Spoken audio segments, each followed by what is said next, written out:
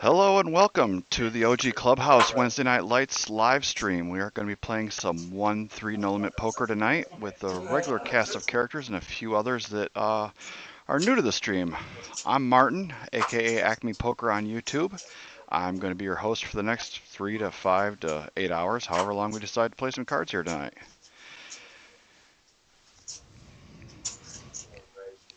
Not wasting any time tonight, we're going to jump right into the action. KGB's got himself a couple of hooks right away, opening up for 15 and faces an immediate 3-bet from OG. Uncle Tim's not wasting any time. He says Queen 10 is his favorite hand, so we're going to see how he plays it tonight.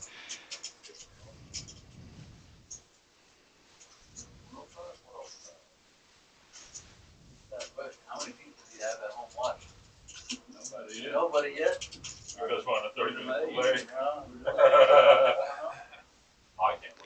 KGB comes along, and I don't envy his position playing jacks in a big bloated pot out of position, and OG Bear is getting a pretty good price, so we're going to go to a flop 3 ways. Little something for everybody except for the jacks. I think they're going to find the exit fairly quickly here.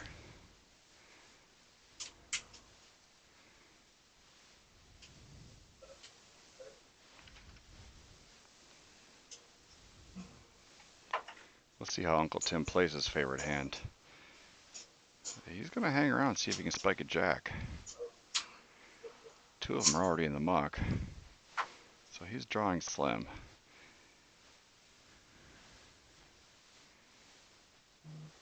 I really don't like his chances after that turn card.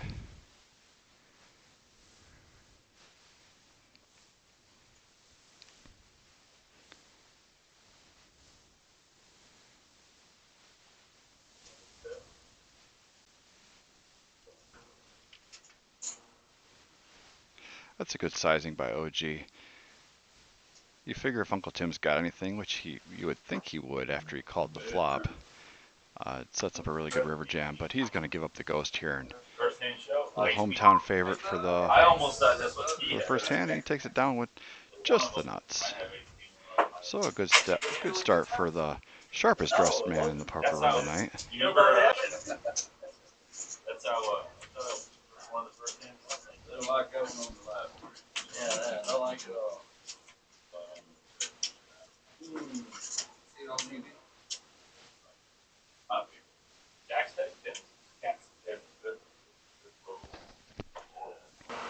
But you need to wait. Oh, I already know what their hand is. Ah, okay, all right, he came to play. Suit and everything. Had your hand? Yeah. Queen 10? Spade. Right off the bat. Yeah. Oh, nice. And then where's the little boy? OG's going to play his heater, bump it up to 10 bucks. You would have continued more without the heart there. I mean, you can't win every hand if you don't win the first one, and then the second one after that, I guess. Teeb's going to come along with a suited 3-gapper from the blind. Hey, and it's my flop. Fortunately, nobody else is playing the 4-deuce.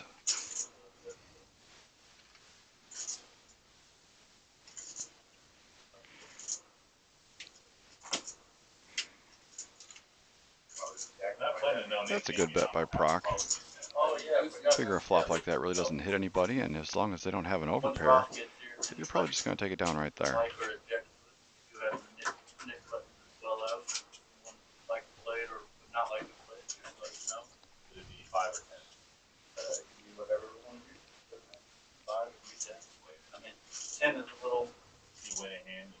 Little better, really. But you win a hand, you give up your hit button. Last person will hit button, gets everybody else $10. Okay. So it's like an $80 loss. Definitely. Last week, guy wanted to know the hit button. I'm making $160 call with 8 times. It was good. Uncle Tim's going to try to make up some lost ground here, this time with a suited ace. AG immediately 3-bets him with a couple of 9s. Who was it? Oh, God. That makes sense. Old Creole. No. Zach Tate. Oh, Looks like Uncle Tim isn't the only one that's fond of the Queen 10. We're going to go to another flop three ways.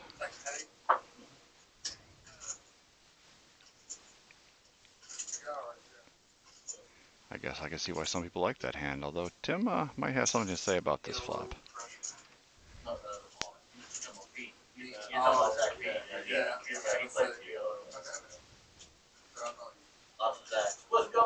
Prop rips it in his face. Ooh-wee. What do you do here with the nut flush drawing two cards to come? What's going on, man? Don't let him get you wrong. It's the third He's hand. gonna party. But we did already see $100 pre-flop raise two colors. I like it. First That's hand. my bad. First hand. 15, 40, 105 call. First hand. And this is the third hand you call. And the Queen is going to hold.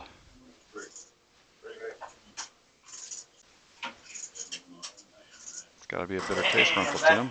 He can't win with his favorite hand and he gets beat by it. Chips are flying fast and early here tonight. Still tip the dealer, or he's got a... Yeah, you still tip the dealer, yes. Get that, come on. I gotta put my blind in. Listen, I thought the buy in. He's gonna pay your blind. I know, like, big pot. it's just sitting there right now.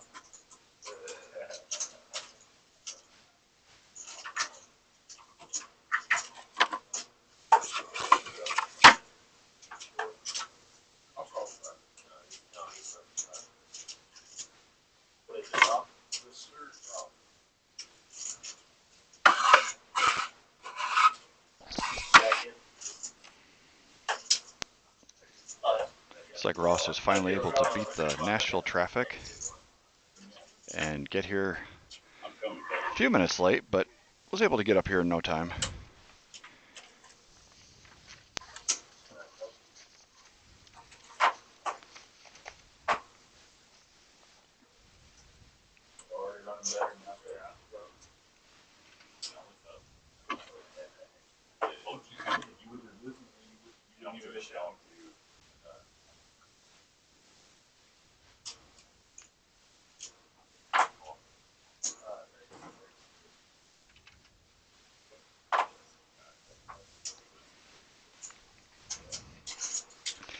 T puts in the 3-bet with the ace-queen offsuit.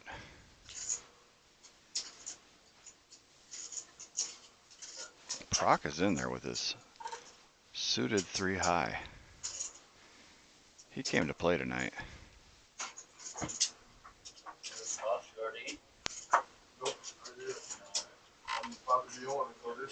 Top pair for offsuit Seth. Bottom pair for Proc.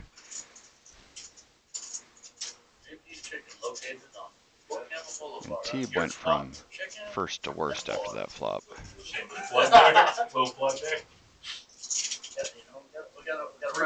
Free chicken for the next 2 months. Yeah, if you mention OG, you'll get a free napkin. Come on down. 45 back to the guy that flopped a pair of deuces, but you don't call with 3-high and then fold when you hit a pair.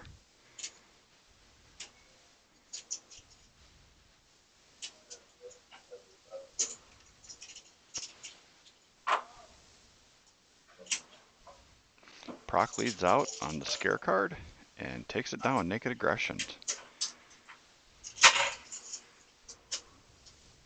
So he's definitely mixing it up, getting it in there with some hands, and able to make it work. Might be one of those types of players that really is playing the player instead of playing just his hand. And if he can do that well, he could be a dangerous opponent.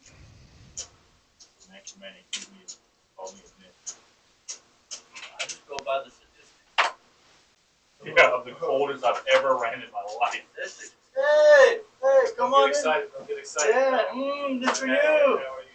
Didn't wear the rooster shirt, huh? Come on, get excited. Come on for a second. Yeah, just a second, man. I got big hands.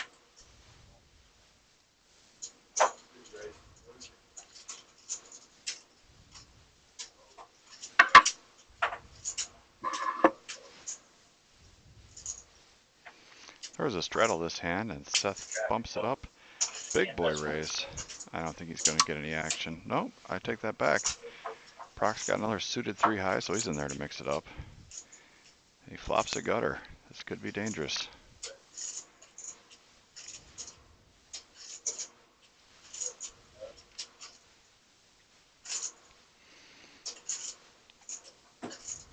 Seth's not going to give him a cheap look at it and takes down a nice pot with aces.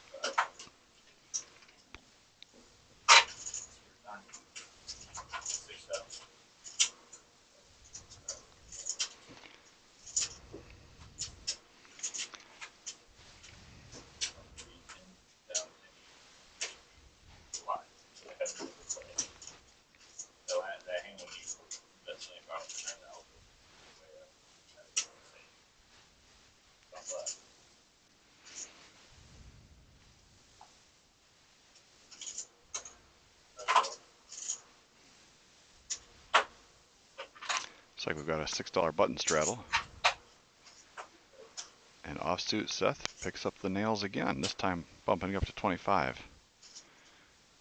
I mean, life is pretty good if you just pick up aces every damn time.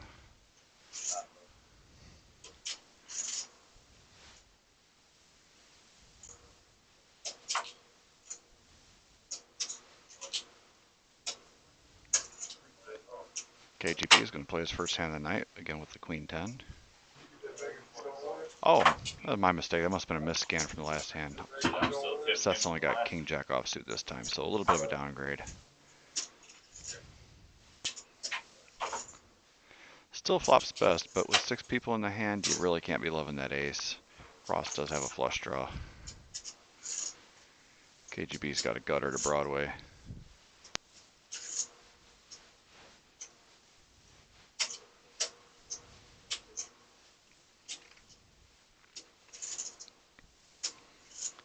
Checks around twice, and Rob's just going to take a swing at it.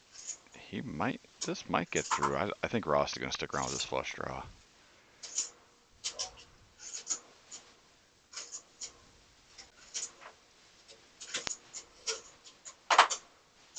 And Seth is also in there with his king.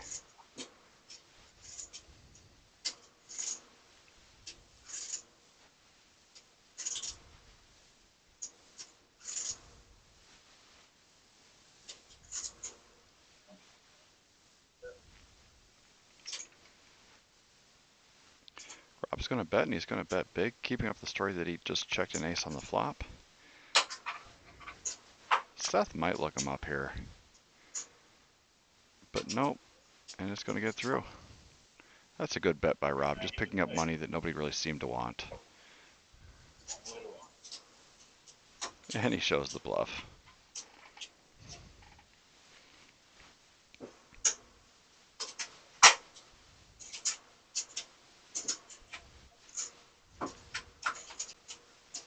He definitely played that like he had some sort of middling ace, like an ace-9, ace-8 type of hand that would just check the flop.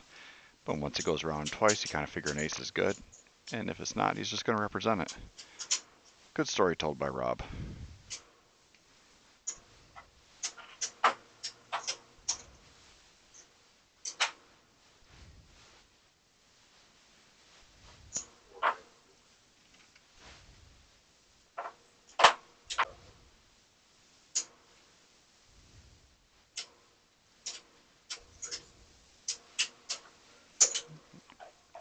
Proc just limps with the ace. Oh no, he does throw in the raise. Looked like he was just limping with the ace-king, but he bumps it up to 65.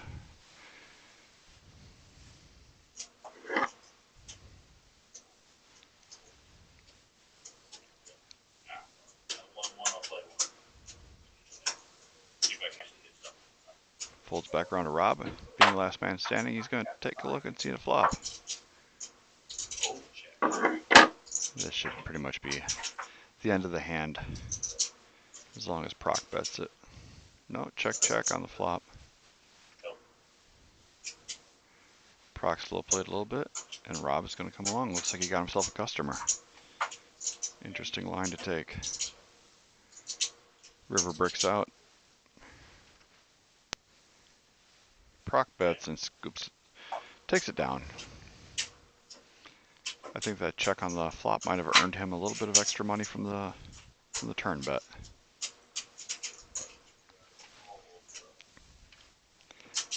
These guys tonight are wasting no time getting involved in some pots.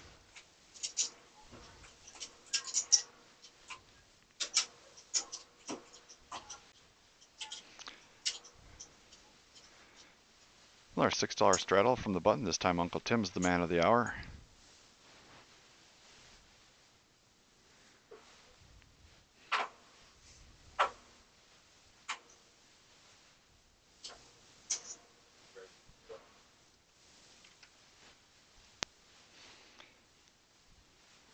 Bumps it up to $12 before Ross looks down at ace queen. I really love a 3-bet here, and he does not disappoint.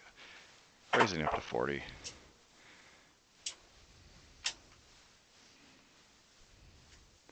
Makes the hand like what Teeb has. Makes him really think twice. If he just limps, then Teeb easily gets in there, and you're in the middle of a room, and everybody's got guns. You just want to get everybody out of there. If you can, get the hand heads up with a suited ace like that.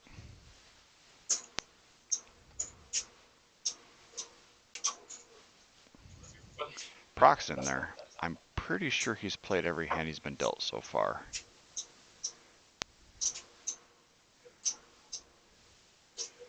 Uncle Tim flops best with top pair and an open ender.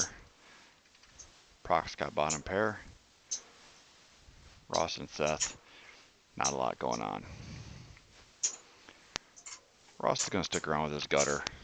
Actually a double gutter.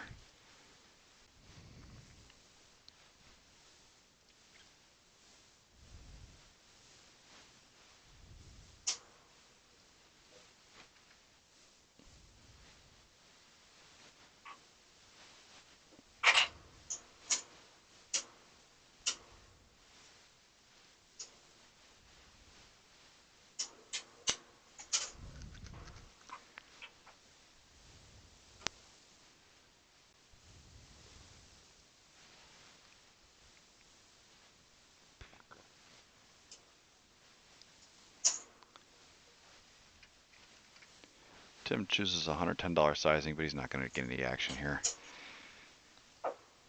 Faded some outs and takes down a nice pot.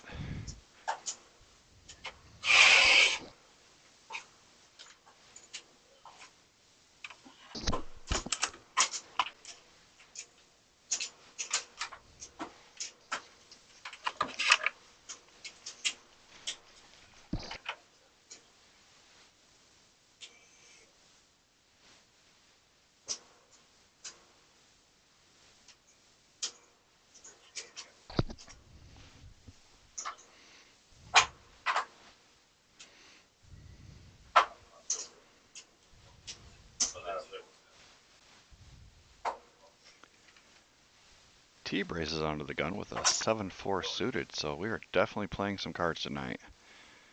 They are not waiting for hands to come to them.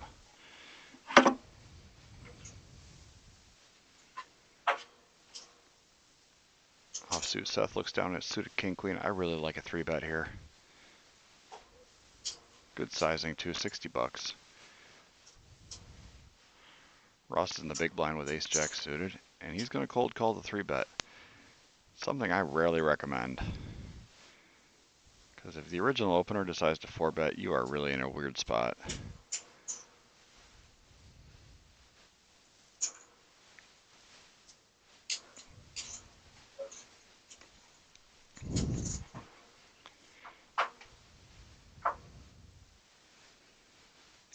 KGB flops best with a pair of 9s. And a gut shot against all the overcards.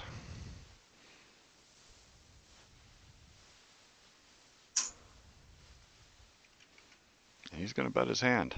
I like it. Not really a single card in the deck that's really good for you, except for another 9.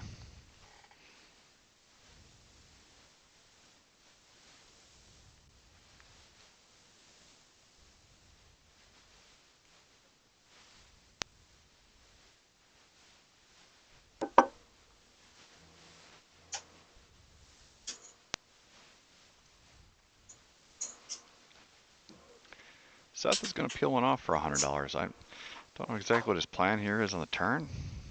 Picks up a flush draw. KGB is going to bet his top pair.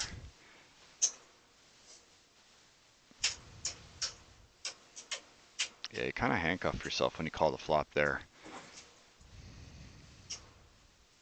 I think if you're going to continue, just a re-raise all in on the flop would have been the play.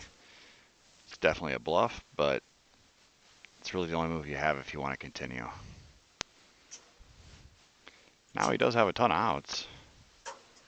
He's got to figure all his spades are good. I don't know if he knows his king and queen is good.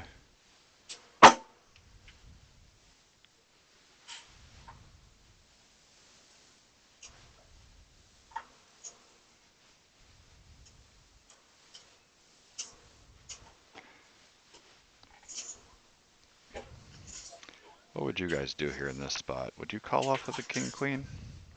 You got to figure your 9 outs for the flush draw are good.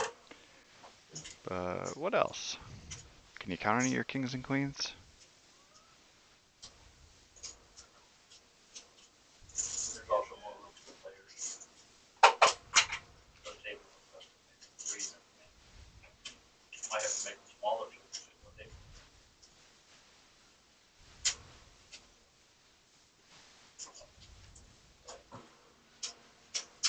He's going to let it go and live to fight another day. Well played by KGB. Flopping top pair and a gut shot. And put the man to the test. Don't let him get there.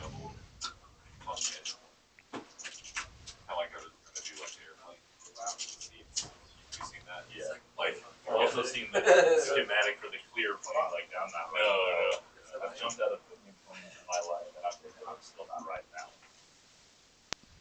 My son, definitely the concept. Close half the time anyway.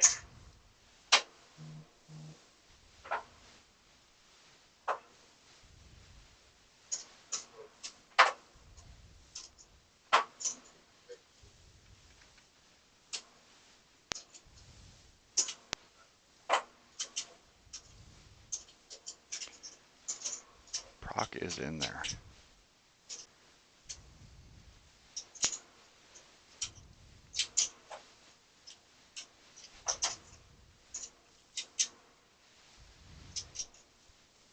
I'd be surprised if you're older. Odds and cards. Odds and cards. I'm gonna feel like putting the cards back. All right, so something for a little fun. What's the over-under on how many minutes it is before proc actually folds a hand pre-flop? I'm going to set the line at 19.5 minutes. What do you think? Over or under of 19.5? He definitely seems to be in there quite a bit.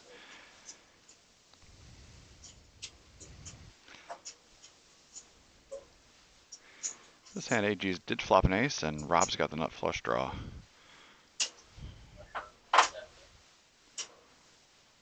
Ross is going to call. Stick around with second pair. Also, Seth is in there with 8-7. And Ross just turns lovely. A 9 was no good for him. He had 2 clean outs, and he hit one of them. And he's going to bet his hand.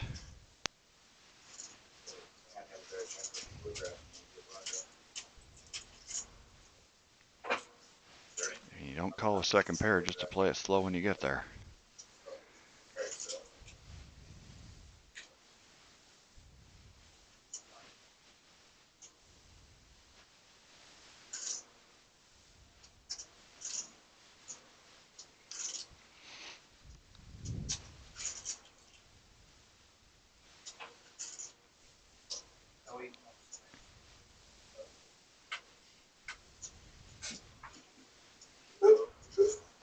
He wisely lets the flush draw go. He's just not getting the right price, and with the board paired, there's a chance for even drawing dead. Man, you be gone before chicken even gets here. The guy in my shirt isn't very happy about the chicken. Sorry, what is the chicken? No, wait, tell what you want.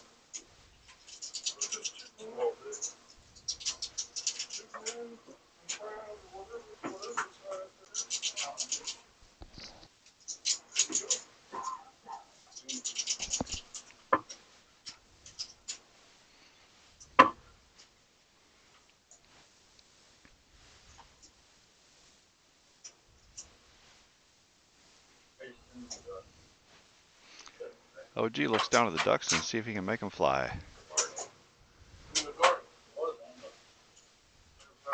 Proc's in there with king 4. Uncle Tim wakes up with a little hand. 3 bets to 30. The way this game's playing, I would have even gone bigger. It doesn't seem like people are really inclined to fold too much tonight. Might as well get paid with your premiums.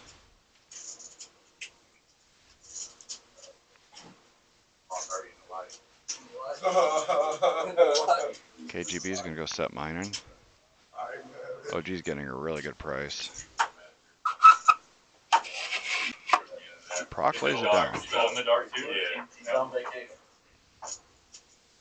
Duck in the window. When do you think? This is more bad news for Uncle Tim because that looks like a pretty good flop for aces. He's going to lead it right out.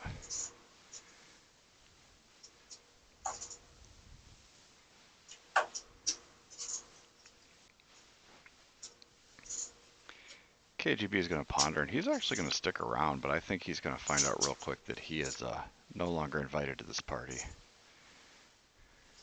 That's such a dry flop, though. The deuces might decide to play it a little slow and tricky. I don't blame him here. You got to read Tim for a premium the way he's played it so far. Not a lot of cards that are scary for you. But he got greedy and donked out the turn. I would have loved another check here. But he doesn't want to miss his value. I get it. Just calling the flop then donking the turn, it's always strength. Uncle Tim min raises him back.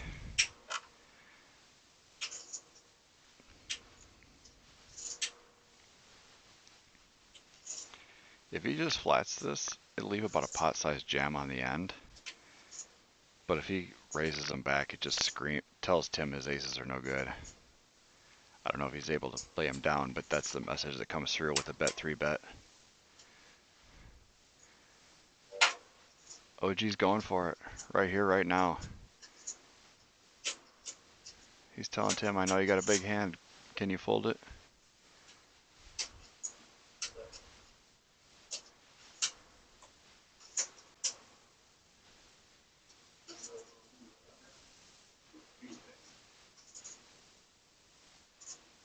If you're Tim, what hand do you put him on?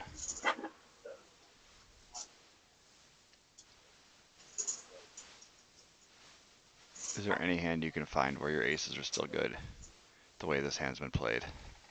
King 10, maybe? Like a King 10 of clubs, possibly, but aces are still losing to that. He does lay it down. Yeah, OG flew a little too close to the sun right there. Yeah, shows the deuce.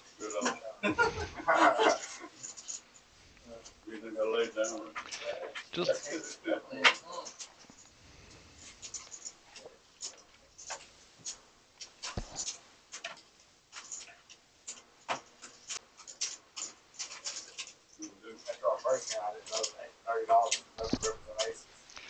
Just like last week, OG is starting off hot.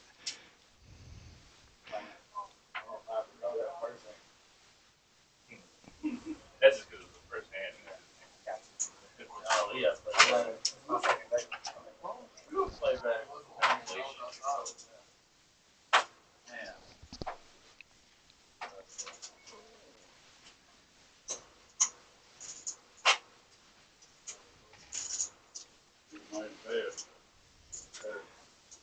Proc limps in with the 9-3 offsuit this time.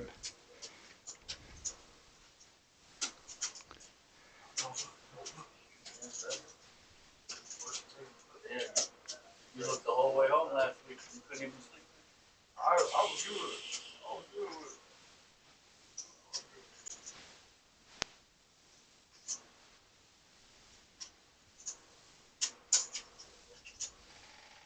I actually went to sleep. I think by the time I got to the exit 11, I would have woke me up and said, hey, man, we actually start. Oh, right.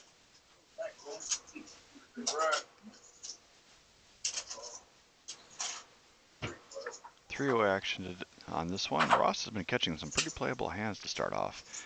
That's a pretty good flop for him considering he misses everybody.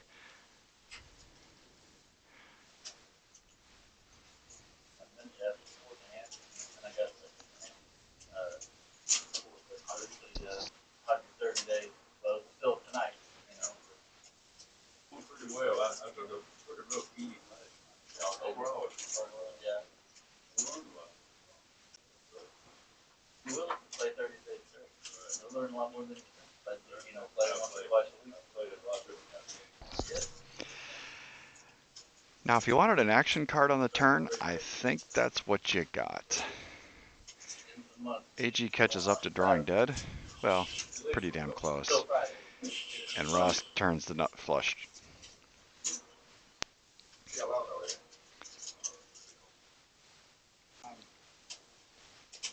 I don't think AG can just lay down here. I mean, you don't float the flop just to fold when you hit your ace.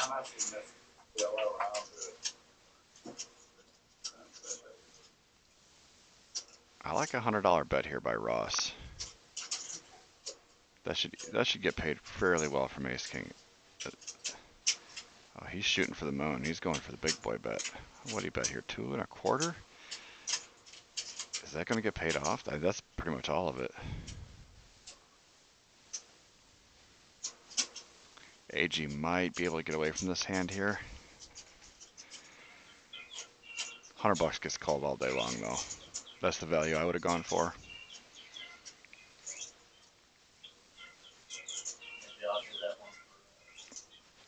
All the aces call on a $100 bet. Some queens might call. All the threes, if he happens to be in there with a 3, which doesn't really seem to. All the small flushes, yeah, but 2 1/4. You're really only targeting some smaller flushes. You're not going to get called by a lot of hands right there. Yeah, you got Broadway, you got King High Flush, you got the World on. Do something for the rest of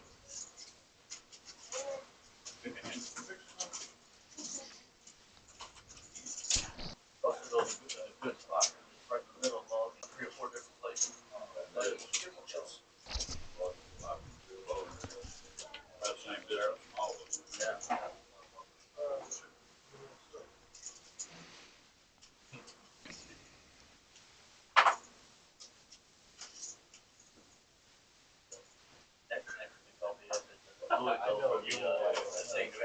Yeah. Every time.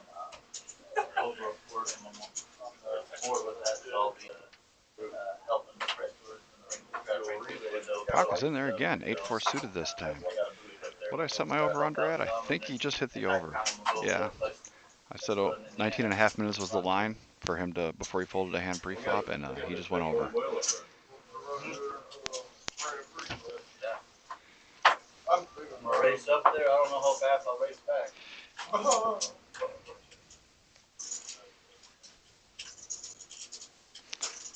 Robin offsuit Seth, both flop aces. Barring some funky turn cards, probably going to end up just being a chop between the two of them unless one of them gets belligerent and is able to steal it from the other one. Yeah, just like that. Snap fold that ace. Yeah, like headphones on it. Yeah, so I don't know what Our guy in the 9 seat, Proc, he's from Dixon. He says he's been playing poker for 20 years. Favorite format is No Limit Hold'em. And his best poker accomplishment is cracking pockets. So apparently he likes to see the look on your face when he sends you back to the rebuy line. And he tells the viewers that they should just fold. Probably sound advice. Straddle on this time, and KGB looks down at a little ace queen. He's been pretty quiet tonight. Has been playing some suited connectors. Doesn't really seem like he's gotten much going one way or the other.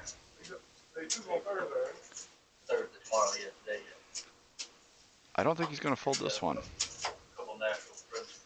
That's my expert analysis. He does just flat though.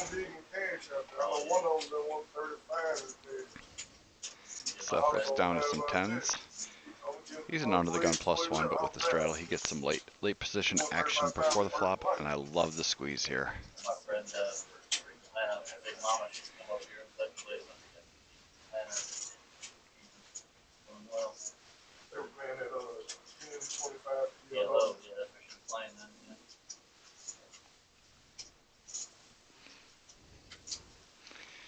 What do you do with ace queen here? Do you put in the 4-bet?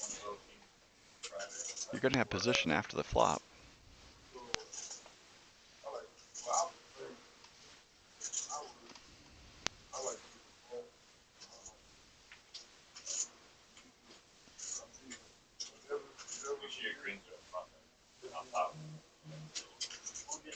There. This Saturday we got a 2-5. It's kind of a weird sizing because a decent sized 4-bet would probably be in the neighborhood of about 200, 225. And if Seth came over the top for all in for 400, then you've priced in e-money and now you're crucified. He just lays the ace queen down, which isn't the worst thing in the world. Or no, I'm sorry. I read that wrong. There's some raise in the middle. Now KGB's got the ace queen. But yeah, as I was saying before, if you put in a 4-bet here and then he jams on you, you're priced in and you're crushed. He's just going to call and see a flop. Proc's not going to go anywhere with ace king. I love a back raise by ace king right there, but that just doesn't seem like it's his style. Oh, I stand corrected. He did jam. Sorry, the graphics are a little slow. Or maybe it's just me.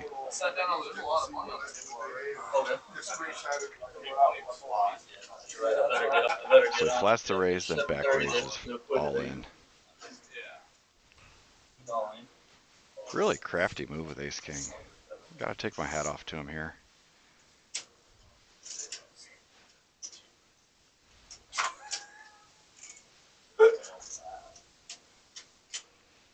Seth's already run into it a few times tonight.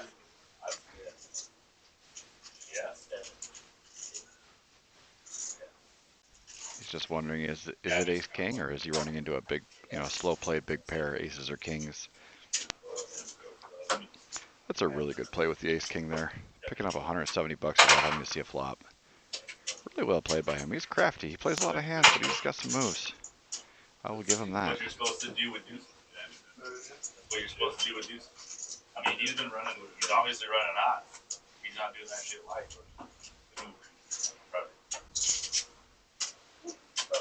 Oh, you didn't raise, you went all in. Freeze. Yeah, give me a little bit more. Yeah. Gotcha.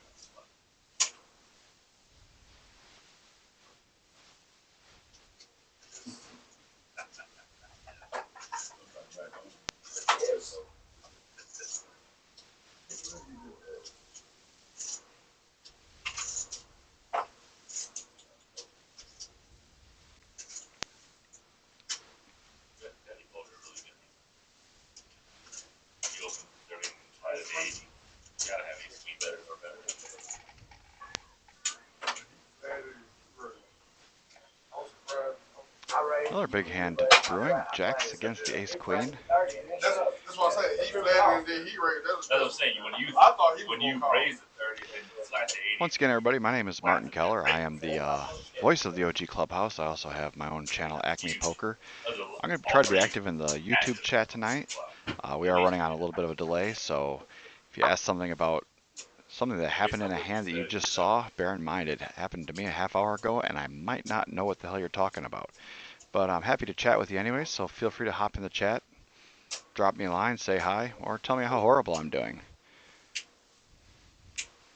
In the meantime, KGB's got an overpair, and Rob's got 2 overs and a flush draw.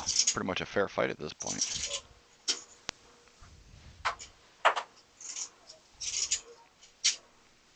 Not the black card Rob is looking for.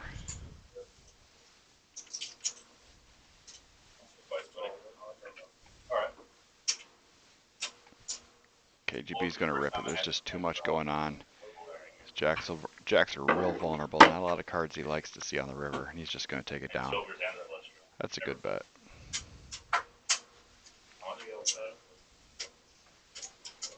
Oh, 100%. Never fold it. I figured I had overs too. Do want to mention this Saturday, August 16th, here at the OG Clubhouse, there is an all-in for animals.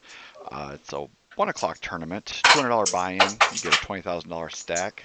Or 20,000 chip stack, excuse me, 5,000 prize pool. There's also a $40 charity add-on that goes directly to the animal shelter. There's come on down here starting, tournament starts at 1, but come on down here at noon. They're going to have some animals that are up for adoption, or you can just go, pet some puppies, which is always a cool thing. There's also going to be raffles, prizes, or just visit some adorable pups. So come on down to the OG Clubhouse this Saturday starting at noon for All In for Animals.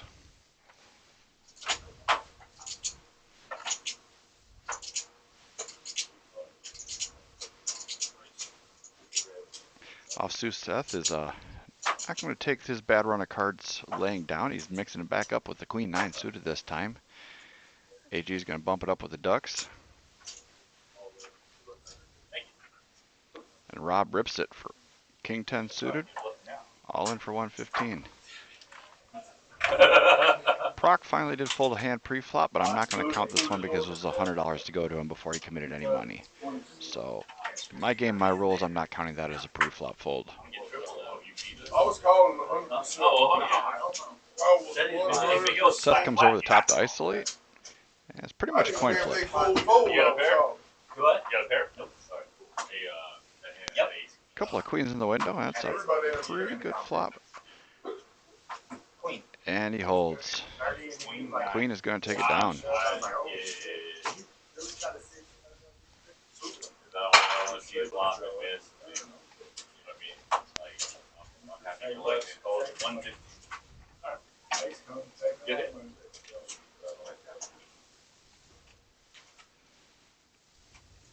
Looks like Rob's going to walk it off for a minute here. Probably going to go get some more bullets. They're coming down, a bunch of them are first time guys. They're coming down and playing here, and then we'll have a 2-5 on the outside.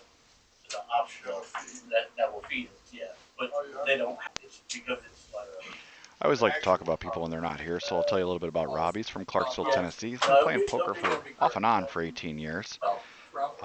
His proudest accomplishment is winning the first OG Duo tournament. He's also a personal trainer and firearms instructor. So I guess if you don't do any push-ups, he'll just start shooting you. So definitely a motivator, that's for sure. Last time I was there, I don't like to was hold the before young the people. poker room came back. Oh, shit, isn't it hot? I've been there since the poker room came back. They didn't have no game anymore. Yeah, Thursday, that was pretty. And, so 1-3, I don't care much. I'm not a little. It's hard to go from playing 1-3 around here or Nashville, and then go play more like a 1-2 game. Four-way action to the flop. 9-4-3 with a couple of hearts. Uncle Tim flops top pair. KGB's got second pair. Ross with a gutter. OG with hopes and dreams. Oh, yeah, not that. Yeah, I like it. Yeah, I like it. He came down last Saturday.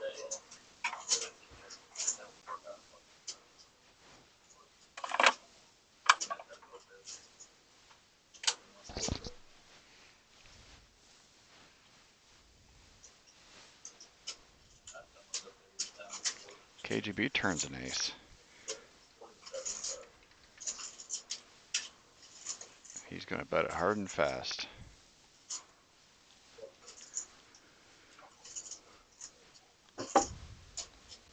Nice pot for him. He hasn't had much go his way so far tonight. I guess he did take one down. What happened? I wasn't paying attention, but he's got almost 1,100 on his stack.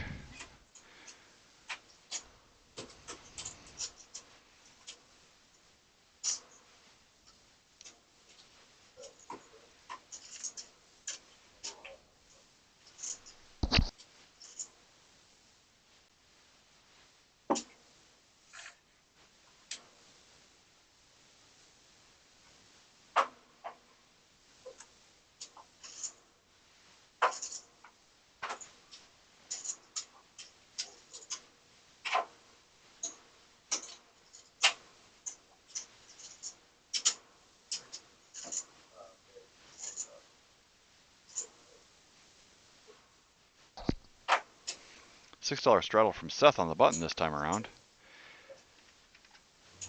Teeb raised it up to 25, and Rob wakes up with kings. So hopefully that warm-up buy-in got it all out of his system, and now he's ready to play some cards.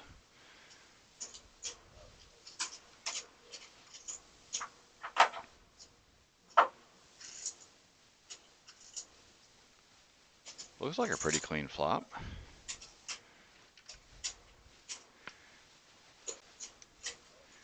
Teeb is going to donk right out for 50. He's saying the flop hit him, and Rob says, I don't care.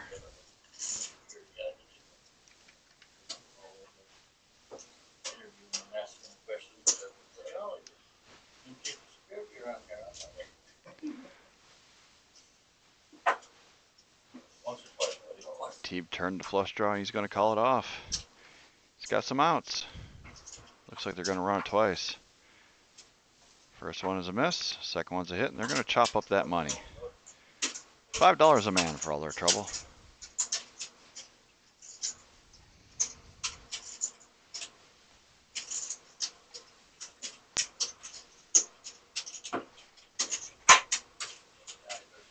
Make sure y'all know that the guy, we do have someone who catches the highlights each week and puts together a couple of shorts and reels, so be on the lookout for that. For Ethan, man. They got a good one of them Oh today. my God. With the aces race king? Oh no, the one today, he put one out today. Oh At wow. 6 o'clock tonight, yeah. I know. He's like, man, you got Yeah, well, he didn't have the nuts, he had the low end of the straights, but.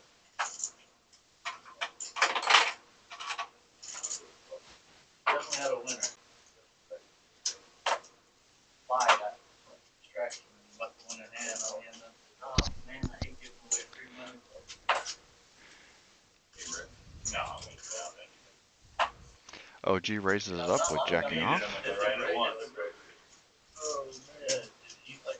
And he gets called by, probably just be easier to tell you who didn't call him at this point.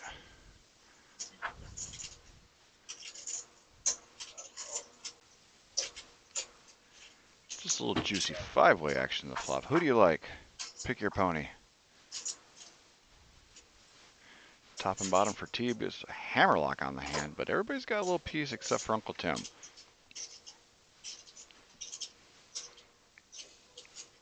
Gutter for OG, second pair for Rob. Top pair for Proc. This could get juicy. As long as a heart doesn't come on the turn, we might get some action.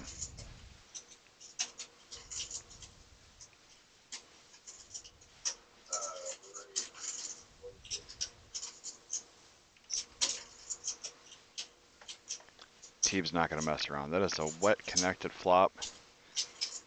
You got top and bottom. There's a lot of cards that you do not like to see on the turn. Nothing wrong with taking down this pot right now, right here. That's a juicy one.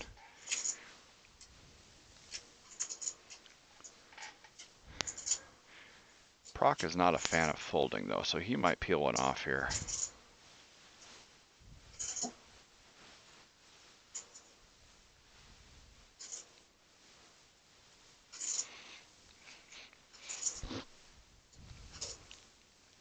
Nope, he's going to live to fight another day.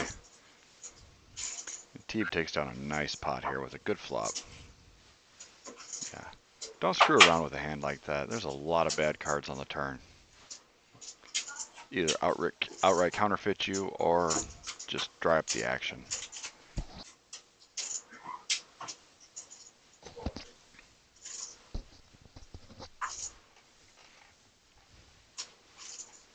Good hand, good hand. Around. Right, all y'all down with. I'm a terrible host.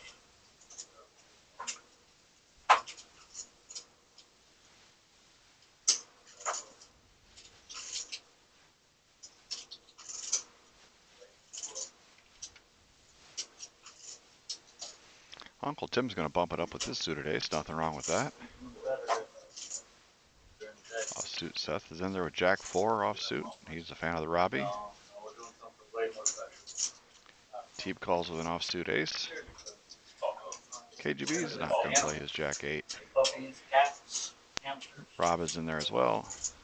$40 add-on. And we're going 5 ways to a flop. All them for animals.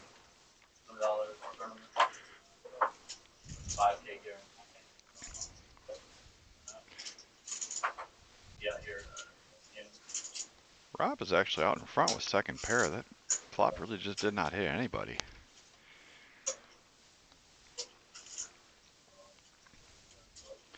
Teeb's going to fire at it with his ace, though.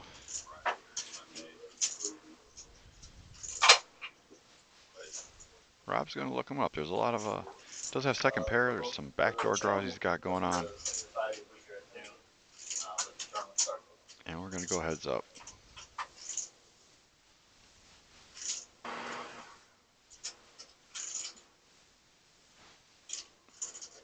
That is an interesting card. If Teeb keeps up the aggression, he might be able to pry this off of Rob's, out of Rob's hands, even though Rob has the equity. Yeah, he just can't continue with third pair and a tiny flush draw. Well played by Teeb. There it is. Prox VPIP, 80%. Offsuit Seth is in there for 60%. Really not a lot of tight action at this table, as predicted.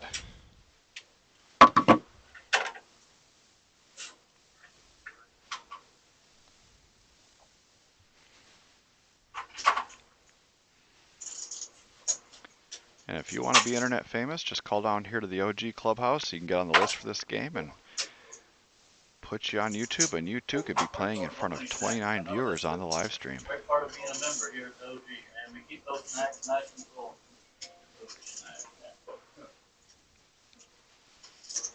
Can't win at poker, at least you'll get back. You know? We're not even I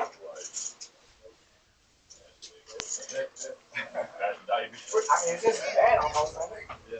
Well, we do have, hey, look, we do have sugar-free candy. And 5 ways to a flop, and nobody really got anything. Uncle Tim's out in front with his ace high. Picks up a wheel draw to go with it. Offsuit Seth has a gut shot. And Proc spikes the king on the end. Gotta feel like it's pretty good at this point. Nobody's shown any aggression. He's gonna fire out $20 and see if he can get some action. I don't think anybody's gonna look him up this time, though. come on, Garrett. Garrett. That's what I should wear next week. Sheriff got. Yeah, no, I've never been called a sheriff in my life. Deputy. Rob, man. More like Rob.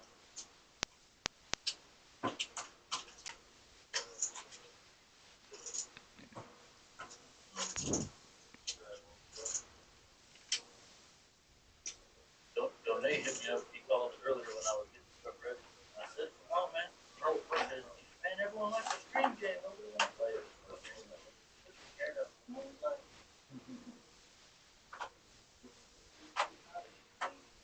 So I got a $6 straddle on the button.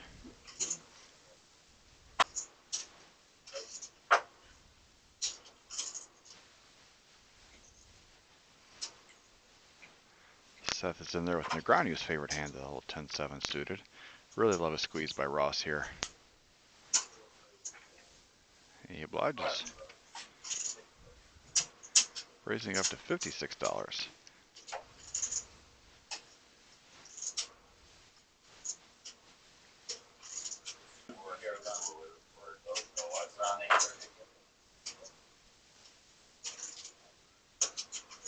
And Seth's going to come along.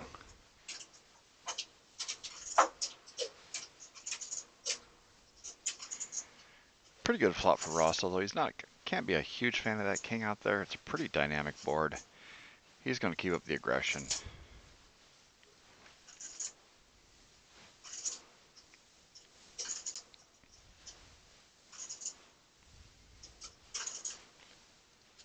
Seth is going to come along with his gut shot. It's a good card for Ross. They're check, check.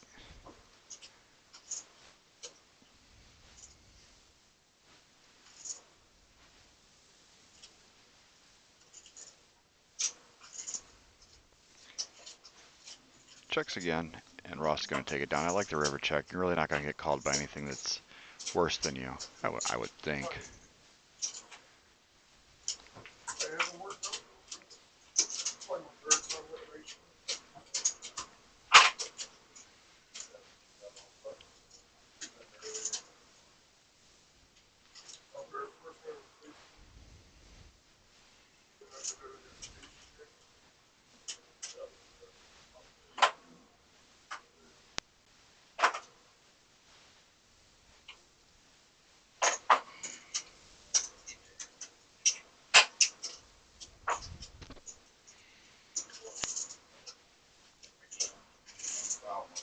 Another straddle on tonight, or this hand tonight. Another straddle's gonna be on all night.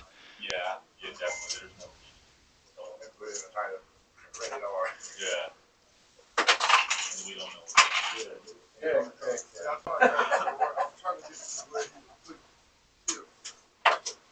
Yeah. And just your standard 6-way pot. Who do you like?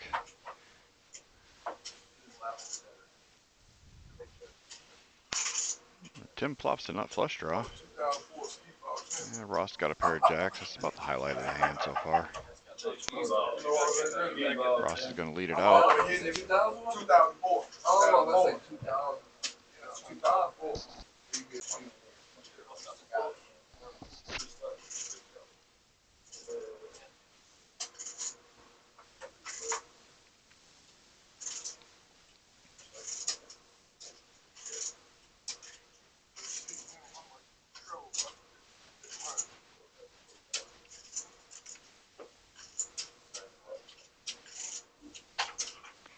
So Tim just quietly turned the nuts.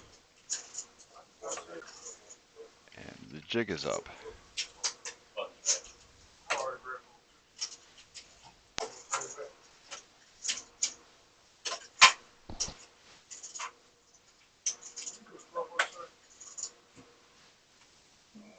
Oh, good. I didn't realize it was getting paid early. I was. It was a surprise. Surprise. I was shocked. Surely not. Taking it back. I like it. But I was already at the point of no return. I already grabbed one.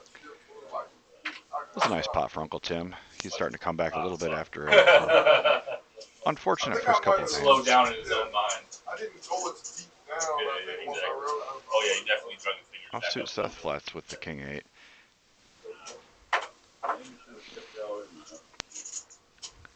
Him and Procker definitely not afraid to mix it up, and Ross likes to play some hands as well.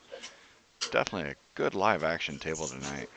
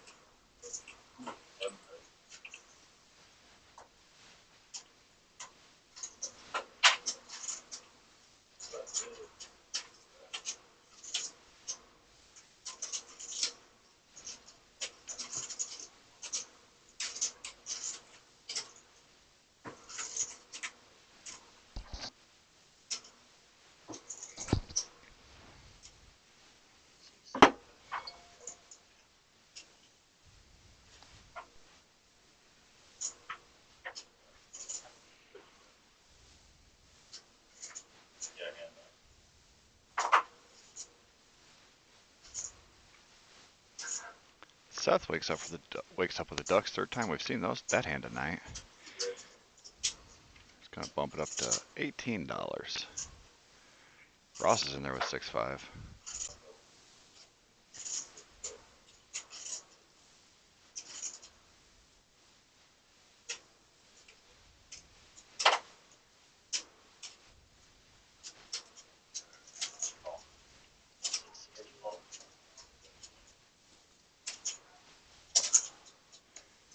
Rob cuts out some raisin chips, waking up with a big slick.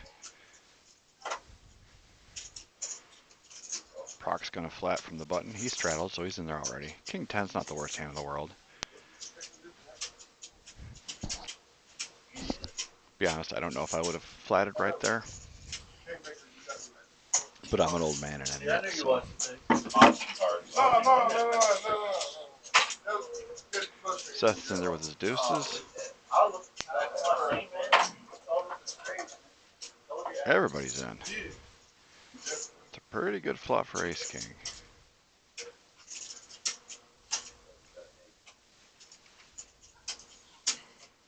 OG fires it out. He's trying to find out where he's at, I guess. Rob's not going to go anywhere. A raise really doesn't serve any purpose here. You're only going to get called by better if somebody outflopped you. You're making all the worst bluffs fold.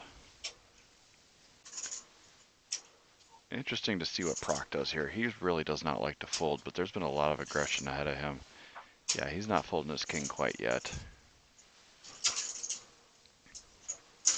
And Ross is in there with the second pair and a backdoor draw.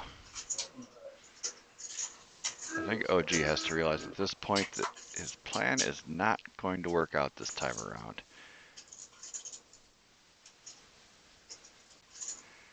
Looks like that 10 that Proc ordered just showed up Amazon Prime.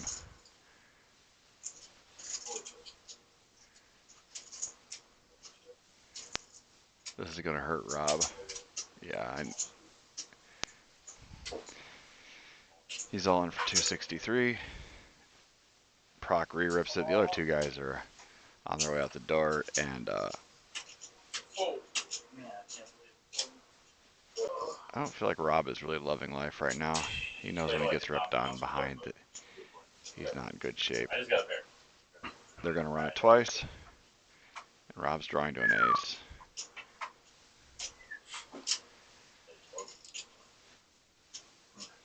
Yeah, it was a rough turn for Rob.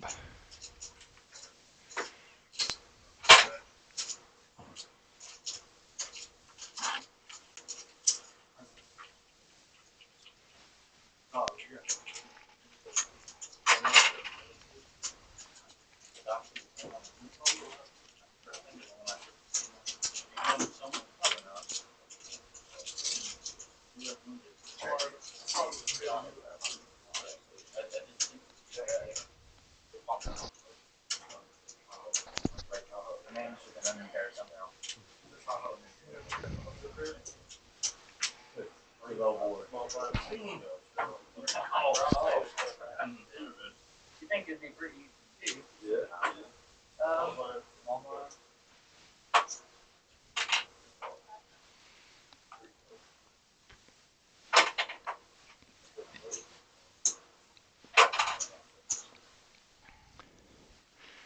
Another button straddle. Offsuit Seth is in there before T bumps it up to 20 with ace-10 offsuit.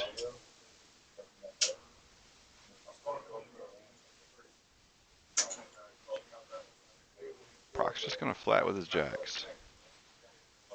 He's got a very wide flatting range.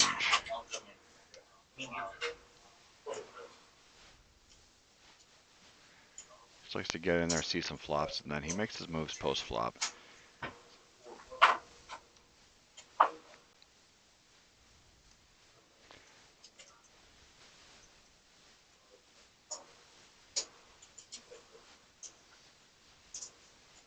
Pretty good flop for Teeb.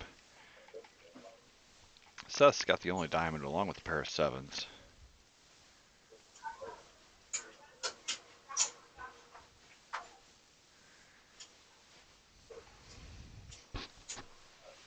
Deuce can't help anybody.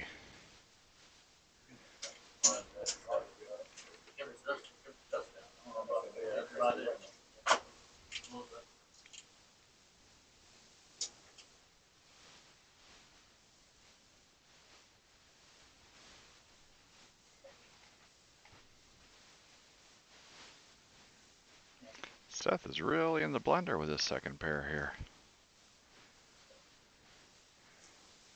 But I think he's going to live to fight another day.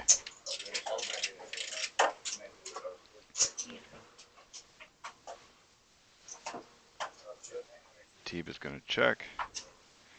And he's going to find out his ace is good. He's really glad he didn't have to face any more heat there. Take down a nice pot.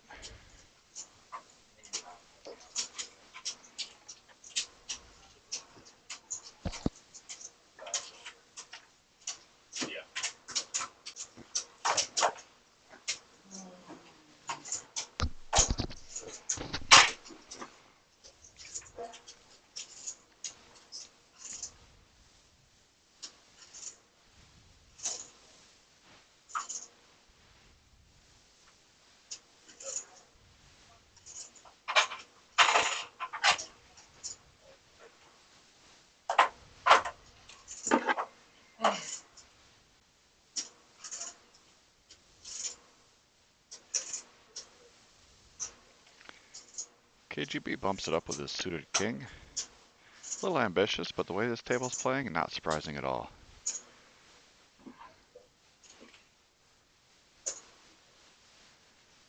Uncle Tim's mixing it up. The 7-deuce game is not on as far as I know. Yeah, I don't think it is, but he's playing it like it is anyways. Say what you want, this game is not lacking the action.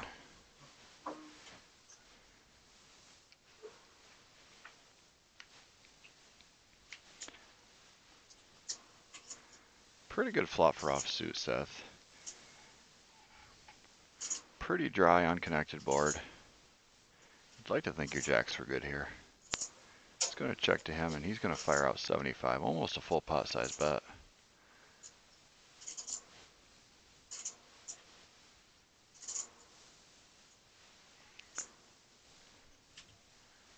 I think I would have gone a little smaller. There's not really a lot of draws you have to protect against, just the random overcards, and you've got one of those covered.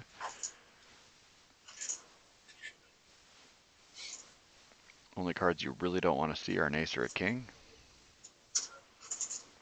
Try to get a crying call from a worse jack or maybe a pocket eights type of hand. But as it is, nobody really had much. He's going to take down a nice pot. Good to see one going his direction. He's had a little bit of bum luck this afternoon already. Me too. Me too. Hey, stop talking about me. That's what we need to do. I need to break it up. Break up. You know me, I might say anything. I understand that. Outlandish. You're a middle line. Yes, sir. Absolutely. They don't aware of it now. 10 years ago, I was like, yeah, I understand the rules. And in 5 minutes, and 50, I get out, man. You gotta go out there and play. 5 minutes. You definitely gotta go out there and play. Look over that shit at my place. The name of George. Yeah, playing out of the rack. KGB looks down at a pretty nice hand. King Queen suited, always one of my favorites. Yeah, he doesn't put his chips in the rack. Seth wakes up with a real hand this time.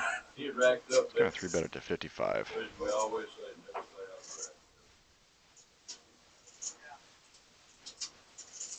the rack. Did Proc actually fold pre-flop? They must not have had any ink on him. Alright, well, we're going to go heads up to a flop.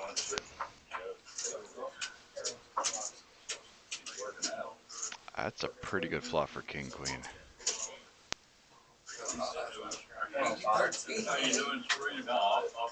Oh, okay. Yeah. What are you talking about?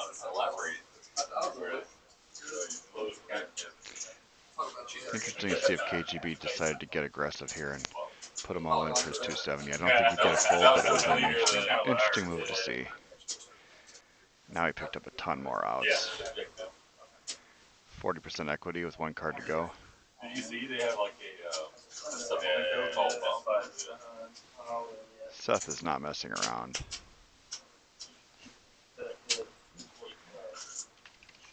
Looks like they're calling a string bet on him, so it's only 245.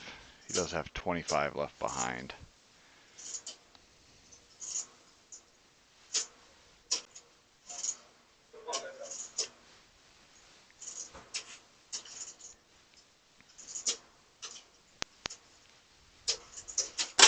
Yeah, I don't think you can fold. I don't think you can fold here with 15 outs going to the river.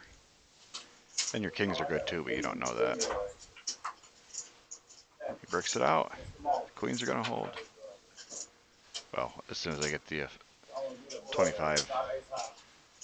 Is he going to fold for the 25? It's so sick. Oh, God. I think you just have to fold for 25. You just give him the money, some principle.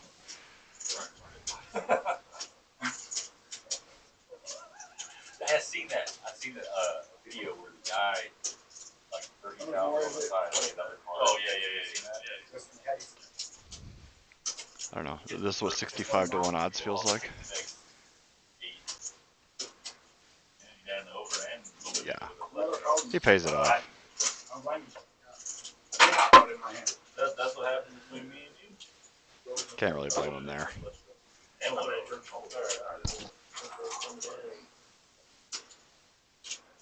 I figured it was king, queen, or nine. Like, you know, king, nine, and probably nine. Sure. You're going to cash. 30,000 times. Yeah. $300,000. Yeah, on the side. Set up for the heavy run it out. Get the first one in the actual game. Hit that amount of flush. It's not bad. Like 6 times. 30,000. Good Alan Hughes. That's why.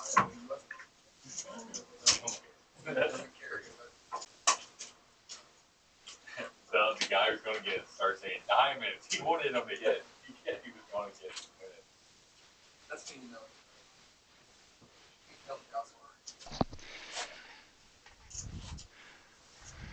All right, we got JJ in the box, one of our better dealers. With a ponytail and a headband, you know he's got to be good, right?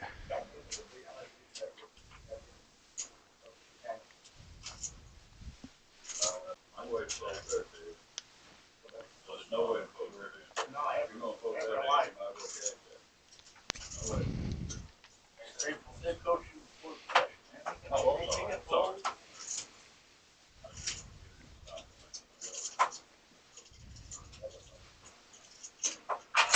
sorry. You over there.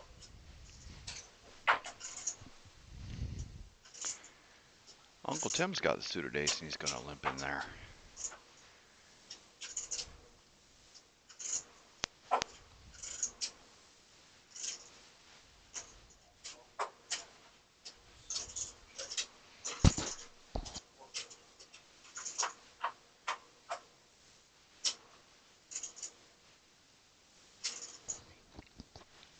Well, KGB flops the best of it from the big blind with a pair of eights. He's going to go ahead and fire it out for 10 bucks. No reason to think his hand's not best here.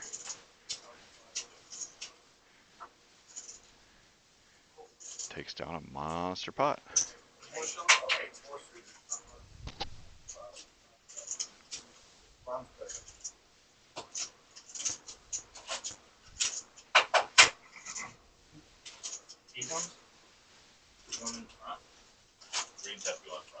Oh, you're talking about the big stack. Yeah. Be proud. Show it off. Yeah. He dodged 19 out. Be proud. 60.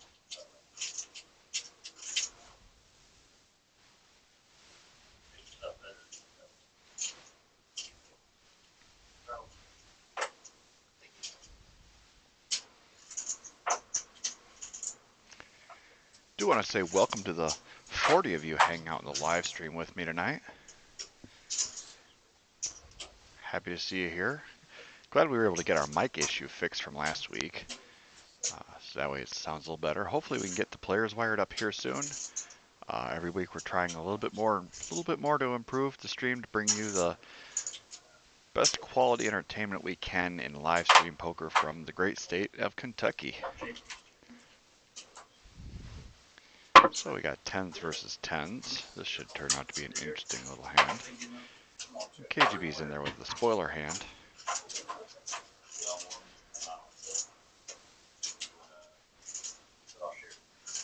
This one's just going to come down to who wants it most, I think.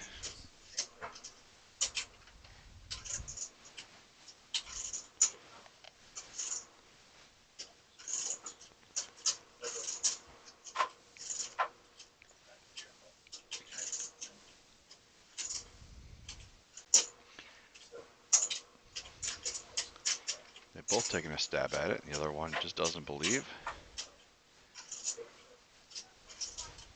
Oh my god, how do you play that shit? And they realized they were jerking each other's chain.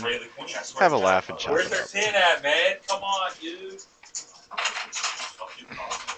Hey. It's one of those types of hands where he rolls it over, and now he's just saying, yeah, I can't beat that. I promise you, that's what I was afraid It's the only time I ever like to solo roll people is on a chop.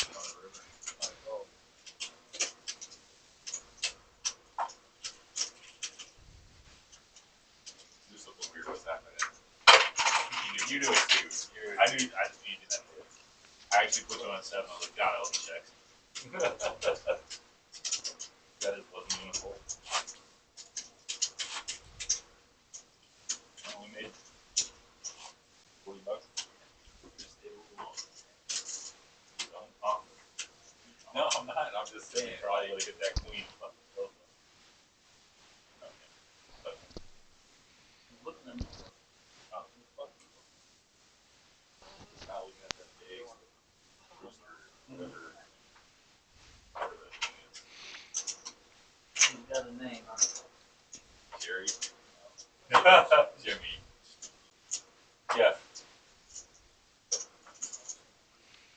Proc limps in under the gun with the ace jack. Leave it in the comments. Uncle Tim's in there with 5 high. How you doing today, Miss Bagwell? Miss Bagwell!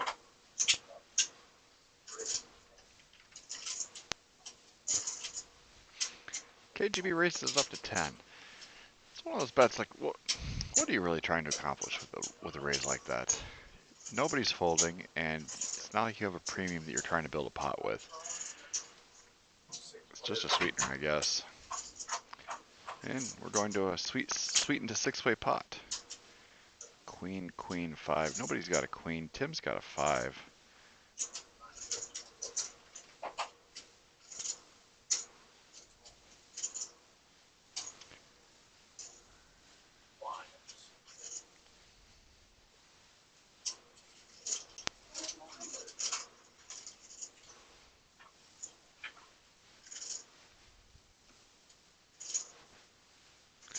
Seth is still out front, but nobody's really got to be in love with that flop. Proc is going to keep up the aggression, though. He's just reading his opponents is weak, and he's just going to pounce on it. For as loose and passive as he is pre-flop, he definitely likes to step up the aggression post-flop. He's able to take down a lot of pots like that.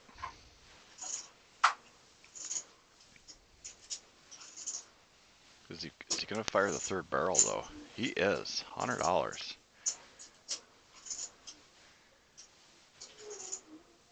Seth is in no mood to fold. And he's going to take down a nice pot with a pair of 5s. Good call, young man. Good call.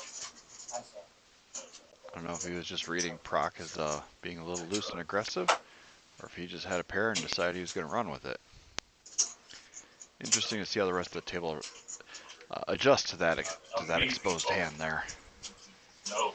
Seeing that Seth just called down without much thought, really, with King 5 on that run out. I didn't believe him, and it didn't really get no worse for me. Hey, there you go. I mean, that's one way Hey, to look there at you it. go. You can't tell yourself you're going to fold or call once and just keep then fold once it gets worse. Not any worse. I would definitely make a note of that. Before it closes, I know he's been playing a lot of hands, but he hasn't showed down a lot. He had the queens earlier that he showed down, but he hasn't shown down a lot of sub-premium hands. So definitely don't try to bluff the guy and bet your premiums for value against him, because you might just get a little action. And just Gary, flat with the queen, so I knew he didn't have the queen. So, see right there, you wouldn't have even known that you would have gotten max value. You would have had Well, he doesn't fold. I don't call. I had 5 also, but I never ever cared. I'm in there. If you're not in there, I He wakes up with 9s, and quickly we discovered that they are not going to be the best hand pre-flop. KGB is going to put in a healthy 3-bet. 155, that is chunky. Once I call a flop, I mean, I gotta just keep calling and all the overs, big overs come out. Aces, king, queen. It's kind of a double-edged sword with those aces, because you definitely want to raise for value. But if you make it small, then Seth could get in there. I didn't want to call that much on the river. Proc could get in there. And then you're pricing in your original pre-flop raiser, and the next thing you know, you're playing 4-handed with aces. But the flip side of that is you go chunky, and you can actually force the 9s out of the pot. And Teeb is loving life right now. The same thing with Ace King. He got off real easy. Yes, I did. You're psycho. They are talking to you. Doesn't help when doesn't help. Yeah. Doesn't help when I have 19 outs and all these minutes. Yeah.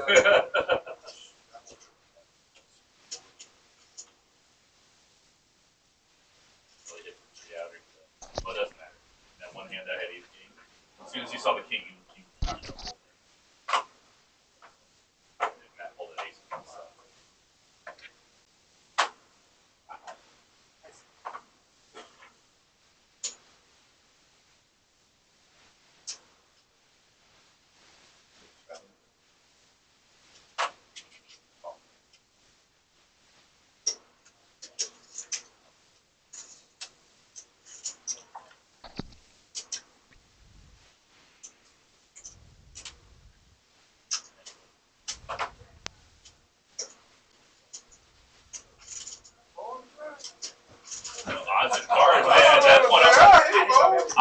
6 ways to the See flop if I can here. raise. Had my head turned for a minute and I missed 2 L's in the hand. Hey man, it's okay. They're blank. But Proc is going to flop the best of it with top pair with a good kicker. Ross has got a pair, KGB's got a pair. Clubs aren't really in play.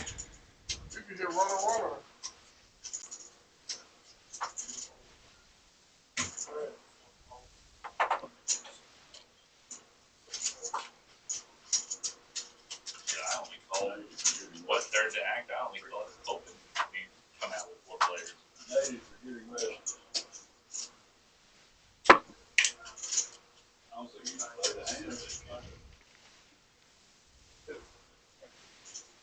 Proc still got the best of it. I think Ross should probably find a door at this point. He has to realize his 2s are not good. Slowly coming to that conclusion.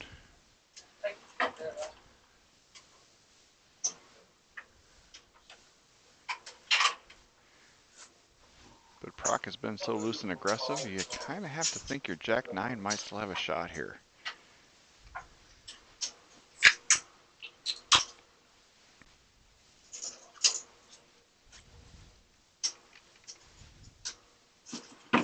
Proc goes for about a half pot size bet, which I like it for value. KGB's got to be asking himself, what are the bluffs here? And besides busted clubs, there really aren't that many. But against this player type, I think I'd have to flip in the call.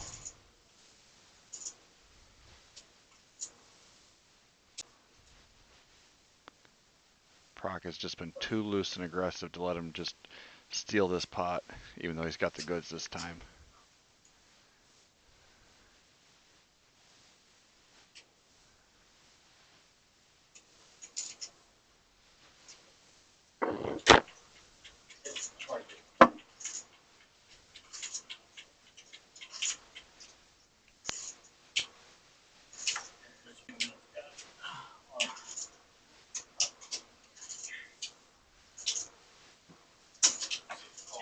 Yeah, he just can't get away from it there.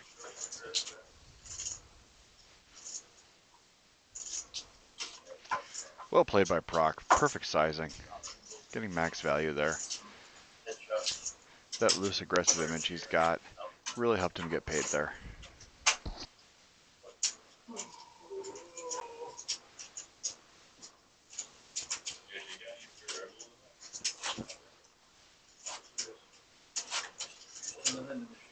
Oh, are they?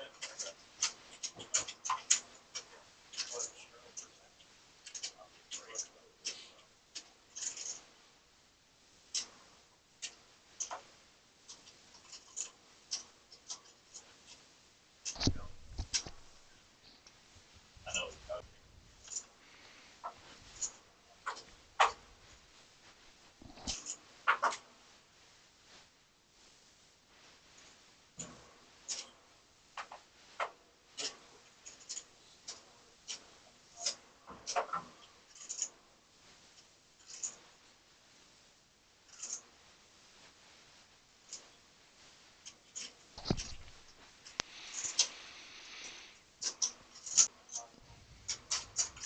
Ross is going to bump it up with Acey Deucey.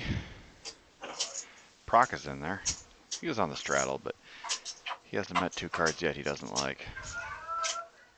Seth's going to splash around as well and actually flops the best of it with top pair.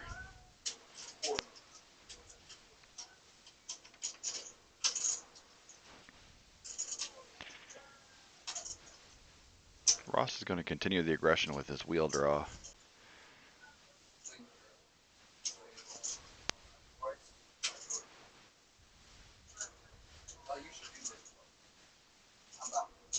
It was pretty much the same thing reversed. You had Jack, I had 2 over in the flush draw. And you had 1 over in the flush draw. Heads up to a turn, and that Jack of Diamonds has got to be a pretty big brick as far as Seth is concerned. I'm not playing King Queen the rest of the night. You have it. I was 6-9-4.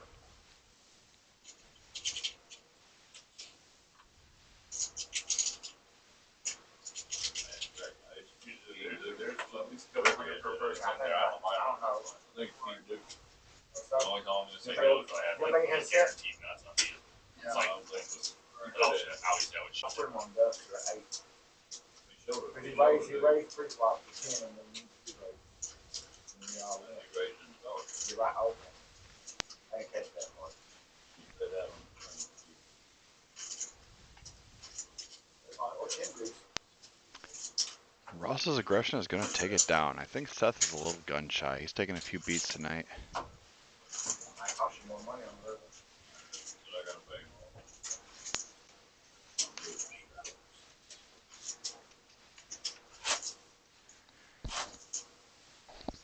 Well played by Ross.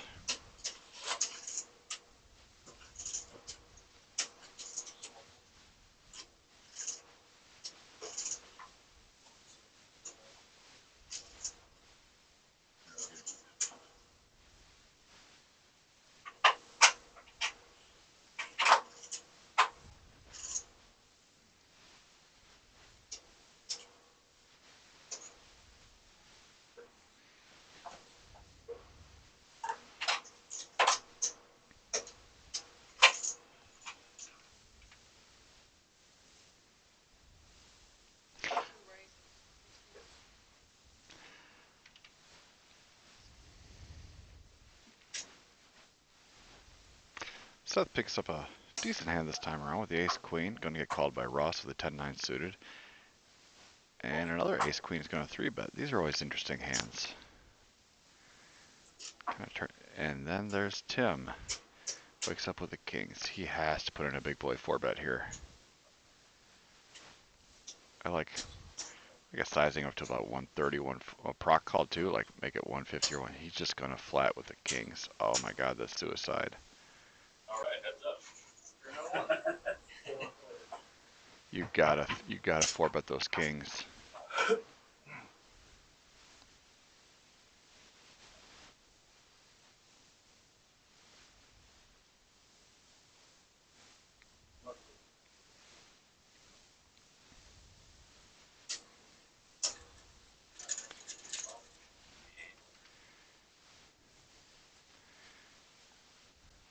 Teeb's going to keep up his aggression. I mean, he was the last aggressor pre-flop, so he's going to tell the story that he has the big hand.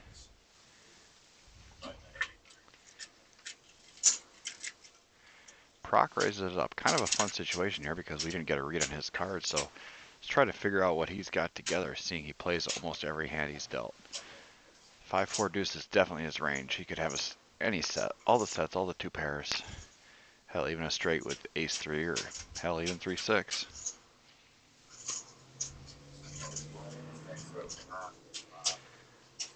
Yeah, if you've got the kings here, you just got to go at this point.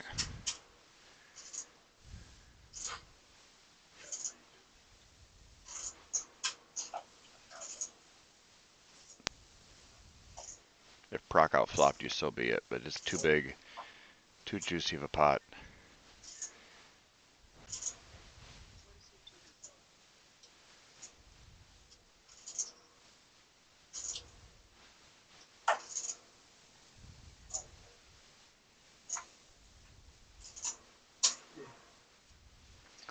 Well, when you fade the snap call from seat 9, you got to think your kings are good.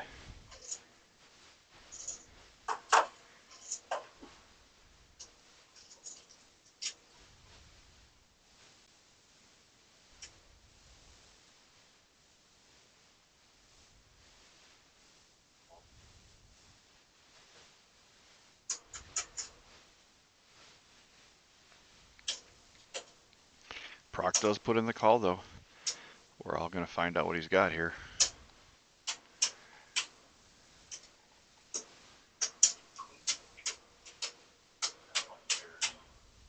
Probably that shot was pocket there. Almost that's what you get.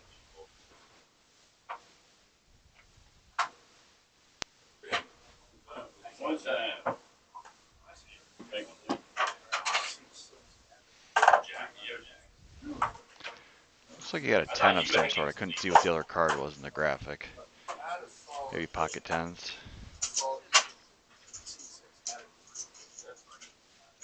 But Tim does take it down for a nice pot.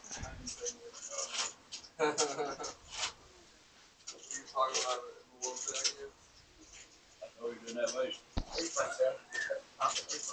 Yeah. My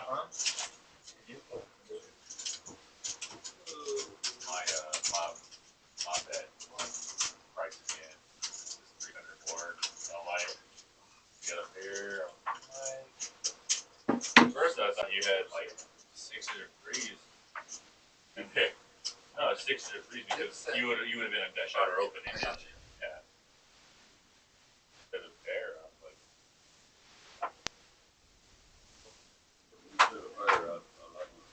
Yeah. I'm afraid it might. The only thing you really afraid is 3s there. I gotta get my hand.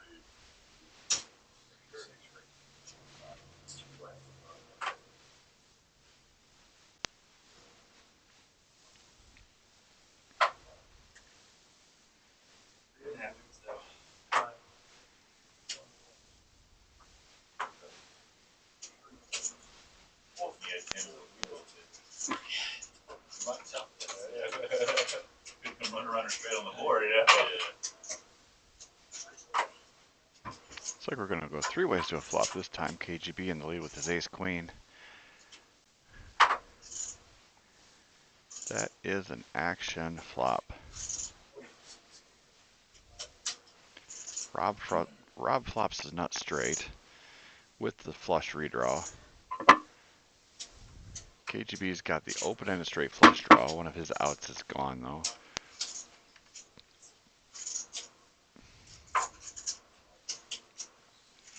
Flop it.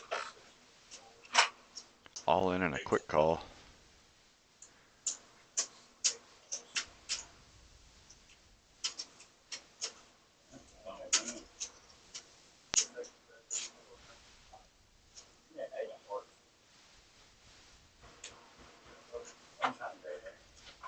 Oh, motherfucking. Straight flush for KGB. What the fuck?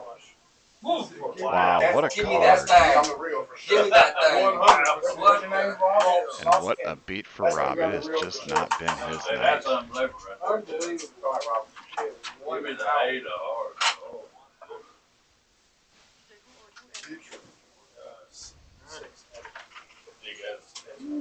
You're off road right there, bro. I'm not mad at you for that. Honestly, I feel like you was getting at me. I was like, so I didn't even put you on anything, dude. I was like, he just wants he's on my butt right now. And then when I see the turn on, stuck like Chuck, man. I was gonna get away from it. I should have bought it on the flop. What we doing? Where am I at? What happened? I can't say shit for like, stuck for like 8 months now. We was due, wasn't we? You're never gonna get an 8 of hearts ever. He killed me for a year, bro. He got you big for a year. Yes, he did. I don't know how much quite to be the money with him. But it felt good, though. Yeah. I was getting numb to it. It didn't even tickle no more. No. That's why I started doing my grass, because of him. Oh, really? Yeah, I stopped playing poker. Started growing grass. You know, Casey? Uncle Tim was going to bump it up with his Jack-9 suited. Seth is in there. Ross has got some 10s in the small blind. I love a squeeze here. He does not miss an opportunity to squeeze. I will give him that. 3 bets it up to $65.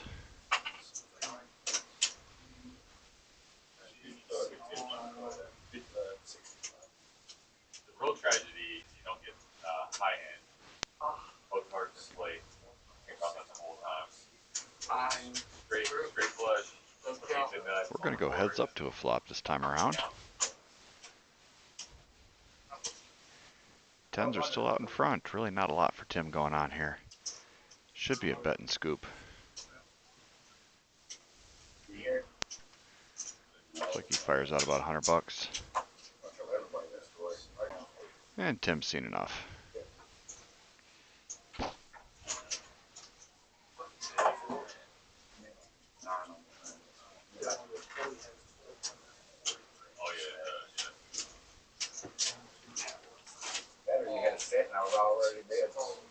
felt like I was going to give away money. I completed the first shot, not 7 6s. And then when you said you missed the first, I was like, man, I'm not kicked. You heard me say that? I'm not kicked. Not kicked.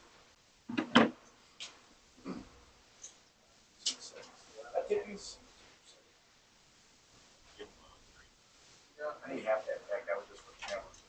Yeah. There you go.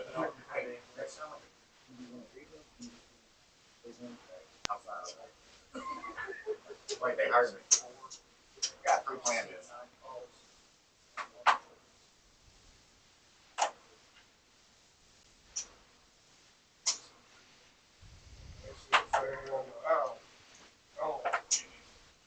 I gotta get away from you.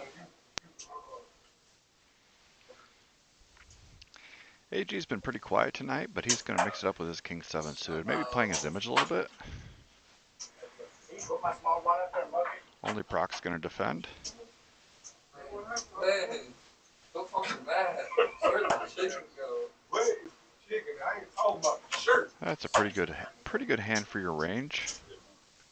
Well, if you found the shirt, you probably gonna find the I'm chicken. going to take down a nice small one. First one I won. Oh, We're back in there. we'll say though, you haven't played 2 minutes.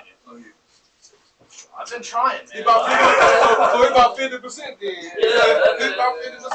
333 is a good word. I mean, I'm down like 300. I'm down like 300, okay, guys? Oh, yeah. You got my money. What's wrong about? I'm just saying. That was just one hand, though. When'd you lose the rest? Before you shut up, I think. Oh, you lost the first hand of the night. I think I lost to you, didn't I? Oh, I believe. Definitely wasn't me. What is it? I wish I was in there for the first time. He was awesome. I know. I went to bed. I might have bought in for 300. Just 100. AG picks up a suited ace. He's going to open it up to 15. Teeb's on the button with ace jack off. He said he raised his kid. Hey, he I gotta go with it, man. I'm sorry. As I've said before, I'm kind of a nit, but personally, I don't like playing ace jack offsuit for raises, even in position. Pretty good flop for AG.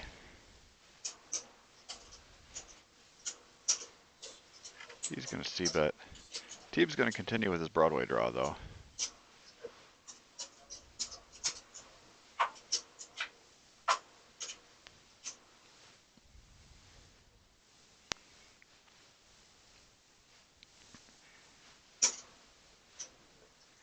I like this bet by AG. It's not easy to keep up the aggression when the king peels off on the turn. Are there any players out there for it? This should get through.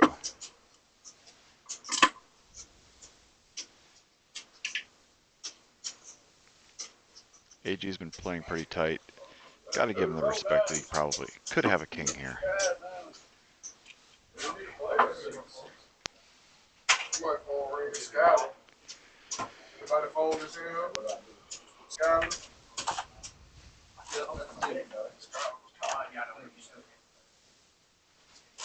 You know, like from a while ago.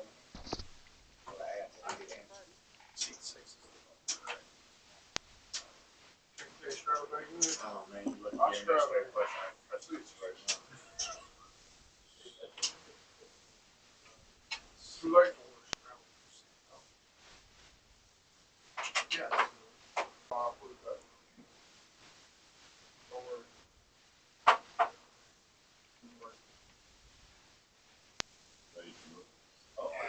He raised out of there. He raised out. He raised the card.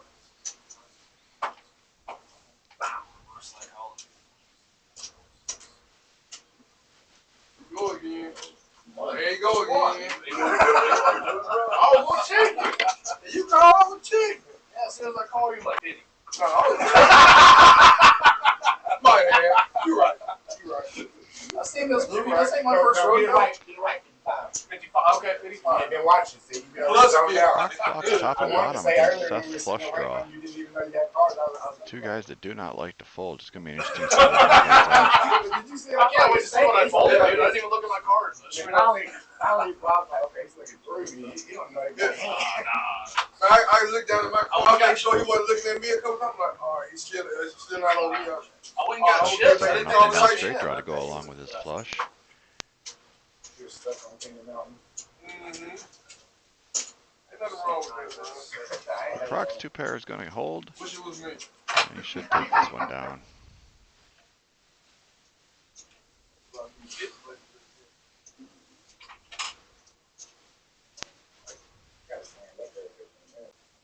Last leg was the one that's crapping up right now. Oh, man.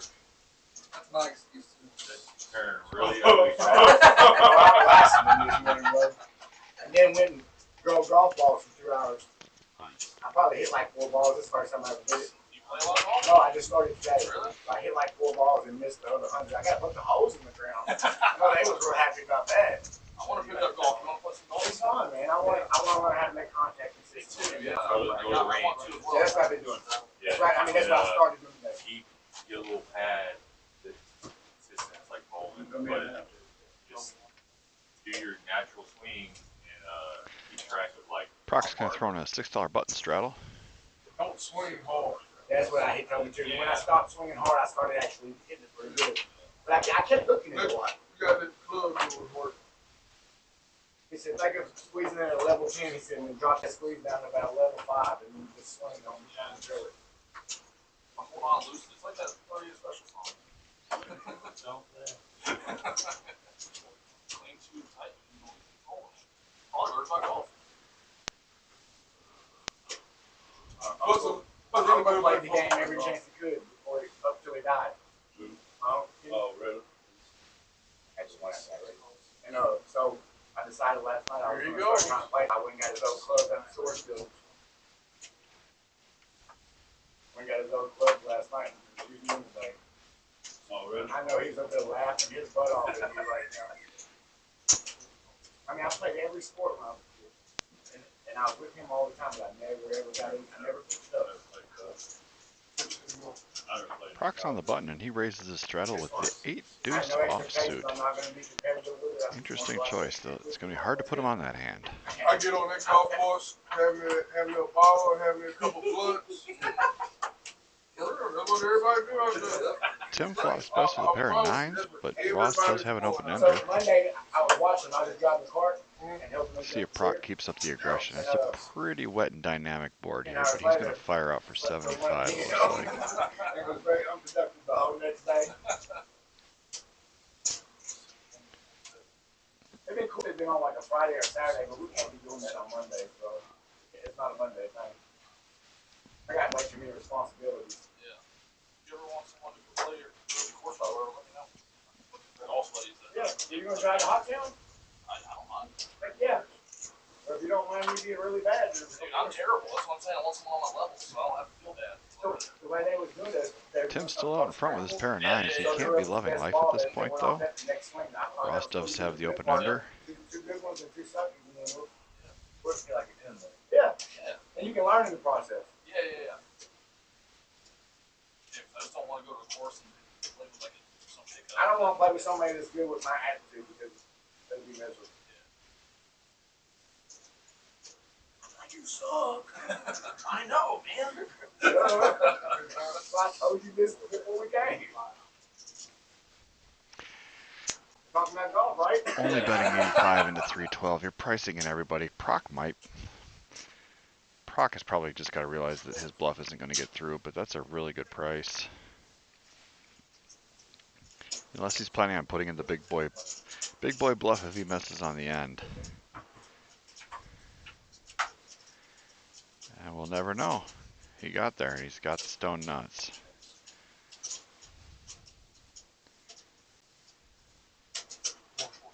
I like a bet of about 125. It's going to go even small. Well, 145 is the bet.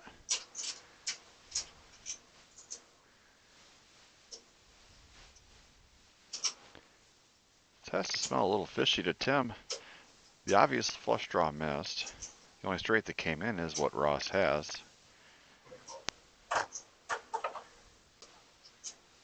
And you even got a blocker to that straight with the 10-9. You should know that get past you, buddy. He called. think Tim's going to have to pay this off. Raises. Calls. This moment's brought to you by Degree. It's a really good price. Getting almost 3-1. He's holding. I told you. Heck, yeah, almost 4 to, yeah, 3-1. You'll get the next one. Why do I think you just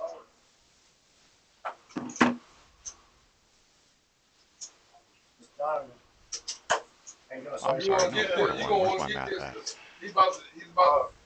I don't know what he's about to do. But they gonna give me the But chip. you don't like it. Allegedly. I got ace queen. He's 100%. Jack 10-9. The only thing I'd say is, looking at Ross right now, like he seems like he's confident, he's comfortable. Noticed before in a hand when he made a bet and he didn't really have the goods, he was kind of hunched over, leaning over on the rail. Now that he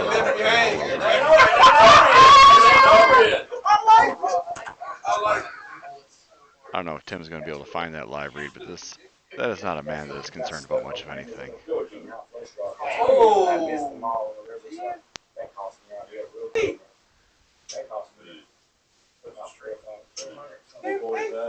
Tim did make the call. I told you you were gonna want to get this. They was seeing me the bottom.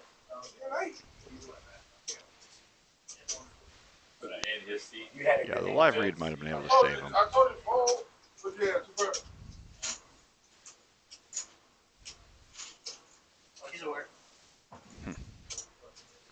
But easy for me to say when I can see the cards. I had to reverse it again. I had to re-reverse. Come up and come back with it. Double back. I tell y'all he gonna pay us the fight. 9 times out of 10, I'm telling y'all. That 10th time I might be lying. Just to be fair. I have to be honest. We already posted that, right? I straddle. Hey, Ross. Yes, sir. Do want to give a thank you and a shout out to our 52 viewers watching on the live stream right now. It's much more than we had last week. I appreciate each and every one of you for tuning in with us on Wednesday night to watch some nonsense from the hills of Kentucky. Beautiful Oak Grove, Kentucky. The OG Clubhouse in Oak Grove, just a half mile down the road from Ron's Bait Shop and Tire Center. Look us up on Facebook. Run tournaments here every night of the week. We've got a big one coming up this Saturday, the All In for Animals. It's a charity tournament of sorts. It's a $200 buy-in, 20,000 starting stack, 5,000 guaranteed prize pool.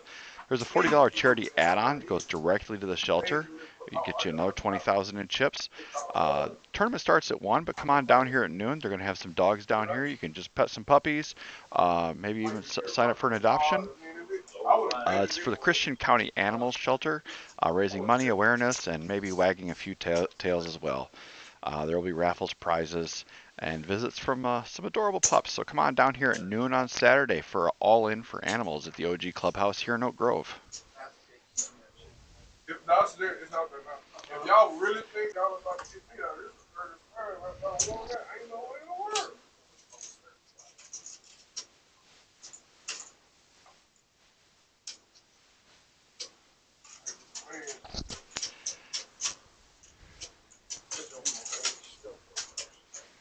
Graphic says Tim is all in for 28, but I think he still has several hundred on his stack. I don't know exactly what happened here, but see if we can't get this ironed out. Everybody. I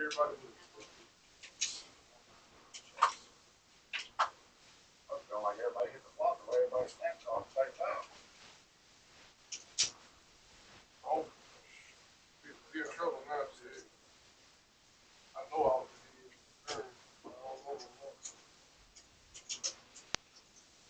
Looks like Ross is going to win this one with a pair of 7s unless somebody decides to bet. I'll probably get raised. I'll probably get raised right here. I know it. That's why you bet 8. It was clearly a bluff, but I had not enough to bluff it. Proc fires off for 125 with naked ambition. I love this play. Nobody's shown any strength in this hand.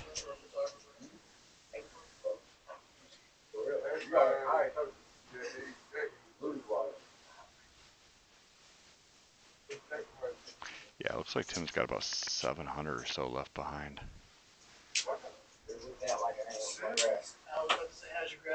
Nothing Ross can do here with this pair of sevens. He's just got to honor the raise. Which is good because it's hard to transition for any grass type to do the best. Tim is actually folded. We'll get our graphics updated here in a moment, folks. I mean, I'm doing the whole backyard over. And if it dies, I'm gonna have to explore. I'm gonna have to experiment with other grass types. I might have to try one season. And then mix it with the cool season. So when it's dormant, the warm season goes dormant, I'll have spring still. That's how they do the football field around here. I think it's like rye or Bermuda. But when it gets real cold, Bermuda goes down to the rye. And then it's hot, of course, Bermuda. Just switches over. The rye goes down.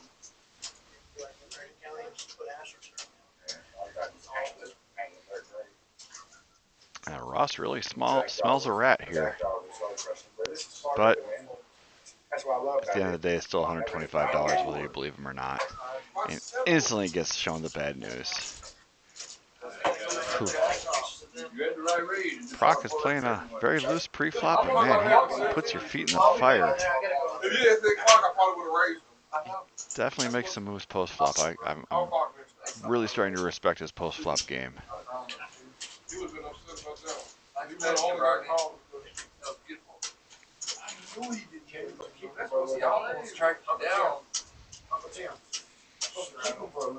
I had to lock eyes. That's when I knew. I was like, that's my word. I can only use it one time, though. I can only use it one time. The more he talks, the more I thought At that point, when he got chips on there, you want to see it. Yeah, that wouldn't that long in it. Got me with the word play. Sure didn't put him on that day. Could have saved $29 a minute ago with my pride big left. Hammer time.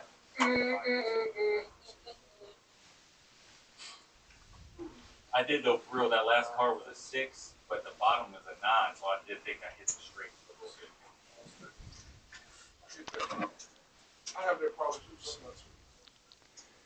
All right, Ross is not going to take that bluff laying down. He bumps this one up to $30.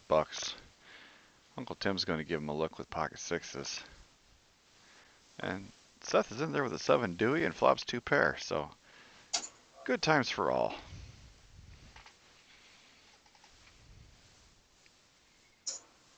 I really like a raise right here from Seth. You got bottom 2 pair. Bet your value now you've got it. On the off chance that Ross is in there with an overpair, you're really going to get paid.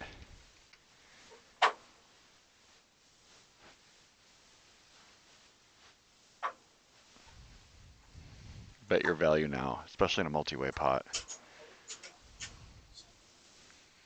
I think he's just going to end up taking it down right here, which isn't the worst thing in the world to do with 7 deuce.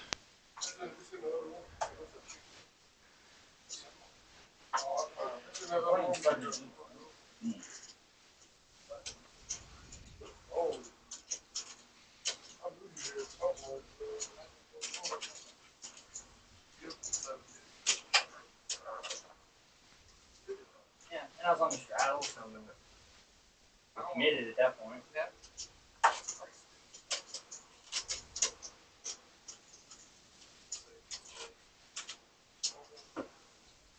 Something about hot odds, range, equity, and all that fun stuff. Yeah, all that stuff. I don't know what any of that means. All I know is call, fold, raise, all in. That's all I know. They don't play out of your rack. Proc's in there with the king 8. Let's see how he can make this one work. I seen it got fouled about 3 days ago. I think that was grosser moment than I really am liking his post-flop game. He talking to himself. He just seems to know how to size so that he can get him to fold when he needs him to fold. He got to pay him off when he wants to get paid off. There's definitely a little bit of an art to that. AG's going to bump up the button with Jack 9 offsuit. He's been playing fairly snug. Maybe he'll get a little bit of respect, although I don't expect Proc to just fold for one single raise here. He's putting in the rack. He's like, this is my last hand. He had queens. I had ace and flop the fold and talked him into calling. Just like you talked him into calling. That's basically what I did. And I was like, thanks for my money back. Oh, hello. T wakes up with a real hand. I like a 3-bet to about 70 here. All it took was a rebuy and one hand.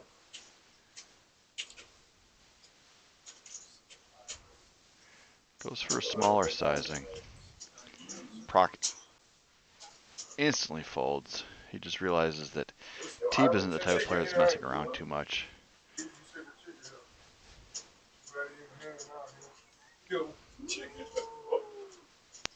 Don't think AG's coming along, no, but Ross might give him some action here. Yeah, Ross is that kind of price is definitely going to get Ross in there. So I guess it's an effective sizing. You got position on one guy. You have a premium. And of course the Kennedys always attract a bullet.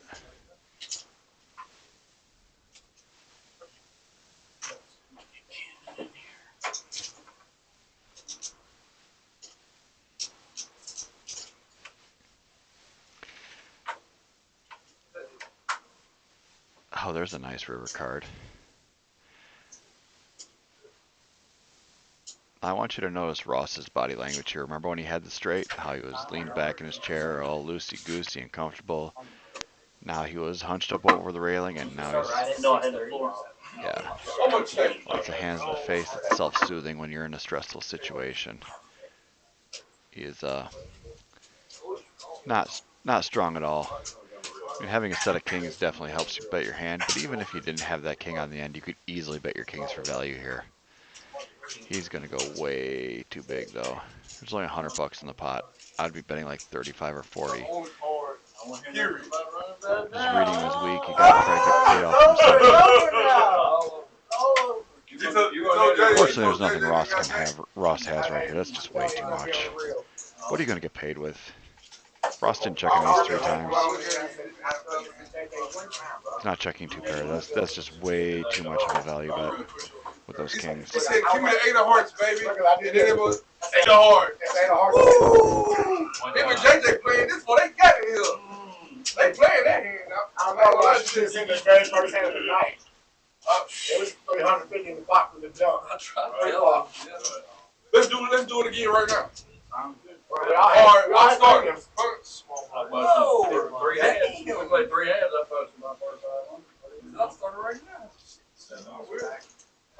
Nobody said nothing when you said it. Yeah, ain't nobody wanna. I'm going to put 10 on there. I'm not going to look at my cards. Look, one right there. Yeah, don't put this one right here. I'll make it. I'll make it. We can have it. No, it's over here. That's what I missed one. Oh, okay.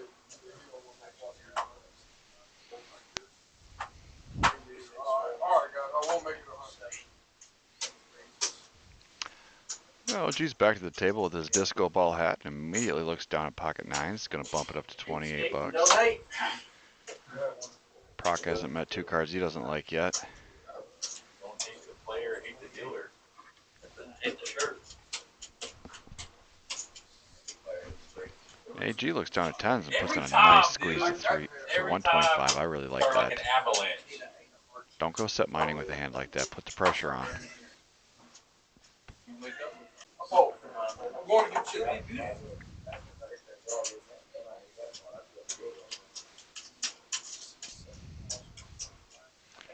OG's going to come along.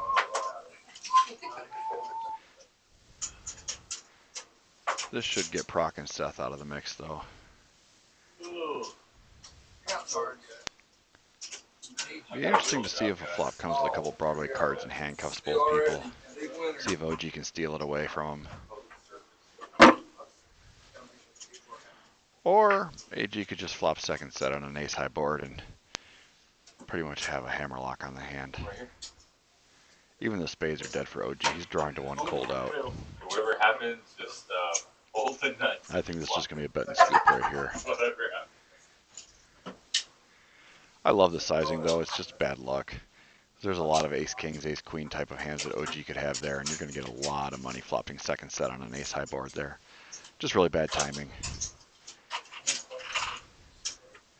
But a lot of times, you're going to get action there.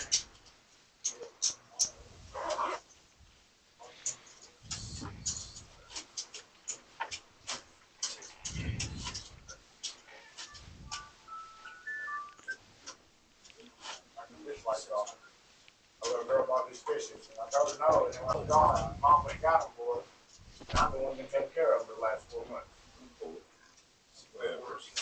They was all dying every time they bought them, and ever since I took over, they've all been alive. So they're my fish.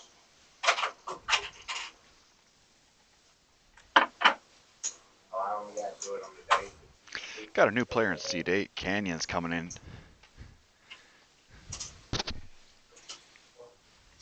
It's like just Rob had just about enough. He just ran into it a couple of times. It was a bad run of cards for him. It's unfortunate. But at least he's smart enough to just say it ain't your night, even if it happens, even if it's over early. Sometimes that's the best thing you can do. No, we don't do that. We don't allow that. 3 ways to a 6-6-5 flop. Offsuit Keith and Procker in there, but OG outflops them all with the King 5 from the big blind.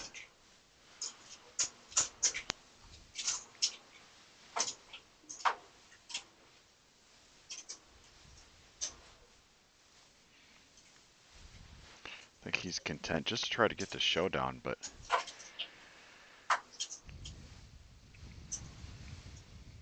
he's got to realize his 5 is good here, and he's going to bet it for value for 35.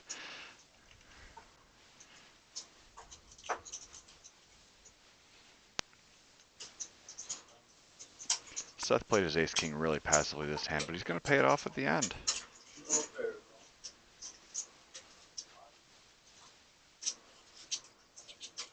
It's a really interesting line Seth took. I think if he would have been a little more aggressive in the earlier streets, he might have been able to take it down.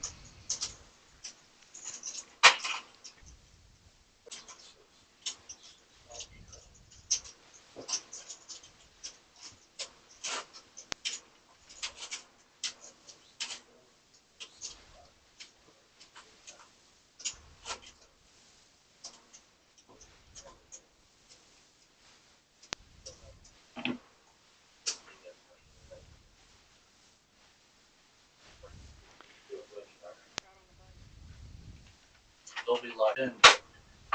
Yeah. We got a $6 straddle on the button. That'll put action on OG first. He looks down at the 6-5 offsuit and decides to come along.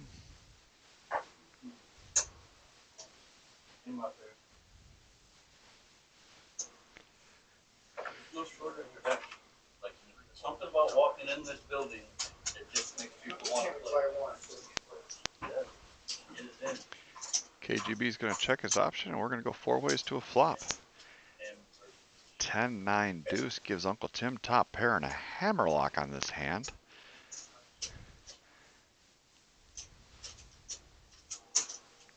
He's going to bet it for $15.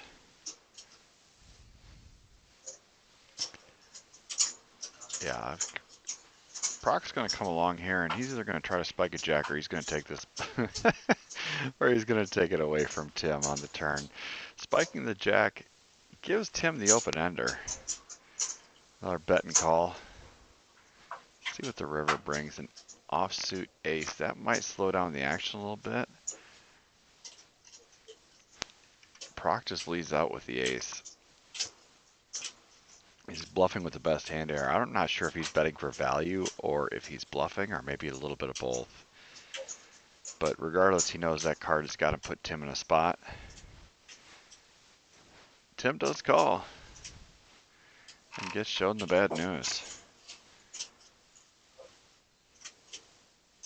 Proc is just seems to be masterful at getting people to call when he wants them to call and fold when he needs them to fold.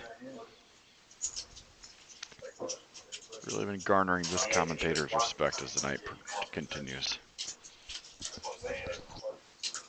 King, I had that queen the heart here and black on all the hearts.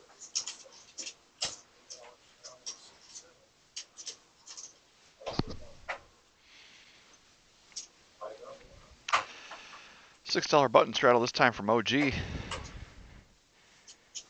Canyon looks down at a suited king. He hasn't played a hand yet, but he's just got here, but he's going to mix it up and bump this one up to 20. He's waited long enough. GG 13, so I can't say nothing more.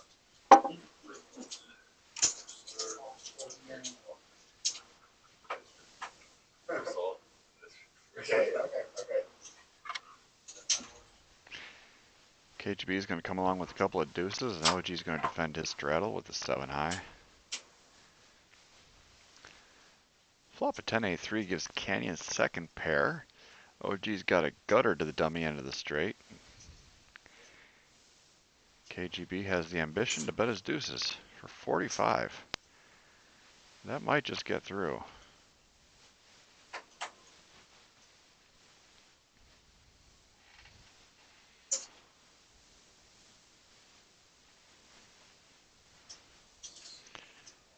Canyon's going to look him up. Bet it like you know it's coming. That's what I always say.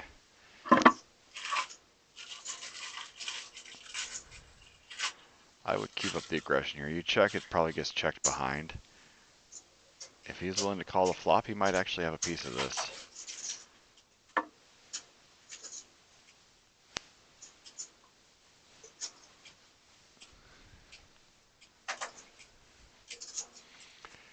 But he's going to take it down. That's a nice turn card. Shows the world.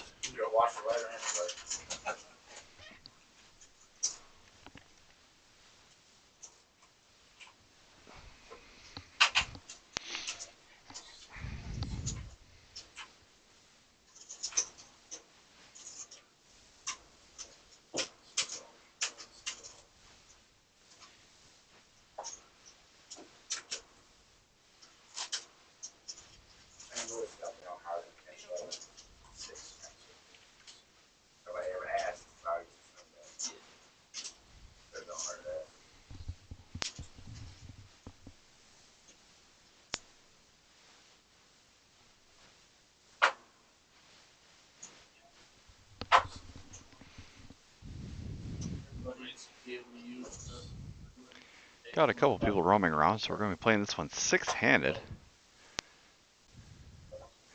AG's going to raise up his ace.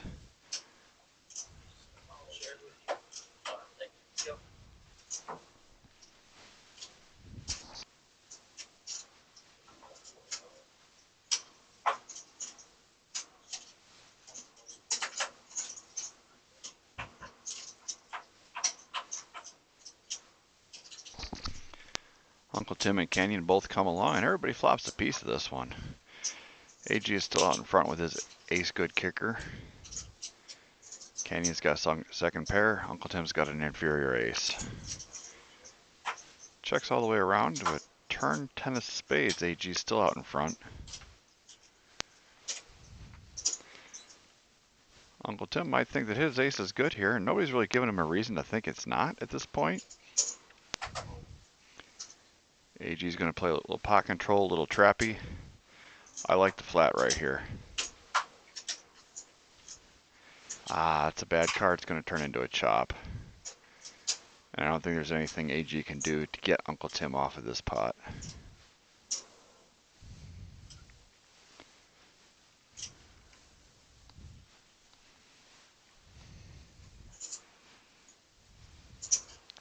Tim's going to call and they're going to chop this hand up.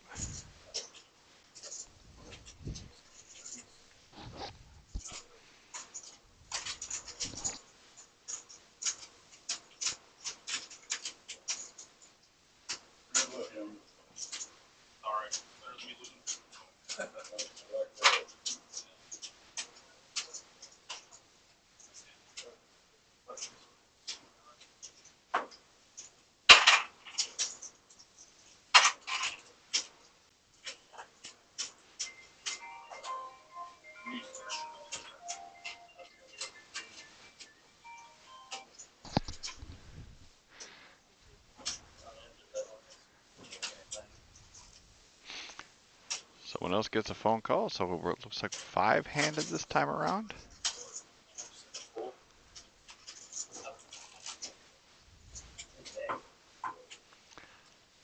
Oh no, Proc's back.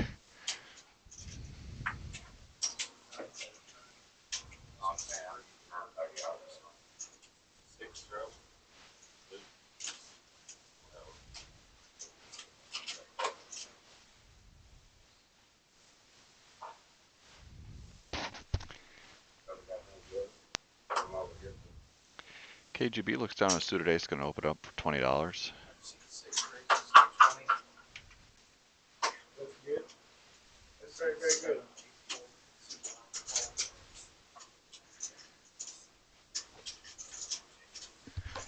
Proc.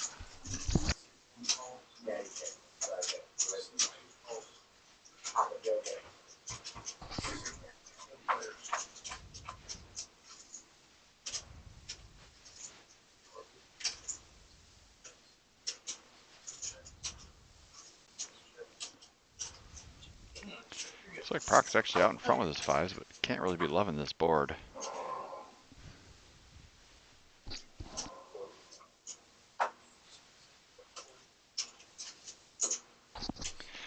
Seth has the best spade in the hand, but KGB does have an ace.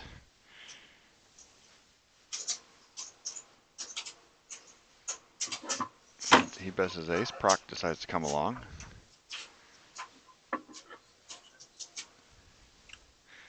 Proc is going to fire, and he's probably going to fire big. 160 in the pot. How big is he going to go? 80 bucks. Goes half pot. I think KGB is going to have to pay this one off. Yeah. Needed to bet a little bit bigger if you want to make an ace fold there. I thought you like wanted another spade on me. I know it was 5. Yeah. You had like a king of spades. Yeah.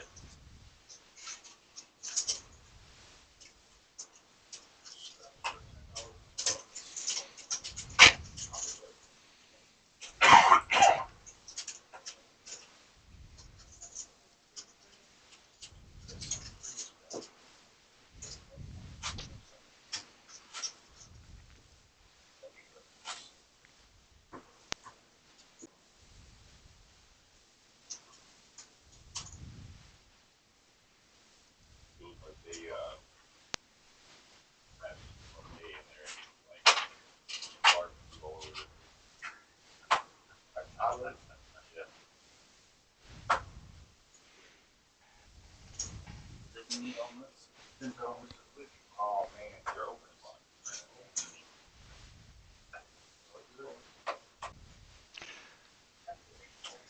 Looks like there's a $10 straddle on offsuit. Seth's in there with his 4. Proc has got ace jack and just limps it in. And Uncle Tim's going to check his option. We're going 3 ways to a flop. Queen 6-3 with a couple of clubs doesn't really help anybody. Seth does have the best of it with a pair of 3s. We're going to check it around. 6 pairing on the turn. Seth's going to take a stab. I would not be surprised if Proc comes along here and then goes for the big boy bet on the end.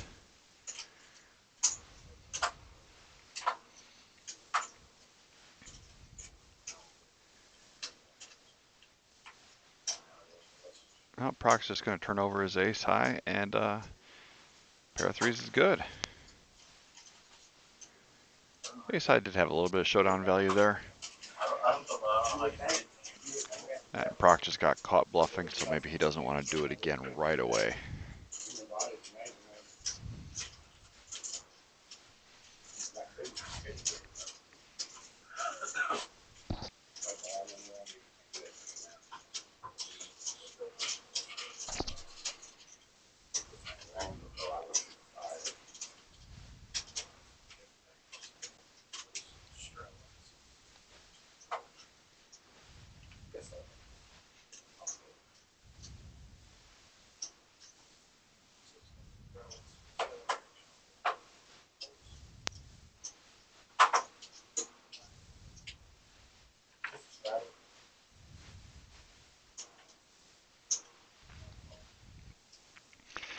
Proc limps in there this time with the 10-3.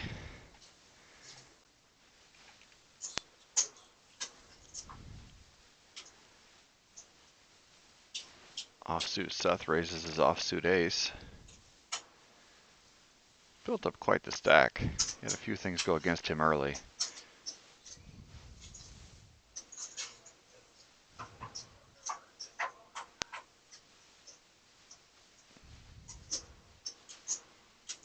Well, they both flop a pair. Seth's way out in front though. Fires out 35. Tim's not quite done with him yet though.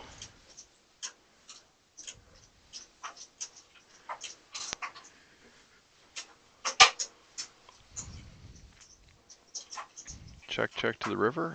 3 of hearts doesn't change anything. Seth is going to take this one down.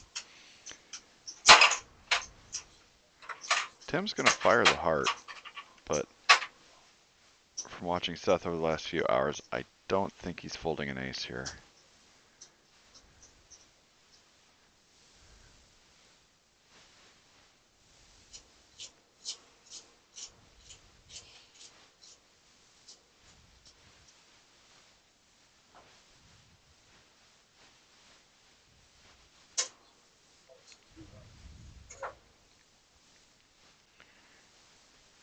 Valiant effort by Tim, but just don't see Seth folding an ace right there for that kind of price.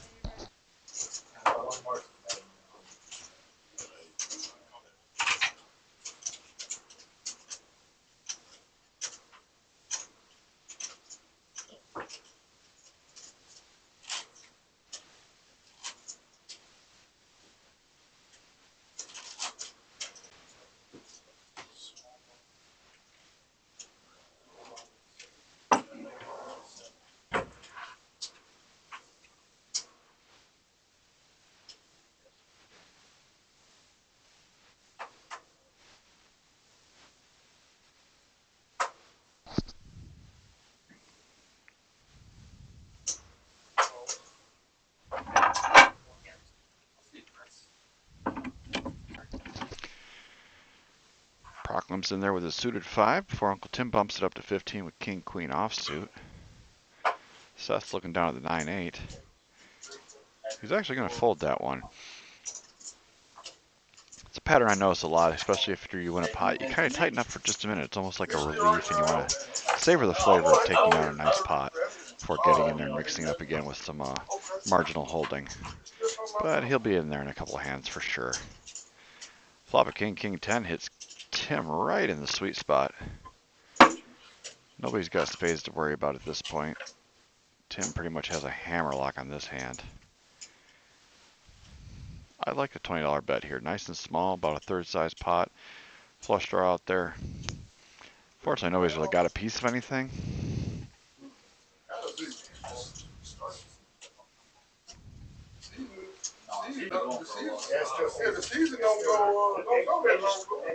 He's just going to take this one down uncontested. Good bet, just bad timing. Yeah, they were doing the MVP. They're in 33 games so far right now. World Series time to Bill Lane. GoPro. It'll be a good time to bet on the aces to win it all. The length's pretty good though. Yeah, I'm just talking about odds with the money. Yeah.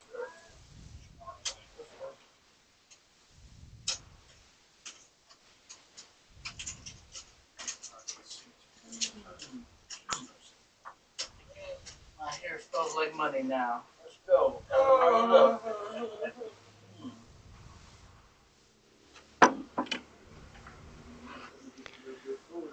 Proc's going to be under the gun this hand. 8-5, and he's in there. Found me. Found the right loan.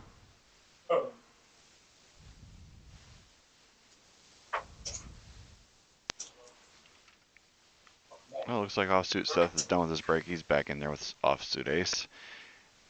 AG picks up a premium and he bets it.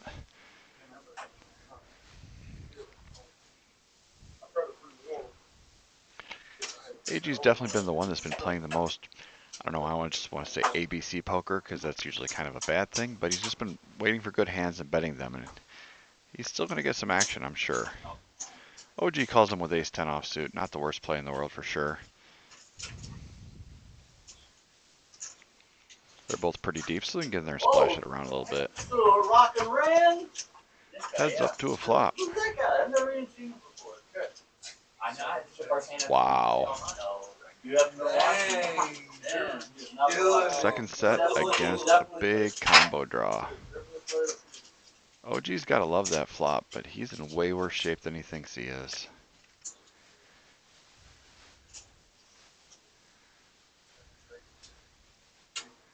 And he actually puts in the check raise here. This could get really juicy. They both started the hand with about 750 effective.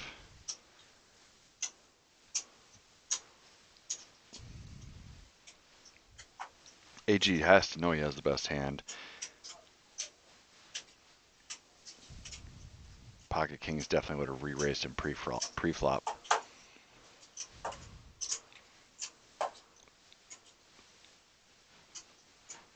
There's an off chance he's up against King Queen, but it's just when you're sitting on second set, this just smells like some sort of draw.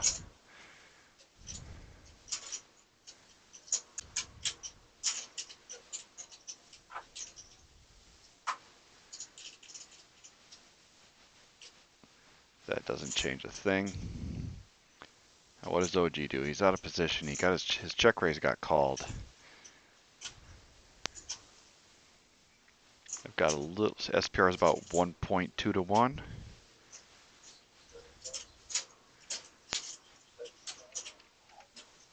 OG goes 275. And AG's all in.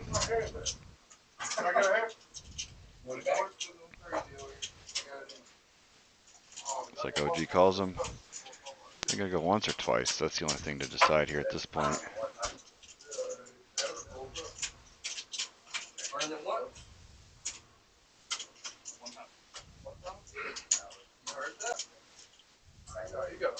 Just a gross cooler flop, no matter how it turns out in the end.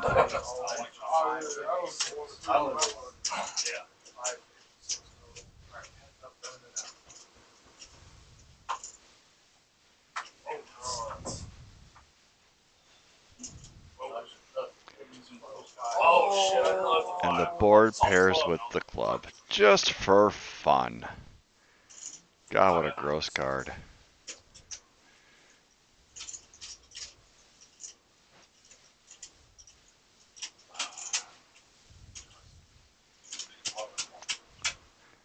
Full double up for AG. He's just quietly been picking his spots, and now he's sitting on a really nice stack. A lot of props to him tonight. He's just been keeping his nose clean. It's been a monkey knife fight out there, and he's just been waiting for premiums and getting paid with them. That one could have easily gone the other way, but he's been doing fairly well for himself tonight.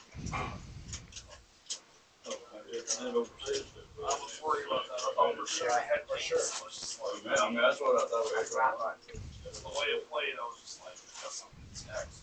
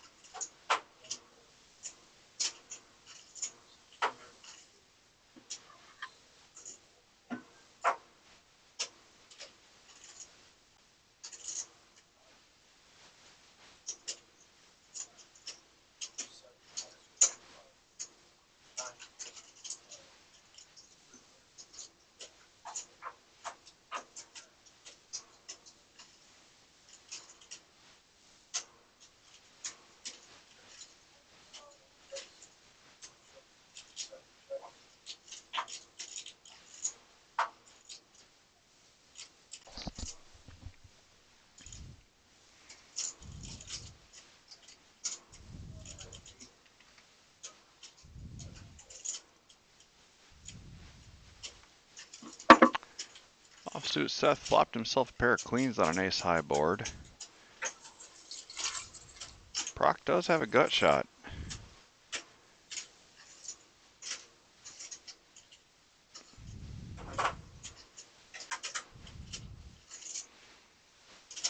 He's thinking nefarious thoughts, but he decides to let it go.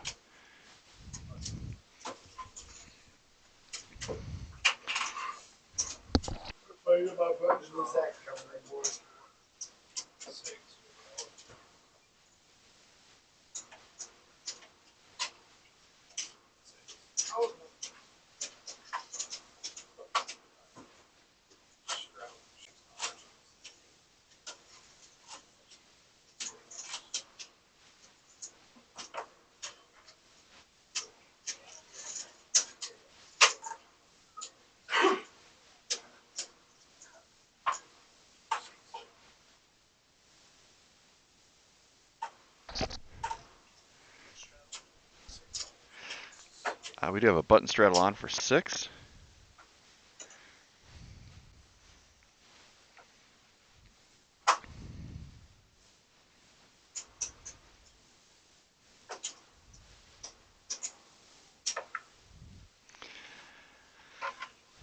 Ross picks up a playable hand.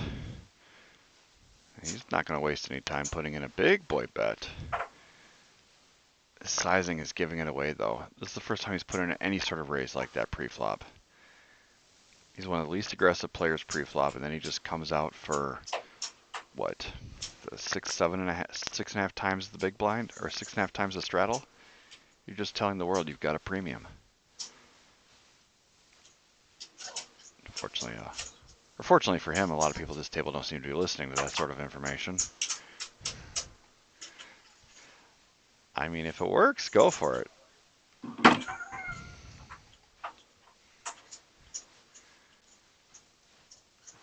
Well, he survives the flop, although 2 different players flop a pair, and Proc has a gutter, so everybody's got a piece here. I would not mess around with these aces at this point. His body language is not that of a confident man right now. And they checked it around, and he just got outturned. Why do you check your aces? What are you trying to do? Oh my, it's horrible. KGB's gonna bet his jack, as he should. Let this be a lesson to you folks. Don't slow play your aces. Especially in a multi-way pot.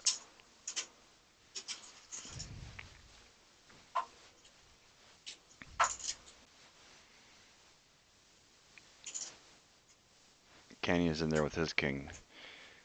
See, he's kind of sizing up the competition to see if he's any good.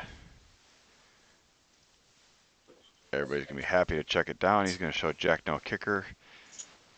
And Ross is just going to be wondering where the hand went off the rails for him. Yep.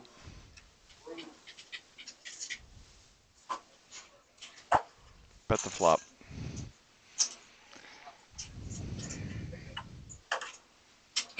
Not trying to kick a man when he's down, but yeah, don't slow play aces right there.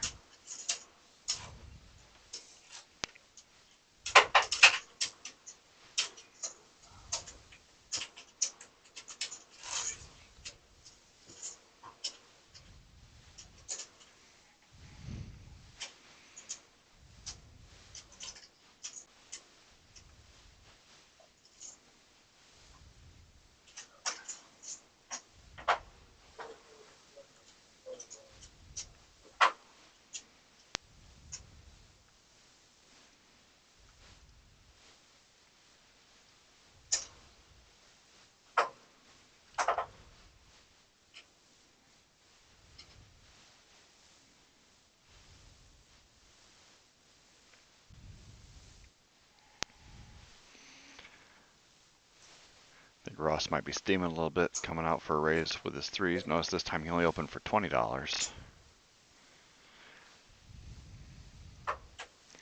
So his bet sizing is giving away a lot about the strength of his hand.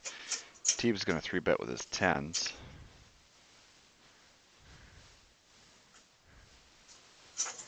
Proc is in there with some suited one-gappers on the button. Knowing his style, this isn't surprising at all. He's deep. Most people are deep here, except for Uncle Tim.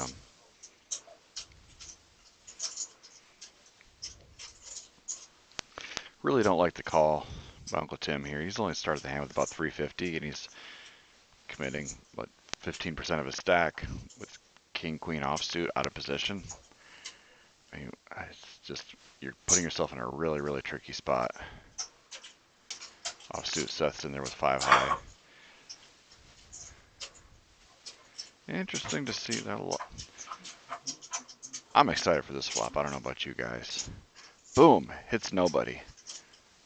Uncle Tim actually does have the best of it, but he can't be loving those aces. Proc does have the diamond draw. Because I am the fish. You are what you eat. Teeb is going to fire out for 75. Proc's not going up. Proc just rips it in his face. All of it. All you can eat. If you got an ace, screw you, I'll hit my diamond.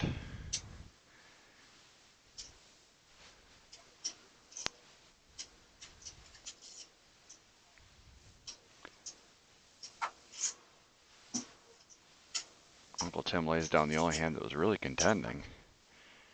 Ross got 3s. I mean, it's the ultimate test.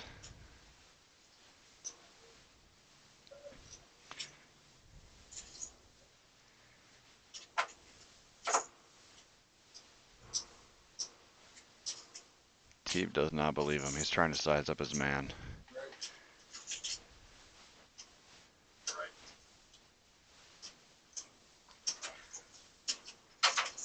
Power poker to the nth degree. Fearless. Fearless play by Proc. His post-flop play just continues to impress me.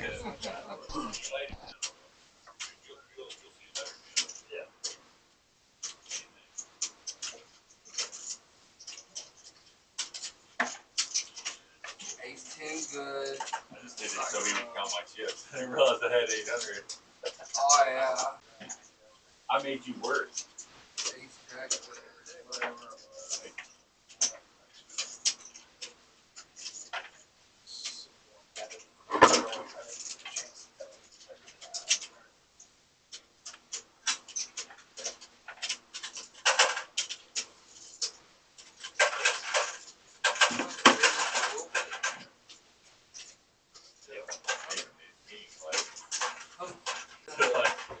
Pocket games, I don't want to see anything else, man.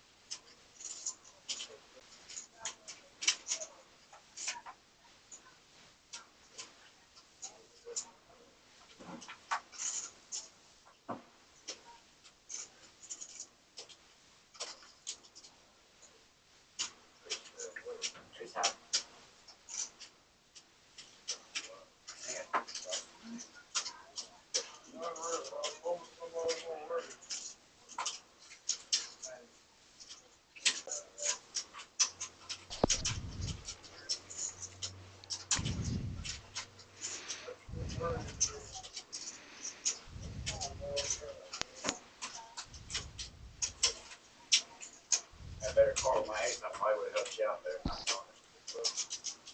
Probably would have made it 25 and you could have done something. glad you bet I get out. I had queen 8. 8 queen. Thought I'd had some third.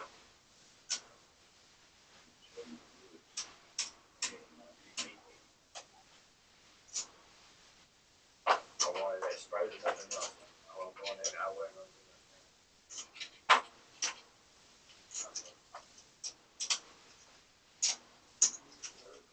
Ace or 3.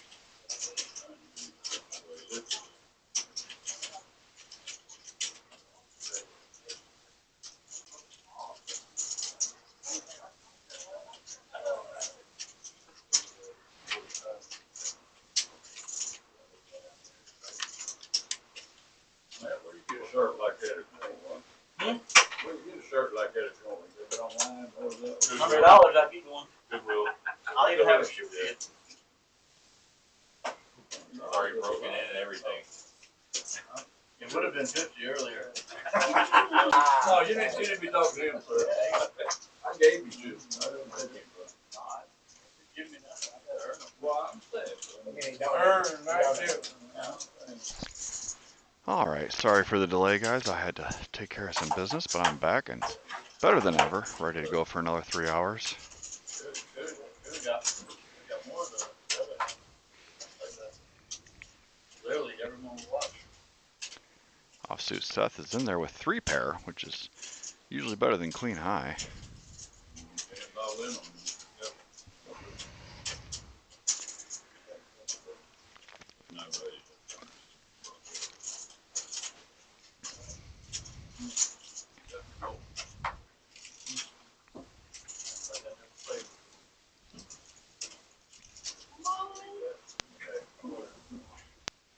Looks like it's going to go check, check, and Seth will take it down.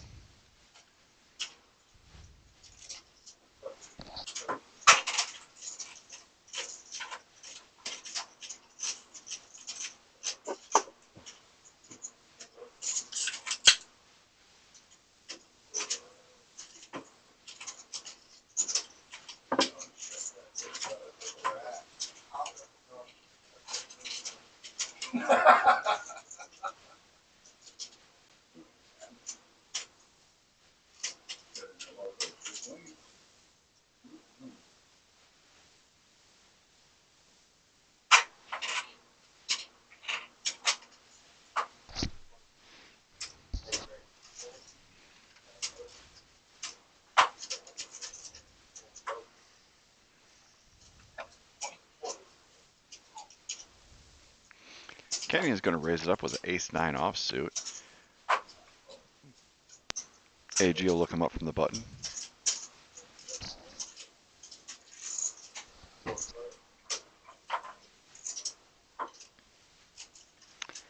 That's a pretty good flop for Teeb. Big combo draw for him.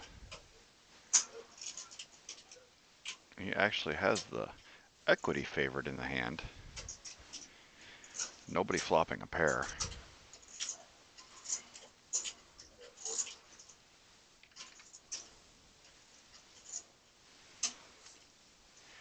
Teeb's going to bet his big combo draw. Yeah, the rest is pretty great. Playing with my button.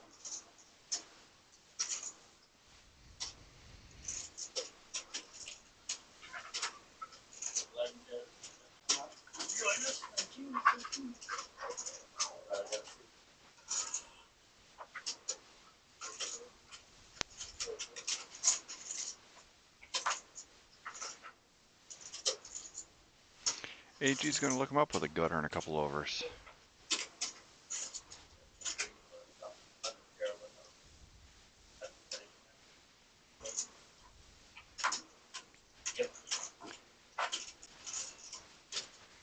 Wow.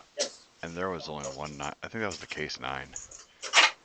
That is disgusting. Can't forget that. Nice to meet you, sir. Yes, I think Not fair when they run good. That's what I always say. They're both pretty deep here too. You got to figure your man for a 7 here. You don't realize how lucky you got to river him, but you got to put in a nice bet here. I like about 350 as a raise. The 7 can never fold.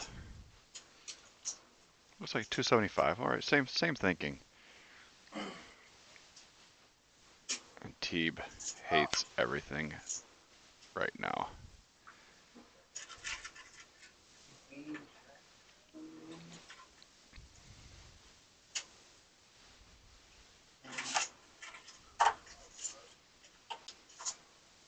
There's just no way you can fold this.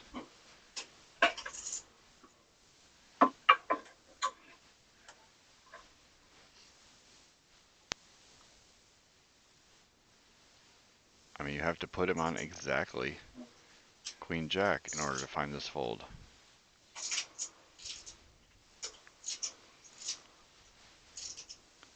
I mean, it's not like he's in there with Jack 7. Yeah, he pays it off. That is just absolutely disgusting.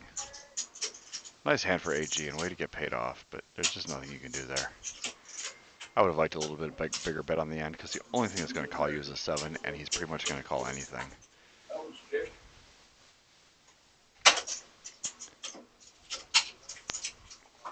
What a disgusting river card, though.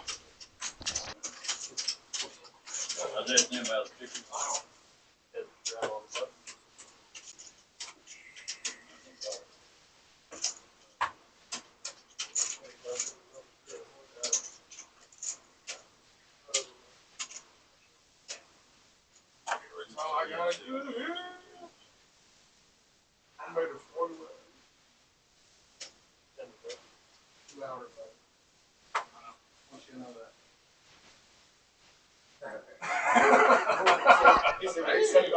Got a $10 button straddle this hand.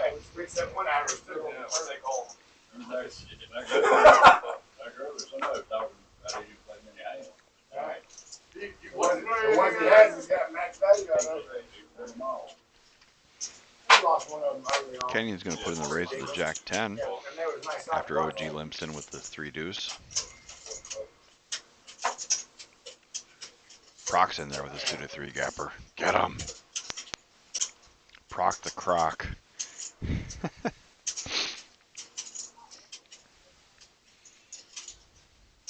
Ross picked a pretty good time to straddle looking down at ace queen. So he put in the. He has been known to squeeze here. I like a squeeze. This is a good spot to squeeze. About 150, 160, somewhere in that neighborhood. A lot of dead money out there right now.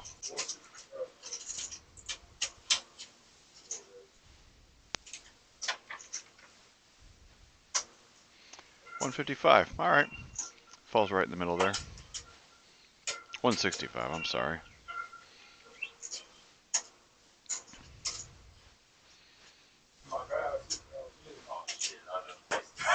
He got me on my own game. Aces, man. That's what he had to do.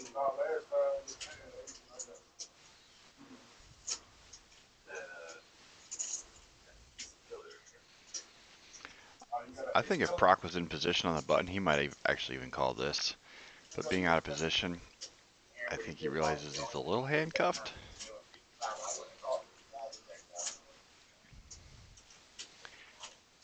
This ace-queen offsuit is probably towards the bottom of Ross's squeezing range. You have to think that maybe he has got a bigger hand, Jack's queen, somewhere in that neighborhood, maybe ace-king. And he might not be very likely to fold at post-flop.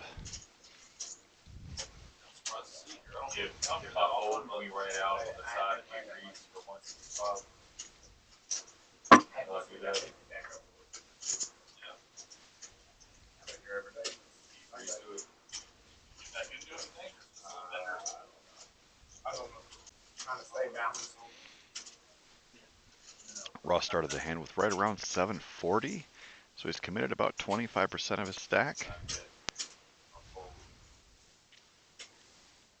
It's usually right around that threshold where people just aren't ready to fold, no matter what happens post-flop.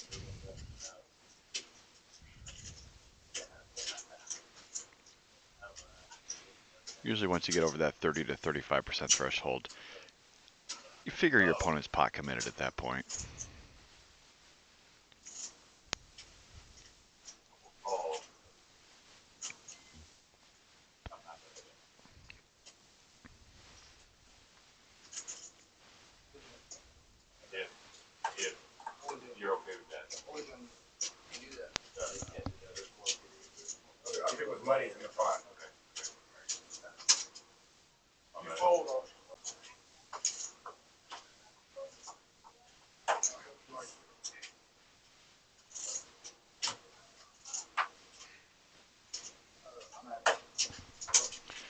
Proc lays it down after much deliberation, and Ross is going to take it down.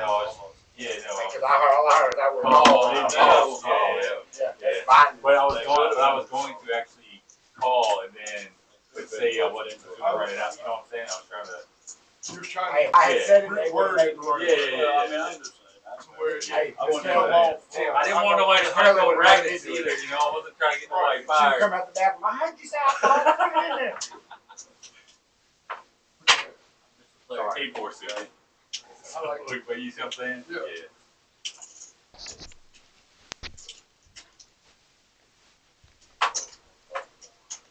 That's literally what I just said. I hope I'll straddle this now. Yeah, because they're, And then I was like, And that's man, been a I can crazy make hand. something. AG is loosening up a little bit with the 8-7 offsuit in the hijack.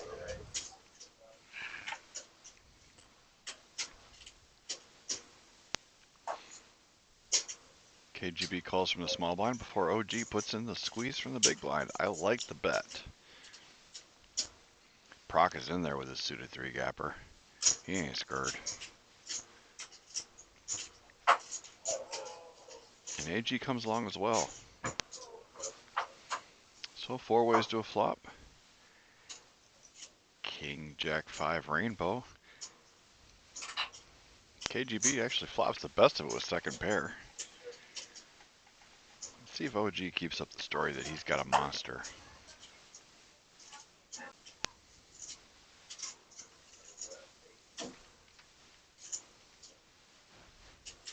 Goes for about a third pot size bet. Gets Proc out of the way. AG's out of the way. KGB's the only one that really has a hand. And I think he just kind of has to honor it at this point. Good play by OG. Watch that one on YouTube. He built that pot and took it down. Good for him. Nice that is play. a weird thing, you know, like. Right. Them dudes don't want to watch it anyway. Maybe wait 30 minutes. They're going to have blueprints on us now, guys. We're watching game film on 1-3. Well, the haters will, because they'll highlight. Well, like they will. Act like we're learning something. Most people don't play that same way. I understand. It's all based off the table. I'm saying in reference to like what a lot of us play together all the time is us. So That's the great thing about this. Uncle Tim's going to raise up his 6-5 this time around. On here, He's been a little quiet. sometimes they're tight. So like, there's very few that play. if I had to call fish flops, Hello. Jordan, if I had to call fish flops at 65, I would go for it. 3-bet incoming. I had ace jack. Canyon bumps it up to 40 bucks, I'm sorry. Ace jack, see what happens real quick. Just go lose 65. Uncle Tim is not going to go anywhere for that. He's behind, but he's got the kind of hand that can really take kings on. He's got a piece. Gut shot, backdoor flush draw. Canyon's getting trappy. And Tim just picks up a fistful of outs. Amount of pay for your food, by the way, it's in the lobby. $26. Canyon's not going to pussyfoot around anymore. He really can't. I don't even like to check on the flop, to be honest with you. But it didn't seem to bite him this time. So we shall see how it plays out for him.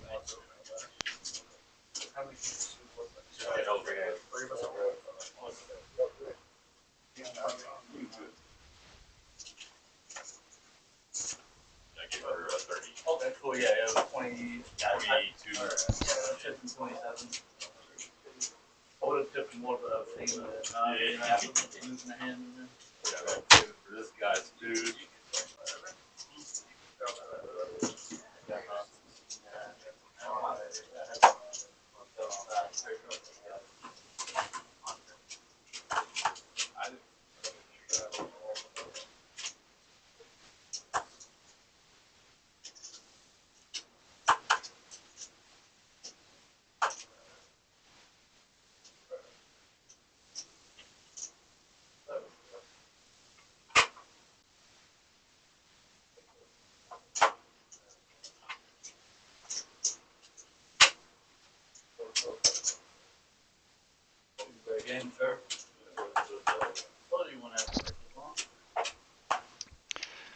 Looks like we've had a few rotations.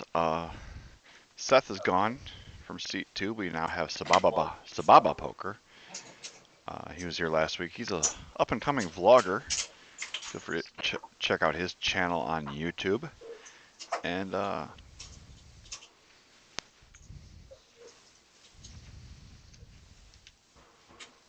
KGB's decided to rack up and head home for the night.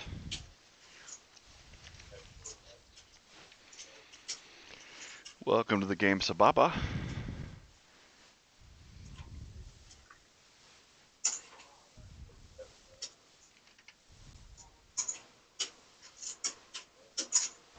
He hasn't had the pleasure of dealing with Proc yet.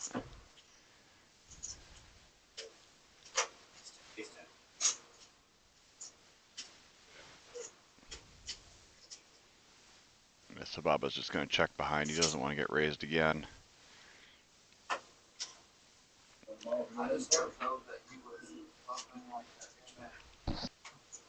So I showed them. I showed my big bluffs. Have you showed all of them?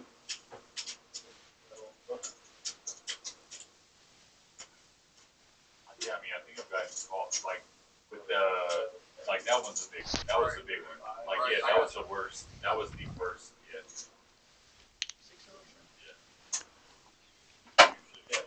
I just thought that was funny. First thing I see on my phone was the guy with the purple. Got a $6 straddle on the button, and I do want to take this opportunity to continue to thank our 41 viewers on our YouTube live stream. Thanks for hanging out with us on Wednesday night.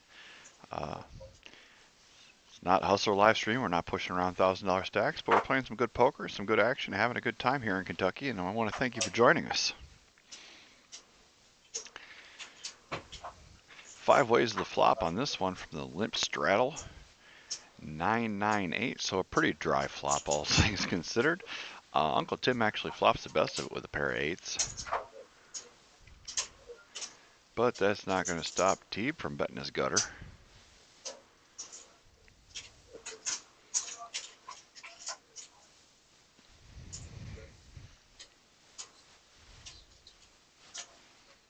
Teeb actually improves to double gutted now. He hits a 7. This might keep him from bluffing. So now he's got showdown value. He's going to turn it over, and it's no good. Never liked it. I think if he doesn't hit that 7, he might fire a bluff at the end. Don't know if it would have got through, but it would have been interesting to see how that played out.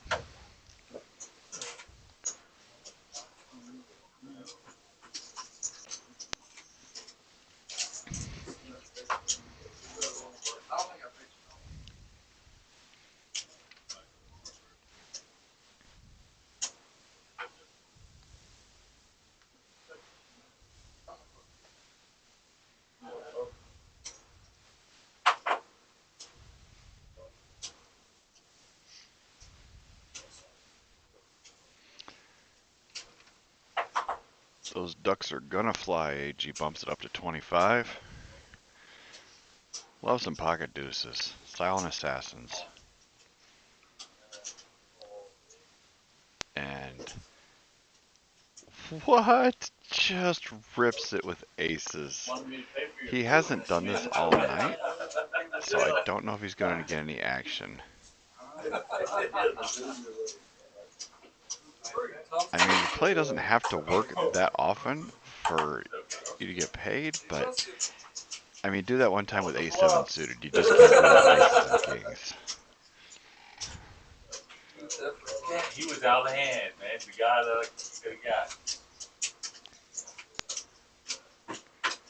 got. Maybe he was playing his man. AG has been playing pretty snug.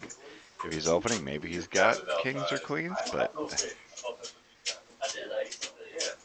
if you've got jacks and somebody just rips it in your face for your whole damn stack when you're sitting on 1,000 plus, do you call off? I don't. I mean, I'm probably even folding ace king right there, but I'm a nit.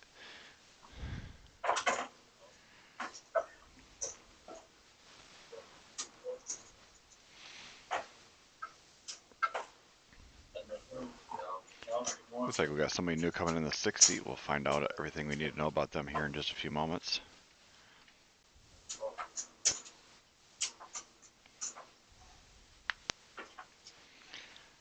Teeb opens for 3, and OG's got some jacks. And Proc's got ace king suited. This might get graphic. Does he rip it again? I saw him flat with ace king earlier, and he's going to stay true to form. He flatted and then he back raised with it earlier tonight. I don't think Teeb's going to put in a 4-bet with the 3, so he's not going to get the opportunity to do that.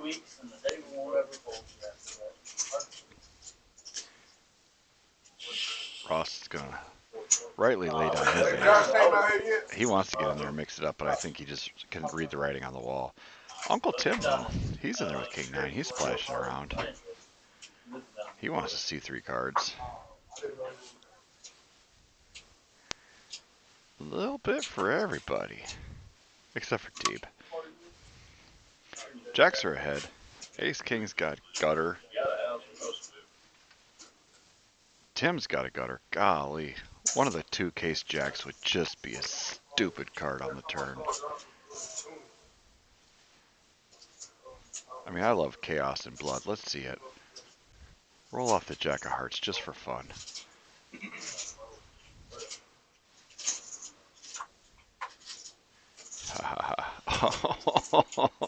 Oh, Teeb, you could have been a hero. Yeah, we see you, buddy. Oh my God.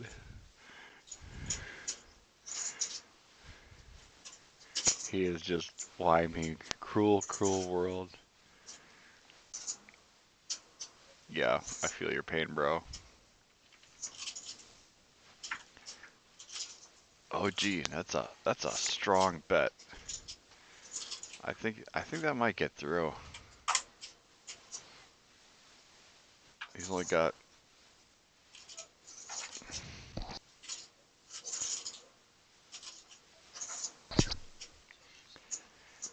our graphic is off. It looks like he's probably got about 400 left behind, but it's still going to be effective enough of a bet to get through. Good bet with the jacks.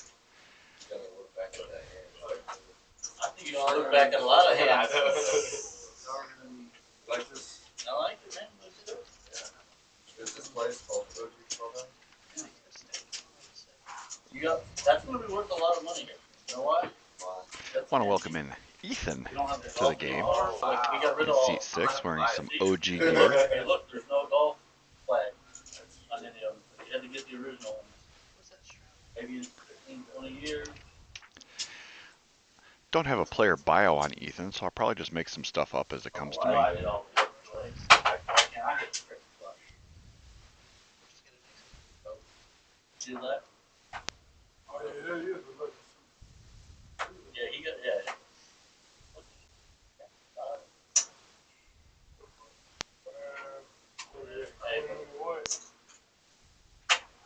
Hell, he still got to play the card. I think Steve's going to go shake off that turn set of 3s that could have been. I mean, but you can't call, but God, that's just a kick in the ass.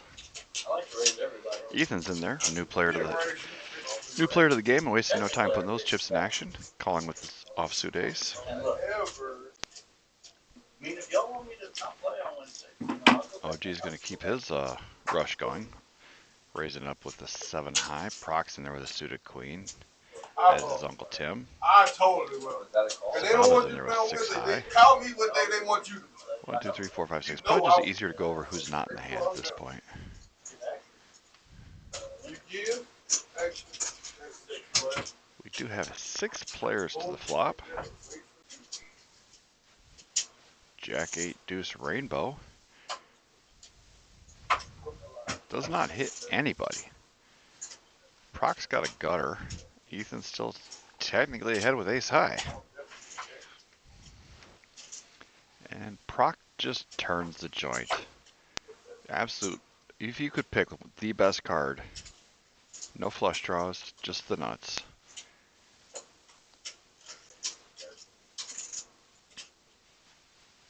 It's just a min raise, just a perfect click. Can't get any action. I mean, I guess Ethan's going to be in there for 15. With no hand, no draw.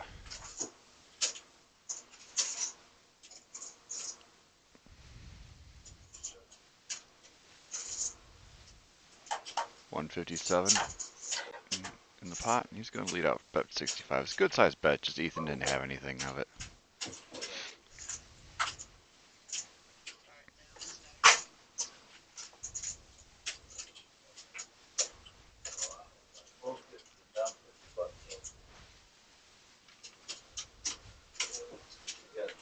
That's how to get it back in one hand, man.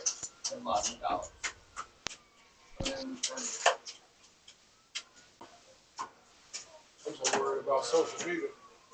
That's the worst thing in the world. Look, I'm gonna tell you this. One of the most enjoyable things. This is like my therapy. I don't have my phone. I don't have people texting me, and even if they do, I have an excuse why not to respond. I'm in here. Y'all can watch me. I can't answer my phone. I'm sorry. You've been playing 24 hours. I don't know, man. Ethan raises it up under the guns. He's not wasting any time putting his chips in the middle. Yeah, take blow-up dolls that are right up over here. Why not? That way I don't have to answer the phone. PG-13. Yeah. You've been working. What's coming? Hey man, when you get to an age, tell them, and you get to an age where you wish you didn't have to answer the phone. That's bad. I'm almost there. I'm still like, Everybody wants to play some poker. Teeb's in there with my favorite hand. I got 4 deuce for the win. Here it comes.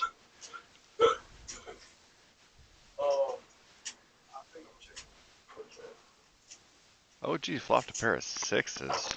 It's technically the best hand right now, but I'll take 4 deuce in my chances. Ethan fires out for 30, and OG's going to give him a call with second pair in a 6-way pot.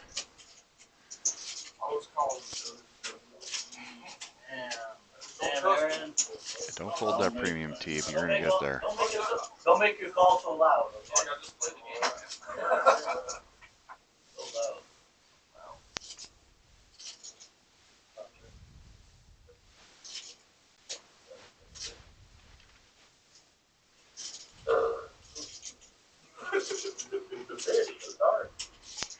OG is bluffing with the best hand, although he might think his 6s are good at this point.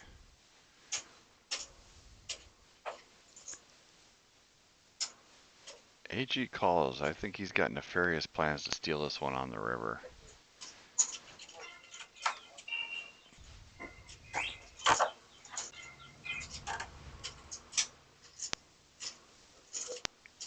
And if you're going to steal this one, I like a bet of about 150.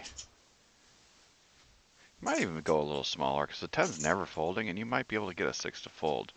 Even like 85, 90. What do you bet? 75? Yeah. And my initial instinct was to bet big, but you don't really have to. You're even putting a 3 in a tough spot.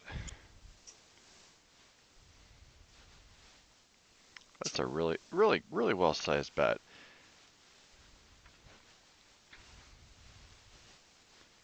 Can OG sniff it out? What do you guys think in the chat? 1 if he calls, 2 if he folds. What do you think? I think he has to honor it. AG really has not been getting out of line. Yeah, just got to honor that. Great play. Called the turn with the intention of stealing that one, and then just followed right through with it. Really well played by AG.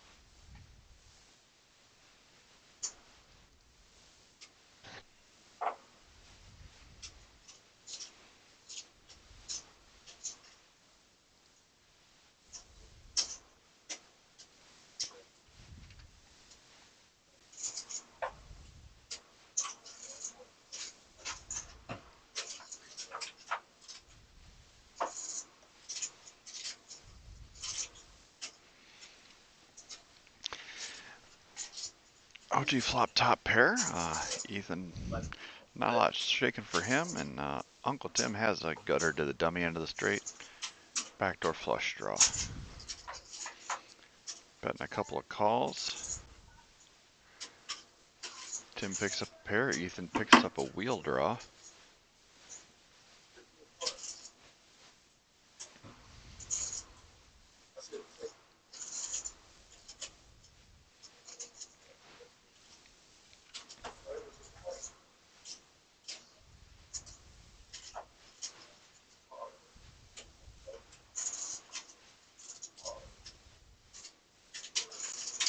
Ethan's in there. He's a gamer.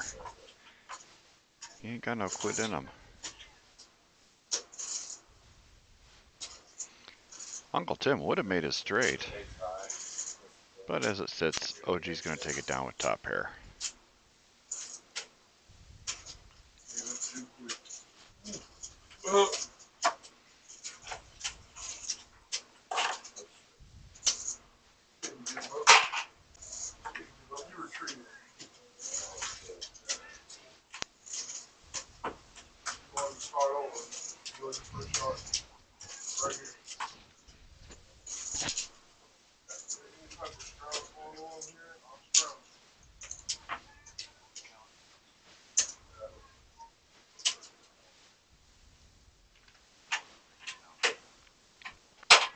Ross got an $8 straddle, one behind the button. So action will start with T, but he's looking down at ace-5 offsuit. Kind of an interesting dynamic because your first act pre-flop and last act post-flop. But ace-5 off is just a little too sketchy to get in there with.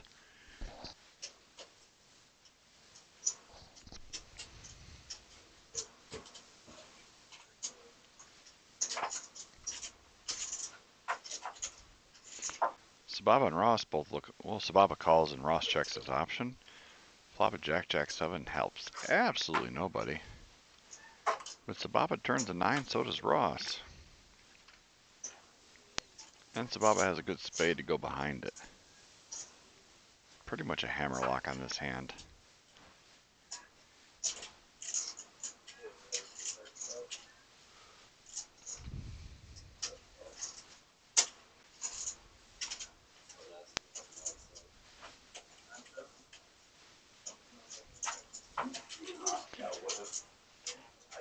Ross raised it up and took it down.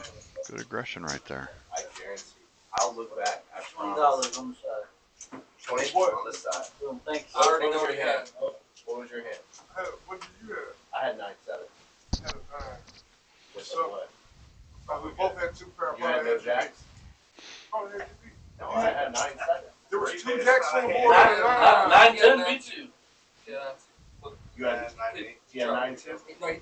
I'm saying, I don't remember what my save card is right now. But you But didn't have 100% I didn't think you had a had jack. I I just had a said 9 too. I just said We'll go back. 100% out of 9. I don't think what I did there was. how's it feel? How's it feel the 30 minutes? You free roll. I can't lose. No, it was. Yeah. Sababa's going to raise it up with ace-queen and another gun +1 and get immediately 3-bet by AG with the 7-6 suited. I like that 3-bet. I'll let you off. Take control of the hand in early position. Push out all the riffraff that has a tendency to call. Ross comes home anyways with his queen-jack. He didn't get the memo. Make it like 1,000. Let's make it 50.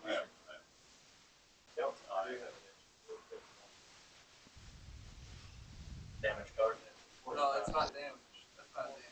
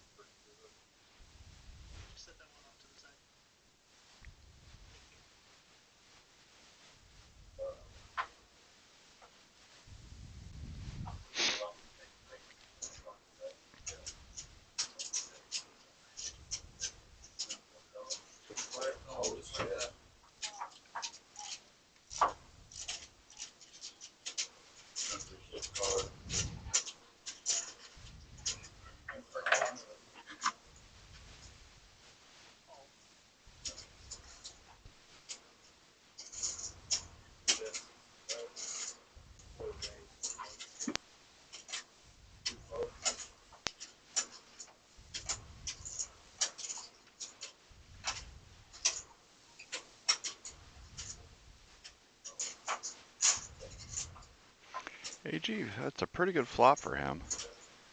Ross did make top pair. Turn doesn't help anybody.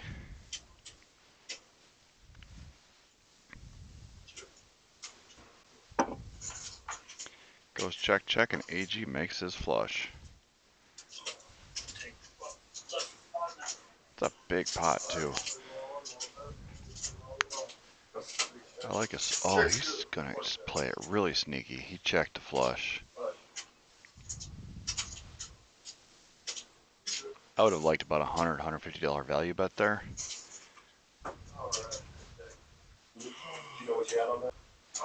Looks like we got to take a break here. One of the cards seems to have a mark on it, so we do have to scan in a new deck. So we're going to go off for just a few minutes here, but stay tuned with us. We'll be back in just a few minutes.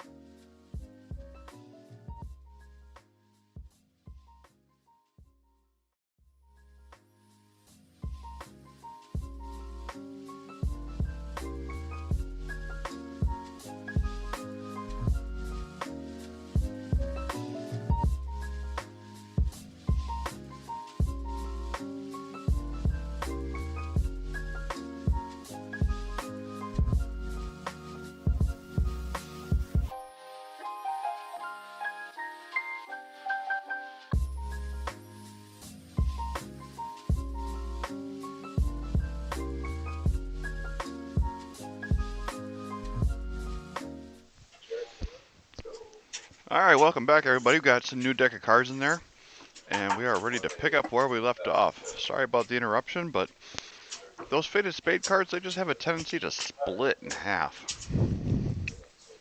Oh, they're not faded spade? No tilt custom tables. Okay, well, my apologies to the faded spade people.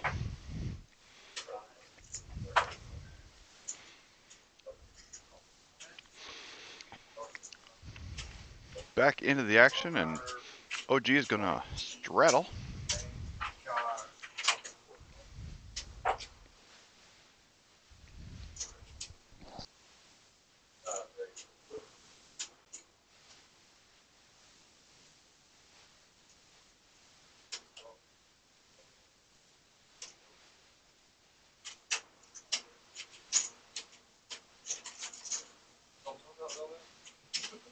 Played one or two. And then they get fast feeding in the hole.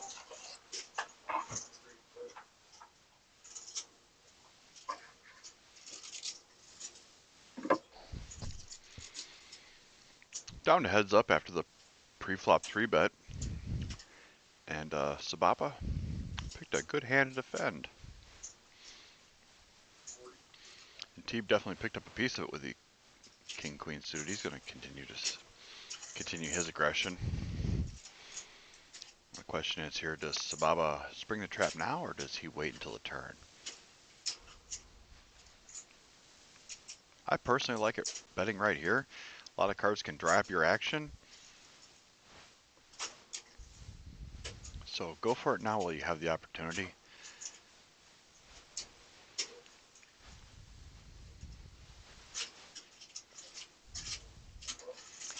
But Sababa's just going to flat.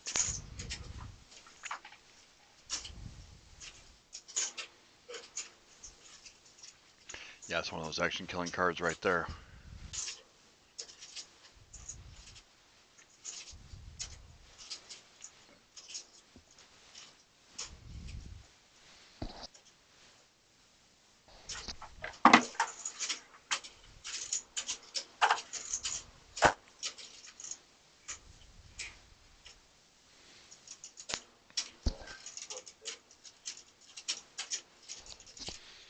Sababa cuts out 110. It's a pretty good bet. There's a ton of missed draws out there, but there's also a ton of value. You're getting exactly 3-1 on your call. You just showed the bad news. It's a really tough spot for king queen there. There's just so many busted draws.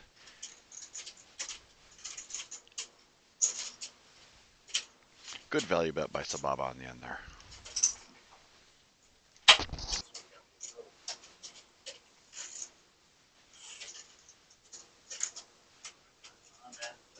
No. Playing on the live stream, have you translated more views on the blog yet, or have you haven't had time to do any? I haven't had time to do any uploading. I expect More time, right? it takes, right now, it's taking me about 2 hours to go short. Just a short.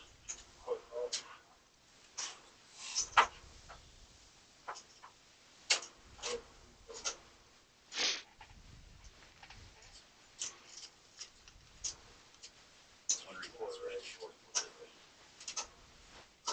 No, it's you need to edit that long one that I put.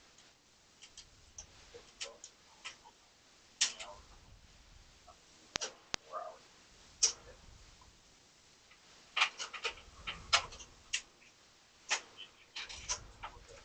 Yeah, once you. Ross raises up his AC Doocy to 26 from under the gun +1. Gets called by Ethan, OG, and Uncle Tim. But we're mixing it up 4 ways. 10-7-5 Rainbow gives Ethan a pair of 5s, and Uncle Tim pulls into the lead with a pair of 10s. That's kind of what I'm trying to do since I haven't seen like very unique places or stuff, so it's kind of unique. Ethan is not afraid to mix it up here with his bottom pair backdoor flush draw. I've had to take it down and then edit it and take out what I thought. Yeah, it was I've been right close now.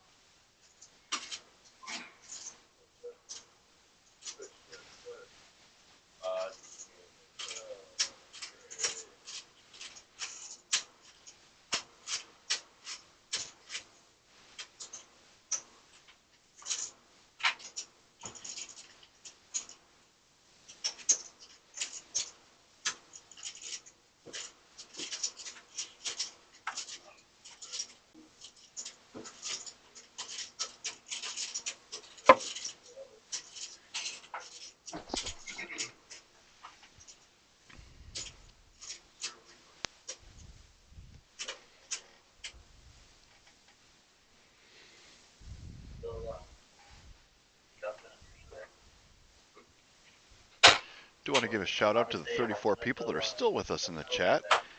Thanks for hanging out with us on Wednesday night. We know you got a lot of things to do and a lot of stuff to choose to watch on YouTube, and we are thankful you are hanging out with us. Do want to take a moment to plug a big tournament we've got coming up here at the OG on Saturday, All In for Animals. It is Saturday at 1 o'clock, but doors open at noon. Come on down here. There's going to be some raffles, prizes, visits from adorable pups, so you can just pet some dogs, maybe even talk to some people about possibly adopting one and giving them a good forever home. Getting to the poker at 1 o'clock, it is a $200 buy-in. Gives you a 20,000 starting stack. There's a $5,000 guaranteed prize pool. There's a $40 add-on, and that full $40 goes to the charity, which is the Christian County Animal Shelter. And you get an extra 20,000 chips for that $40. So good cause, and it helps your stack, so everybody wins there. So come on down here Saturday at noon for a little pregame activities with some cute pups, and then the cards get in the air right around 1 o'clock. So come on down and be all in for animals at the OG Clubhouse.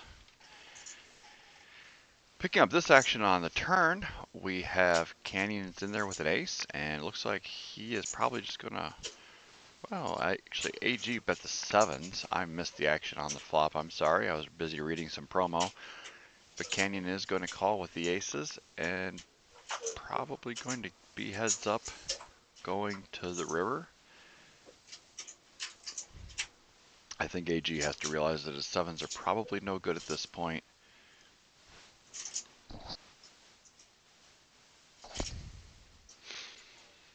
Is Canyon going to go for some thin value? And he does. Actually, he goes for the thickest of value.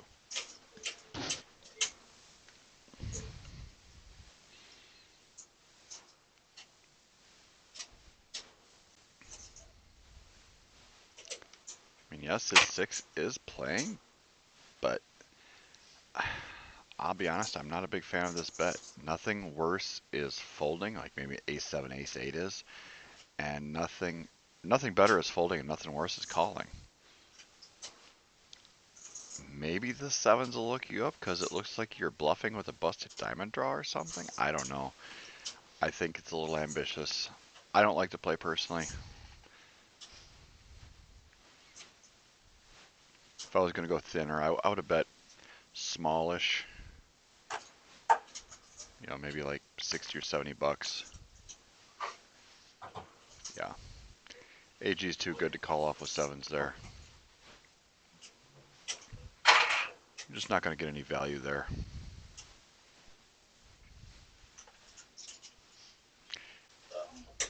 How much Vegas game that? Can't that over yet.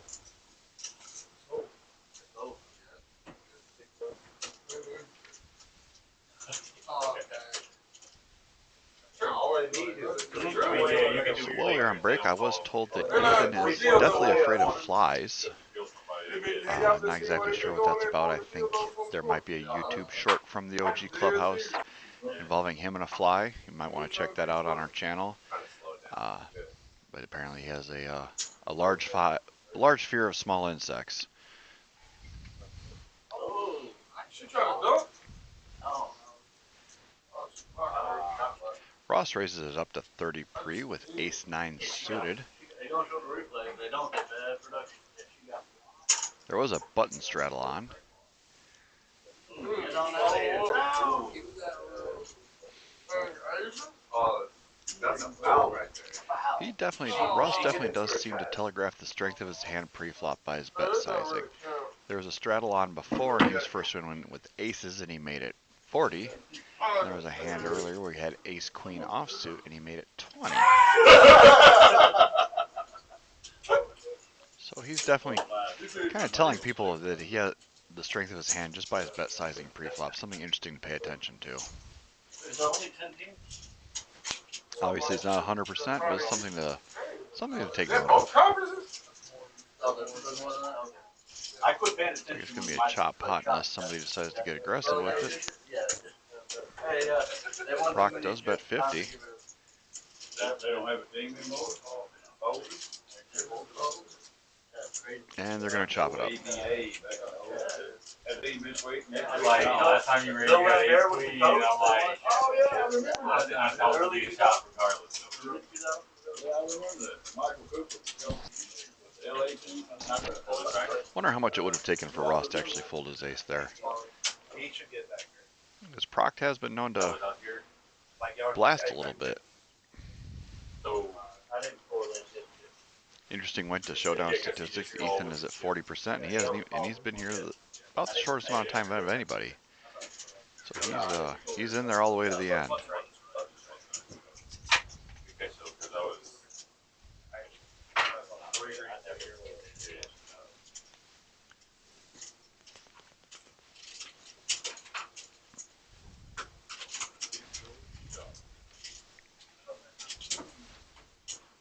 Guess they didn't much have fan support.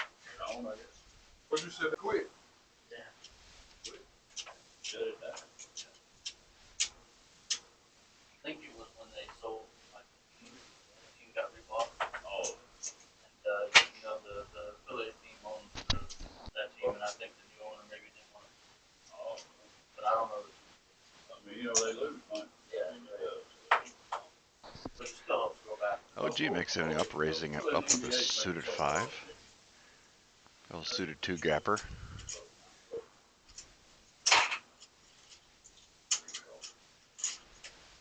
Proc's in there with the Robbie. AG's looking down at his suited ace on the button, and he's going to come along as well.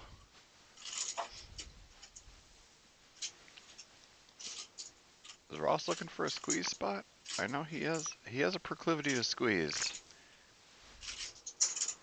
No, he's just going to come along. He doesn't really seem to squeeze light. So 4 ways to a flop here.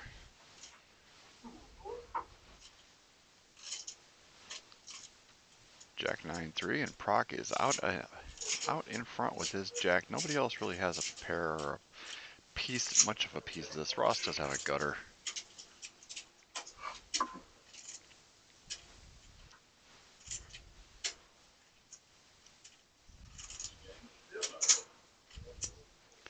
I like the small sizing from Proc in a multi-way pot.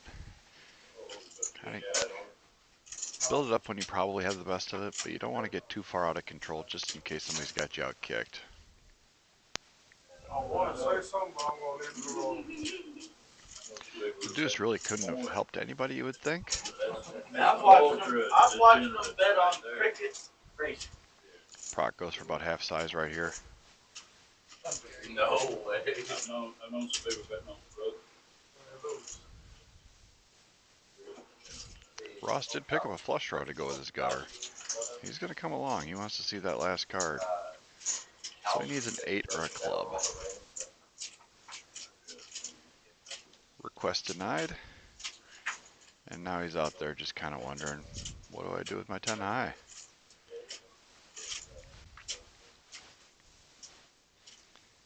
Is he going to try to represent the queen 10? No, just going to go check. Proc checks behind, shows his jack, and it's good. I think that's a good check behind by Proc. Really not going to get called by worse there. A 9 might give you a little bit, but King's not the best card in the world. Probably just good to take your showdown and move on to the next one.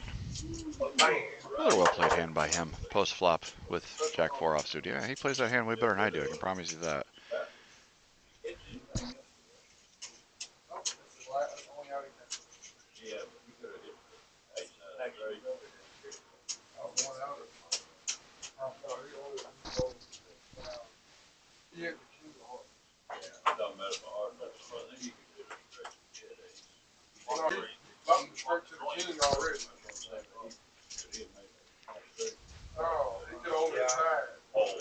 OG's opening it up, or splashing around, just limping in with the suited king. Proc's in there with the dirty diaper. Uncle Tim just tosses in a little sweetener with the 7 high.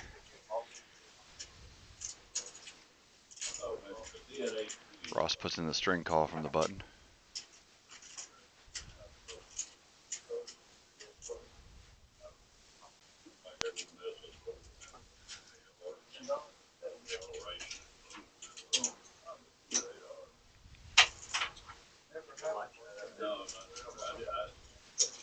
We are going to go 4 ways to a flop.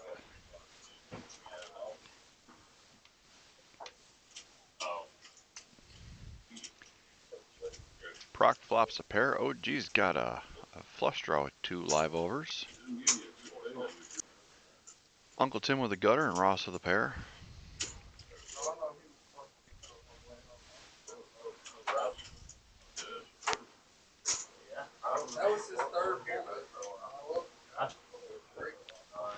It's a little bit of an action card. Gives OG the hammerlock on the hand, but Uncle Tim does pick up a pair of 7s.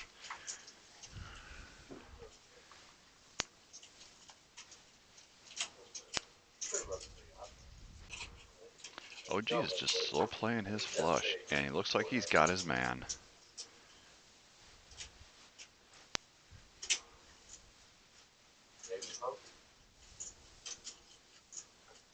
That's a sneaky check.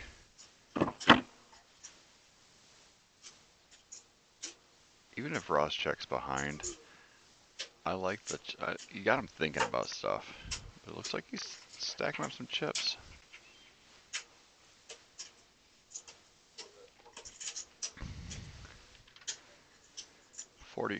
40 is a bluff. This is going to be game over here in a moment. Big boy raise. You're just hoping he has a smaller flush with you, or maybe made a straight. Possibly aces up. I mean, Ross could pay off with aces up here. If he had ace 5 or something, I would not be surprised if he got paid there. Not the worst bet in the world. He was able to work an extra 40 out of it by checking the nuts on the end.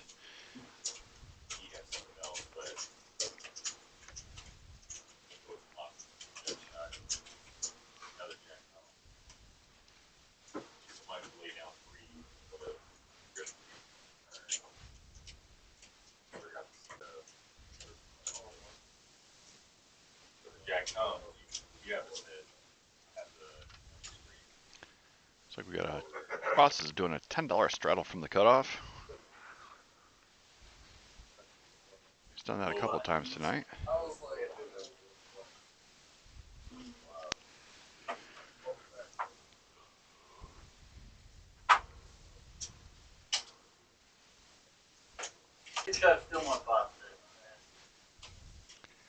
Canyon looks down at a couple of 10s. He's going to bump it up to 35. I actually like it a little bit, going a little bit bigger there. You're going to be out of position post flop.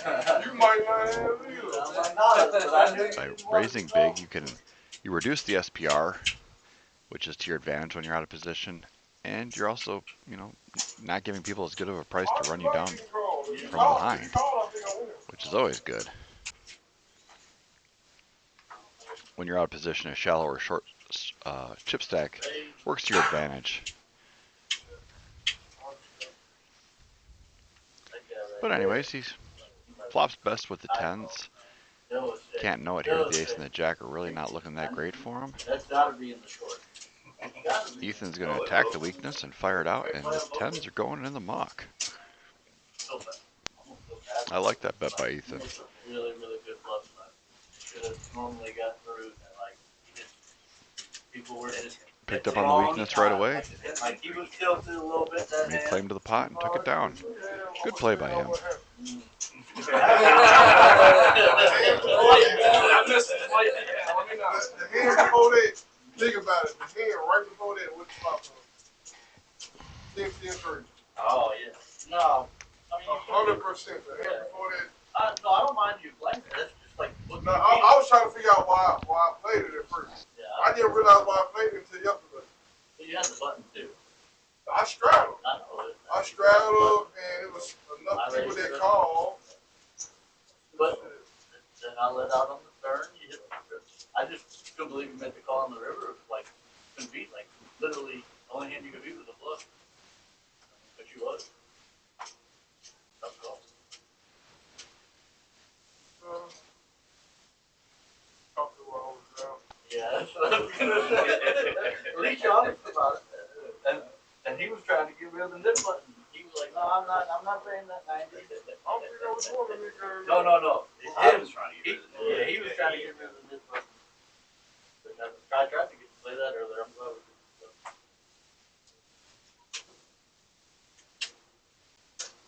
Yeah, 25 minutes. Always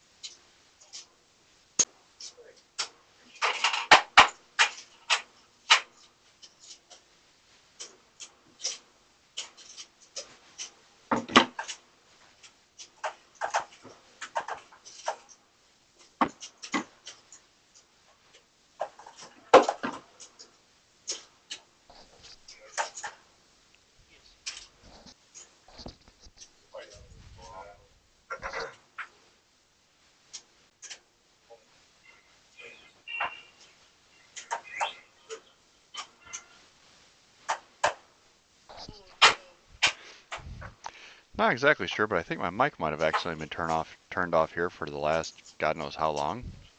But to summarize, T bluffed with a busted flush draw, and Canyon sniffed him out. On to the next hand.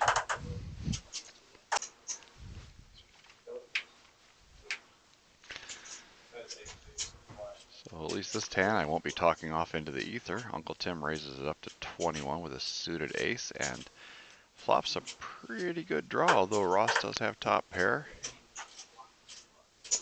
Proc's in there with a couple of overs.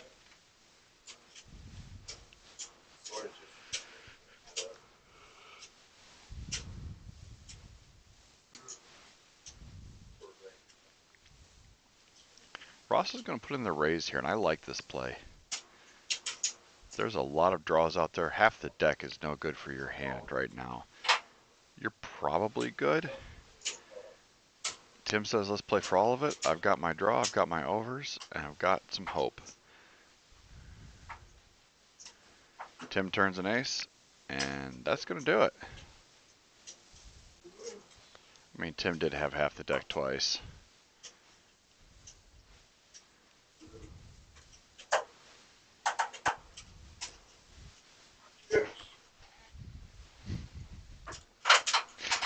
Proc's VPIP is 86%, and I'm actually shocked that it's that low.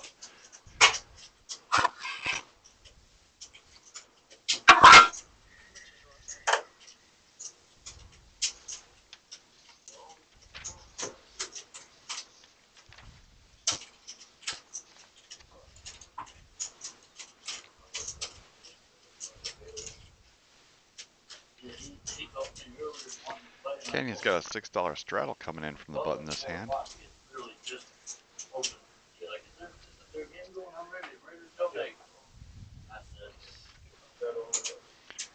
Ross went in the bag and reloaded. He ain't done yet. Doesn't look like a quitter to me.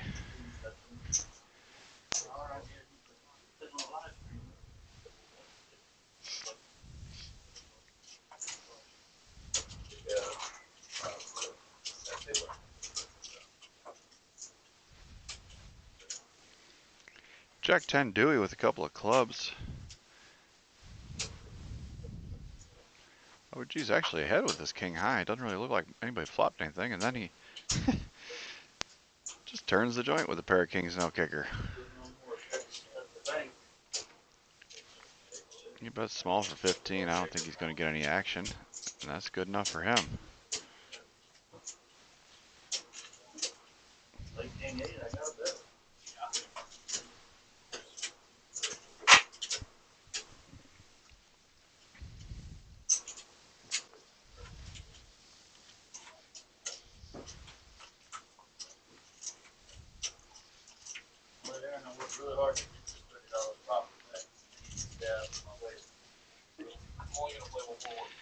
OG Bear, originally from Flint, Michigan.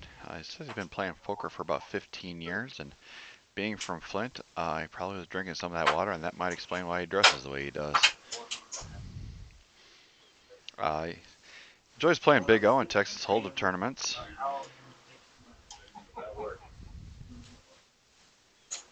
Apparently, he claims he got third in a WSOP circuit event, so that's pretty damn good.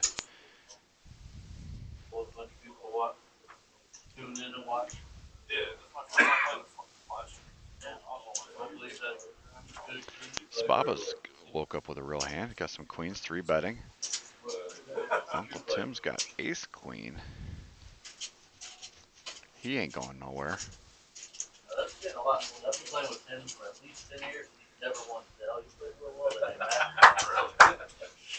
Getting late in the night, people are just playing the cards they're dealt. That's a pretty good flop for Ethan. He flops open-ended. Sababa's still got the queens.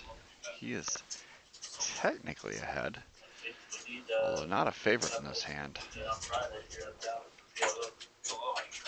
Russ picks up second pair, and Proc's got top pair.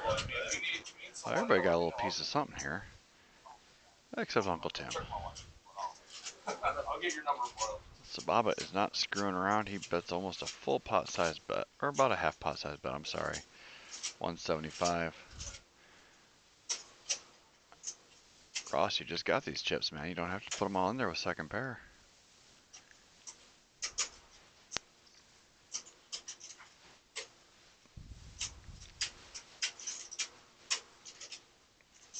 Ethan's already stacking his chips. I think he's ready to jam with his open ender. Got 172 behind. And pot's already 450. Yeah, he's not going anywhere with his open ender. I predict he's jamming.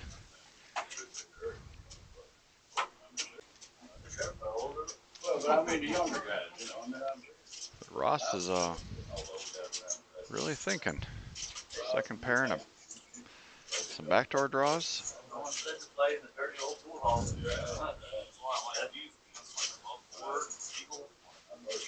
And you got to worry about the three people downstream yet. Any one of them could have a piece.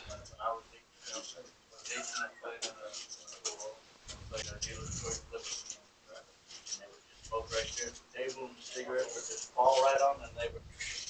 It was like that with the cards. old dude, yellow fingers, so they just sit there all. Okay. Wisely lets it go. There's the rip.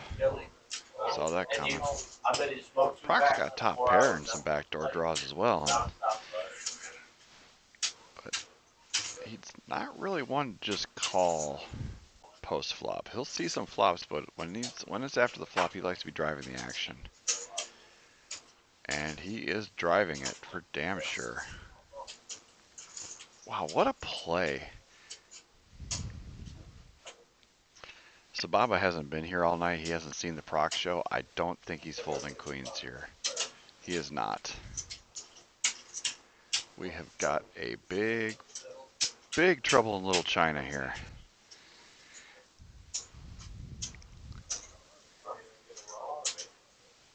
Ethan has 6 outs. Only 2 of them are actually live. What's a fun action card on the turn? 7 to give Ethan the straight. Proc gives him a, well, I guess that would give Ethan the most of nuts.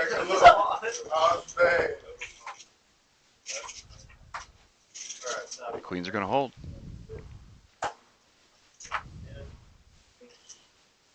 Just like that. Nice hand. Nice hand for Sababa.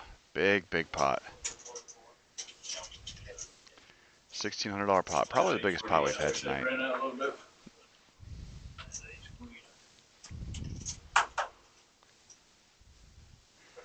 I think that's the first real messed up Proc has made all night.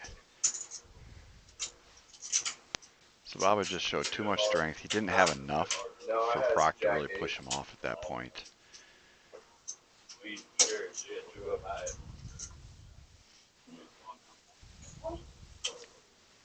It's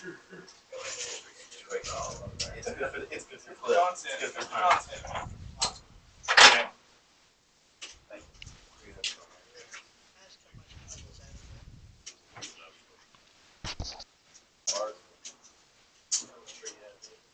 I got 300 behind.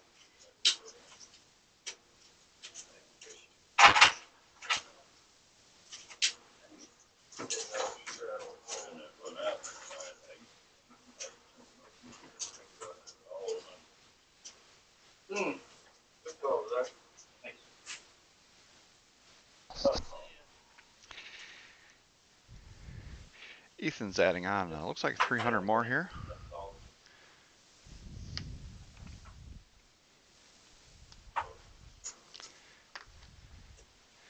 Not a big deal from what I hear. His family comes from a long line of worm farmers, and apparently there's a lot of money in that, so another 300 is no big deal for him. Yeah, I take whatever I learned about 4 or 5.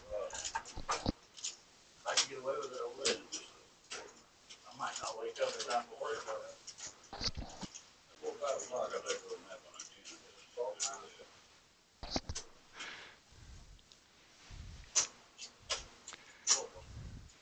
I close up here at 3 or 4. Wake up at 10 or 11. And if I get out a little early, then I'll wake up at 6 or 7 and go in. Wednesday, if there's something I can. Ethan and Proc both flop pair of threes, queen kicker. Tim's in there with a gutter and 2 overs. Ethan's putting those new chips to work. Not going to let any dust gather on him, that's for damn sure.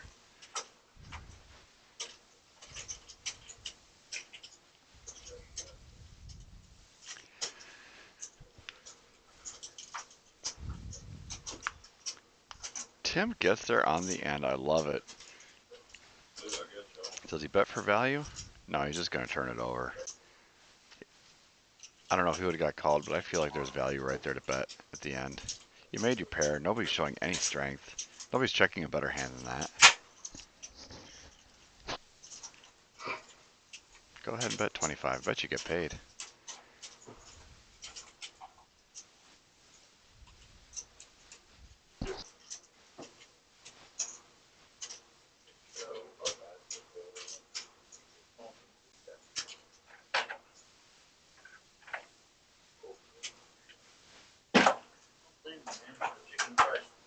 They're stacking chips over.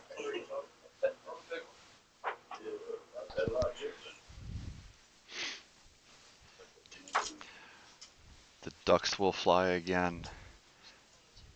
It's like the 4th or 5th time we've seen pocket deuces tonight.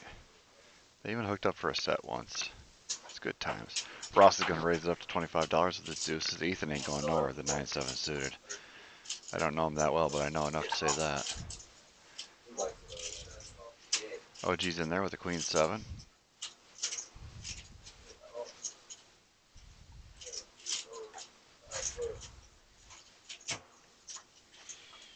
Five ways to a flop. Ace, Jack, 10. Proc has a pair of aces. OG's got a gutter and a flush draw. Actually has the equity lead in this hand against the mate aces. OG bets 40. Proc rips in his remaining $169.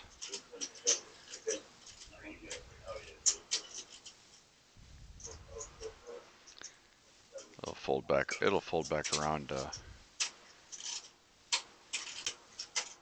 What is Ethan thinking about here? Okay, there we go. It'll fold back around to OG. Is he going to call off with his diamond draw? It's a coin flip at this point. Your diamond and your king. They're going to run it. There's the diamond. Bet it like you know it's coming. That's what I always say.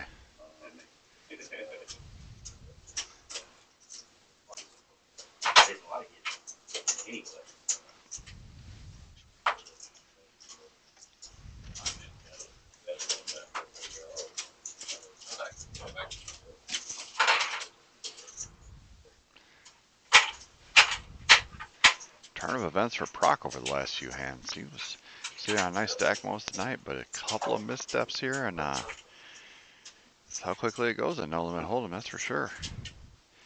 OG is quietly making himself a pretty good stack tonight.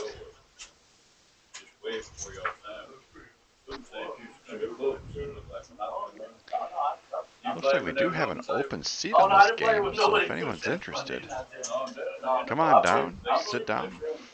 It's half match the stack, and the biggest stack on the table is right around $2,000. So bring you in $1,000, sit down in the 5 seat, and become a star. OG's going to open it up with the Queen Jack suited under the gun. Canyon will come along with the Ace 10.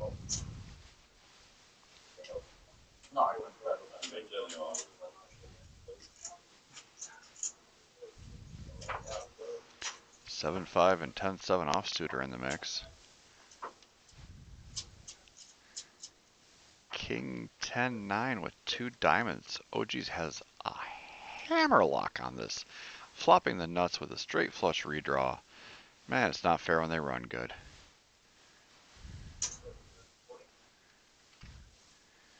Ethan has a few chop outs. That's the only equity he has here.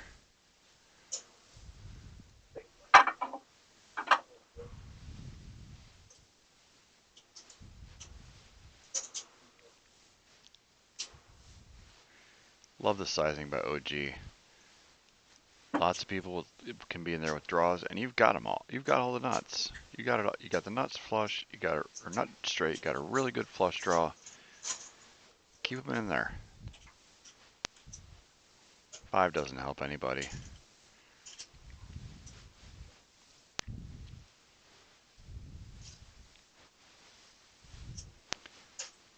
$156 in the pot, and he's gonna bet 65. A little over half pot. Not too bad. Or actually, a little under half pot. I would have liked a little bit of a smaller bet, seeing none of the draws got there.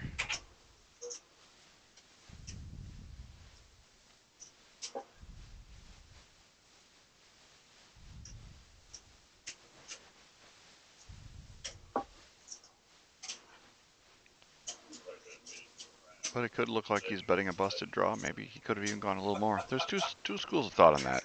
Make it look like a busted draw when the 5 just comes 5-5 and get paid, or just go for the value from a inferior hand. Sababa does pay him off with a 10. Well, good sizing by OG. Takes down a nice healthy pot when he flops the nuts. Cannot argue with the result. Good for him. It's got to be the hat.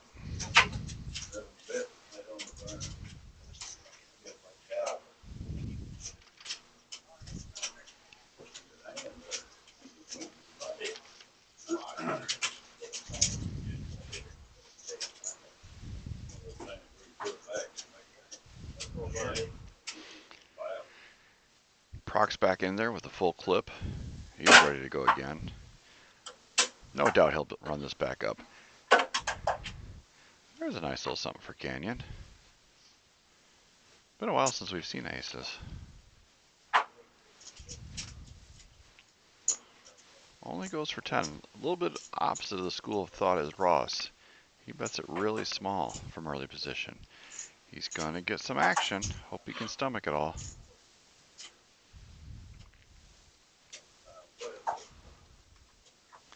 Five ways to a flop. And he survives the flop. He's well ahead. Queen 9 Dewey. Proc is actually the only person that even flops a pair. Proc likes to... He was betting these types of hands earlier on the turn. And Canyon's betting really small. But no, Proc does not decide to turn his hand into a bluff this time around. Ethan comes along with King High. He's a non-believer still. That's a pretty good run out for Canyon. He's got to be a little cautious of the queens, but he can bet for value here. If he got raised, he would have to reconsider.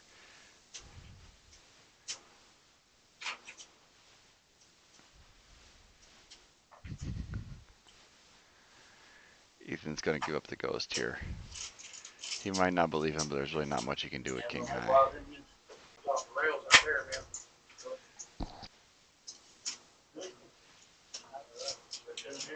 Bet 12, raise to 30, call 30, make it 110, all in for 900. Just a normal one? Yeah, just a normal 1-3 here at the OG on a Wednesday night. No. I don't think it's like those. They don't play all of them. 23, 25, 100 maybe. Yahtzee. Yahtzee. JJ would eat some hell. Those games are fun if you get some balls. It'd be heartbreaking. Lose at 6.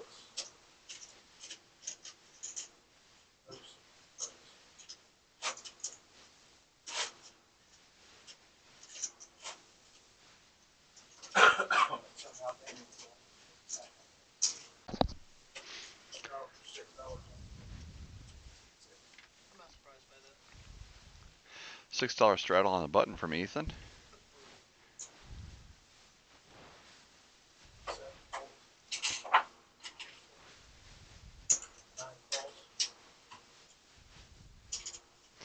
Proc's in there with the Queen 3.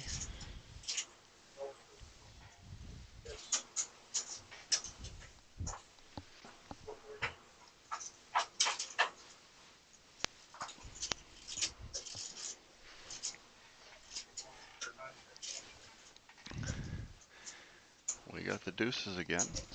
Oh, I missed a flop. I'm sorry. I had to take care of something really quick. And Sababa flopped with the deuces against Proc's top pair queen. And Ethan's still in there with a king.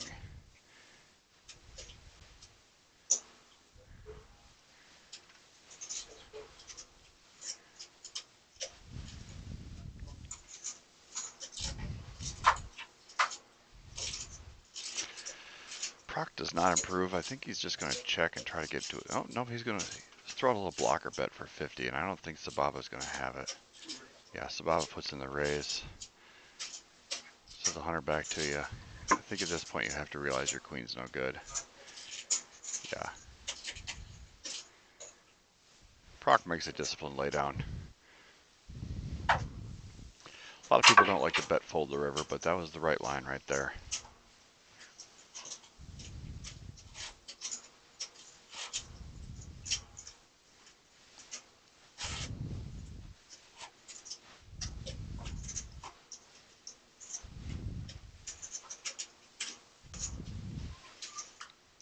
Do want to say thank you to the 30 people still hanging out with us in the live chat, even though we had a little bit of technical difficulties. We're back up and streaming, and we appreciate you being with us. We are currently on hand number 88 of this 1-3 game, coming to you live and in living color from the OG Clubhouse in beautiful Oak Grove, Kentucky.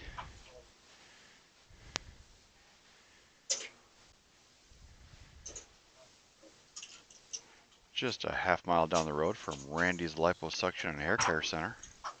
Come on down and check us out sometime. 6 people to the flop of a king and 9-6, 2 diamonds. Sababa does have ace-king, but Ethan has king-6. It outflopped him. So it looks like those high-low kings for Ethan are finally working out for him. See if he can hold up. Canyon has a gutter. Proc has second pair. Sababa, no reason to think his ace-king isn't good. Bet 60. Ethan raises it up to 114. That is not going to reopen the action. It's irrelevant as Sababa is just going to flip in the call. And he's drawing to an ace or a 9. Or a running pair bigger than the 6.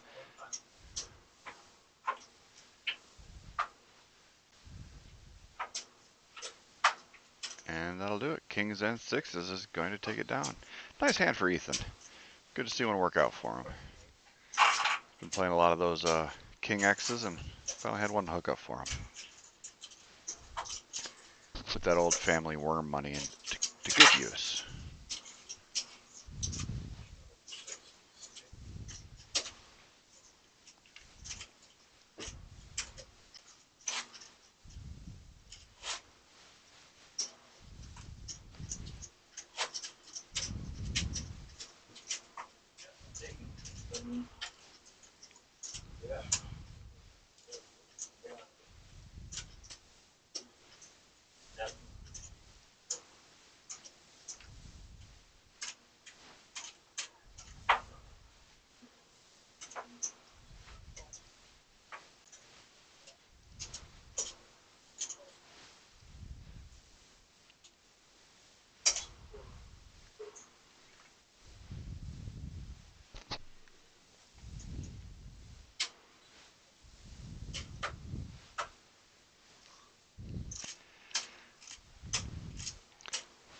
Ross, for some reason, decided this was the hand he was going to go 40 with, and I don't know, maybe he heard what I was saying earlier about his bet sizing being indicative of strength, but this time he decided to rip it for, I mean, pretty much like 20% of his stack with 10-7 and some really bad timing for him.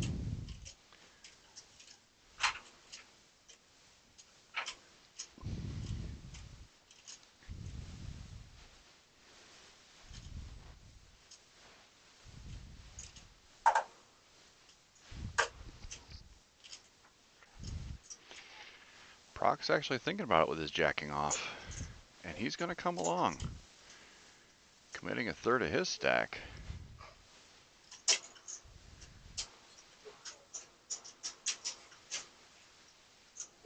Ross calls as well, which is really interesting. Well, you're just going to call the 85 to leave yourself 94 behind. Why not just rip it? I mean, you're committed at this point. What are you going to do? Fold if you miss? So we're 4 ways to a $500 pot, and there's an ace in the window on an all-heart flop. Well, he did not miss.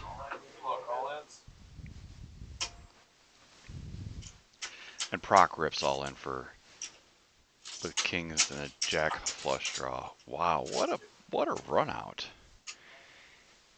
Ethan realizes he's not invited to this party. All right. Who's the equity favorite? Ross is the small equity favorite. There is a side pot between Proc and Canyon. Canyon is ahead of that. A board pair and it's over. Hearts versus second pair and a better heart draw versus top set. Who do we like? Pick your pony. We're off to the races.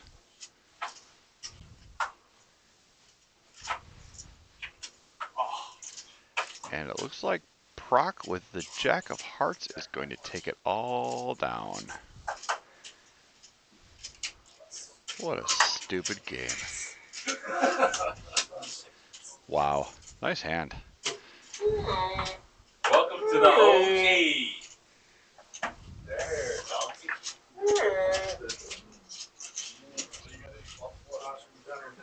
Ross gets up. He's shaking this one off. This guy was hard tonight, man. Give it up. This guy for Says he's hard coming right back. here. We will see. I guess he's not done yet. Ain't going on up. Ain't gonna go out like that.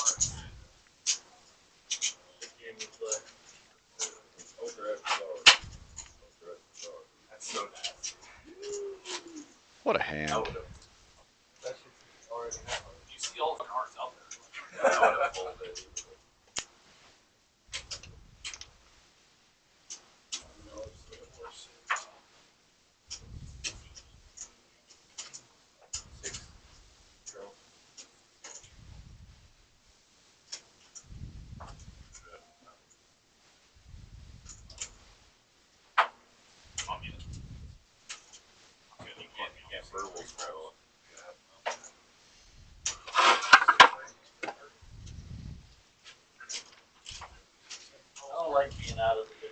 The deuces are gonna fly again, and looks like OG's got some eights coming behind him.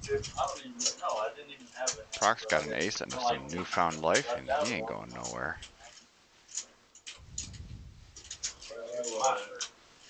Sababa's coming along, defending his big blind with king 4 offsuit. So 4 ways to a flop.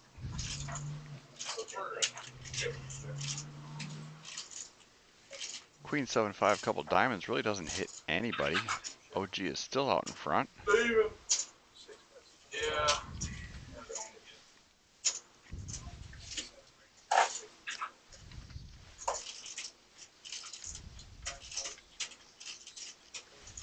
Famous saying goes, tell them where you got it and leave a Google review. Is Yodel okay? Is it Yodel review? All any review, poker out there.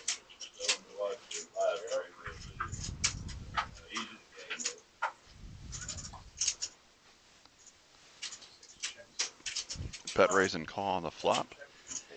It will slow down on the end, or on the turn. Ethan's only got about $100 left.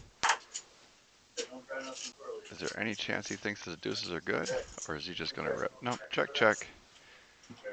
And they're gonna find out pretty quickly that OG's got the real pocket pair. Another nice little pot for him.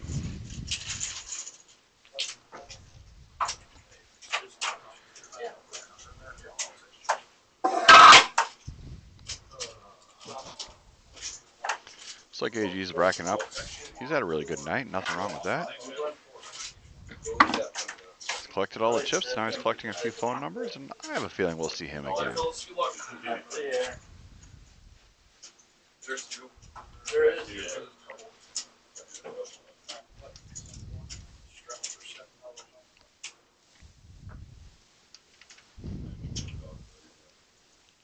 So we do have immediate seating on this 1-3 live stream game. If you're in the area, come on down. I like action, but I don't like that action. We are in Oak Grove, Kentucky, just about a half-mile away from Planet of the Crepes Pancake Restaurant. Come on down and see us.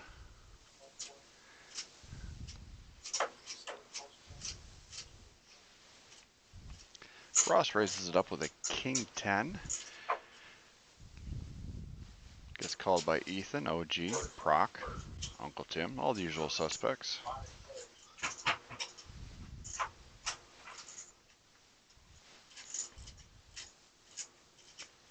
And Ethan does flop a flush draw. Ross has second pair. Fires 80 into a $100 pot, almost a pot-sized bet. And this is a really wet and connected board. You can't really expect this to get through.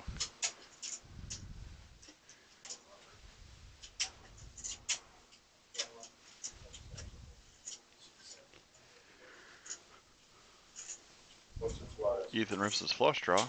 He's got any heart or an ace. Bring it home for him. 12 outs twice, just about a 50-50 coin flip. We are off to the races. Looks like they're running it twice. Ace on the first board for Ethan. And the 6 on the second board is...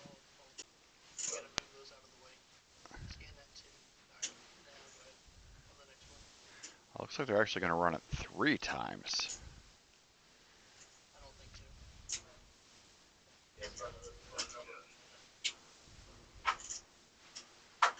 And it looks like Ethan is going to get 2/3.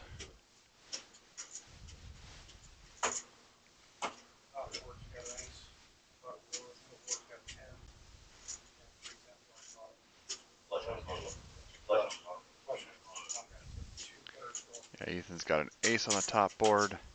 Ross's 10 holds on the second. And Ethan picked up a flush on the third board, so 2/3 for the drawing hand.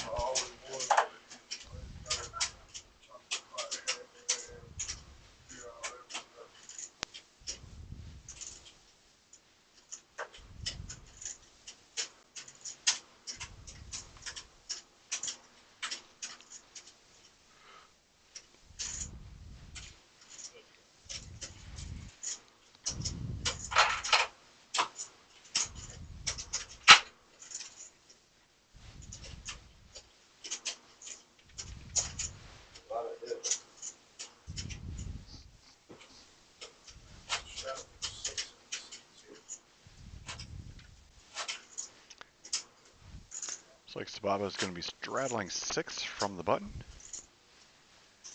And do we have a...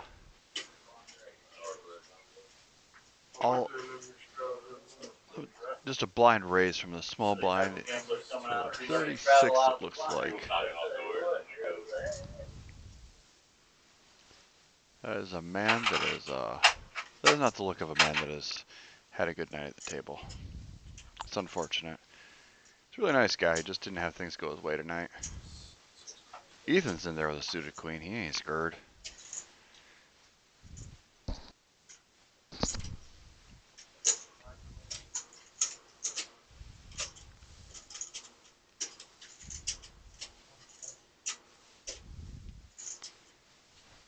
Proc's got himself another $1,000 stack and he's going to push it around. Calling with the queen deuce of hearts, but I feel he's got some nefarious plans if he hooks up with anything on this turn, on this flop, like a queen, for example. Queen 7-4, 2 spades, no flush draws for anybody. Ethan and Proc both flop queens, no kicker.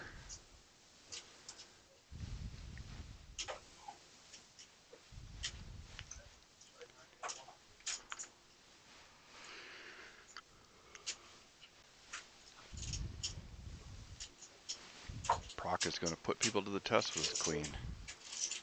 Ross folds. I don't even know how to read that. Chop out. I mean, a lot of these are chop outs. Yeah. Queens with an ace 7-4. It's already a chop unless one of them spikes the second pair. Ethan's too short to fold.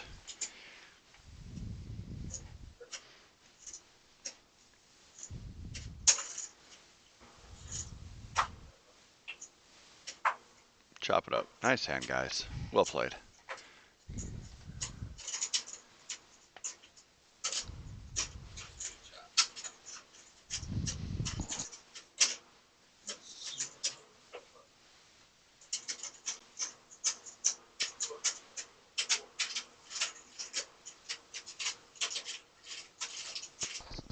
I think Ross just put himself on timeout. He's standing on in the corner thinking about that $36 blind raise.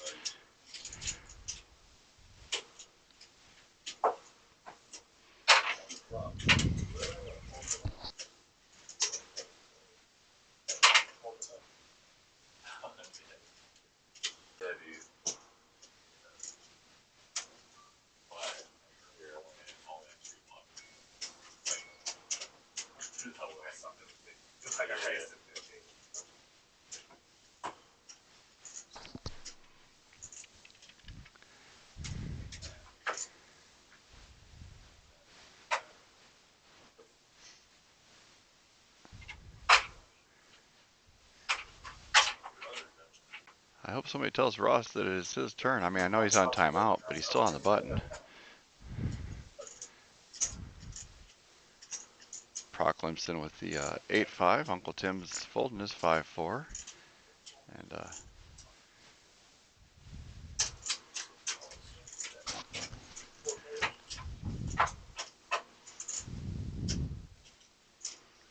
Ace-5. Proc and Uncle Tim are both in there with 2 pair. Oh, and OG's got a 5 as well. I'm sorry, that's all the 5s. And he actually has a kicker that'll play.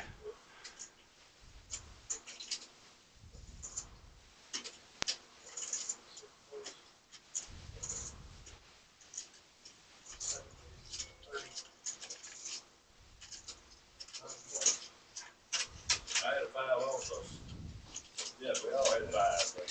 Proc bet 15. He got clicked back, almost like a limit game. How big your dick was. Oh, Yeah, yeah. That was a tell, Yeah, buddy. yeah. Damn it. We got that on camera too. Oh. All right, clip that. Clip that. 1 over 5. Highlight it, mark it. Min rate. Yeah, we see a Proc. Got him.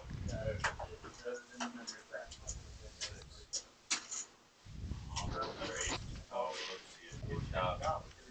Could have made the dealer work extra hard. Good job. That would be funny, knowing that.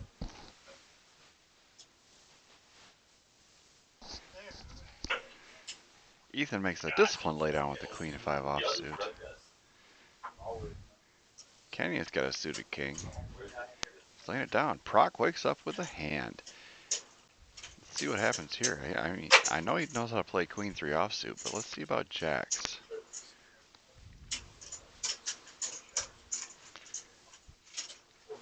Sababa fortunately just flats with the 10s. I would have 3-bet that myself. Jacks are actually out in front, but you can't love that flop.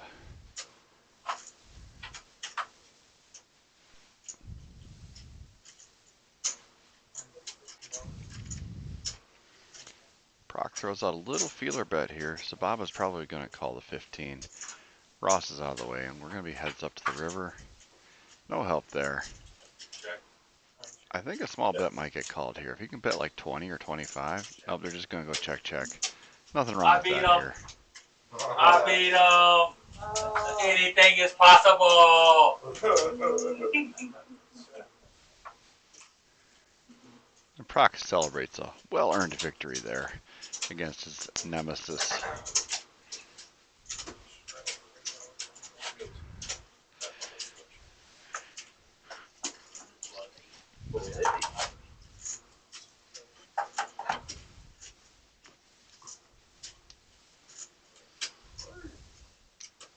Unless you're KJ. I got a job. $8 straddle on the button from OG, and Canyon looks down at a nice suited ace in the small blind position. Probably going to come in here for a raise, and he does. Looks like he's bumping it up to 20 bucks. Proc sees a suited jack. He ain't going nowhere. That was my dream job.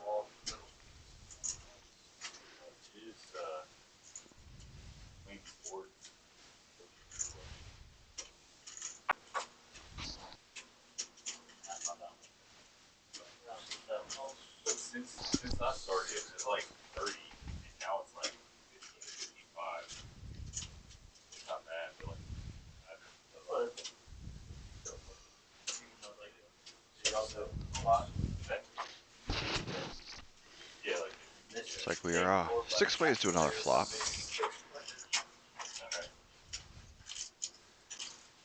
5-4 deuce with a couple of hearts. Canyon flopping a nut flush draw. Ross has another flush draw behind him. That's going to be trouble. Tim has second pair and a gut shot. And he's going to bet his second pair.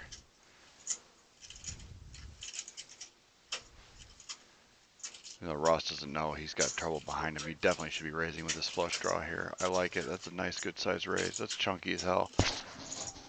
Going up to 140. It's a full pot size raise.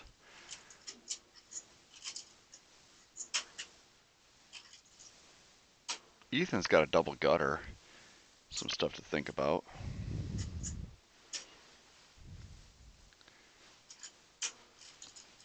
You've only got 6 really clean outs though, and it's a lot of money. He's gonna have to lay that down.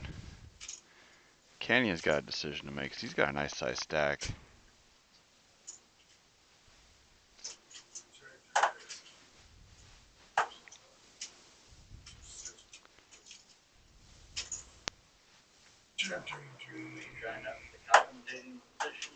No. Yes.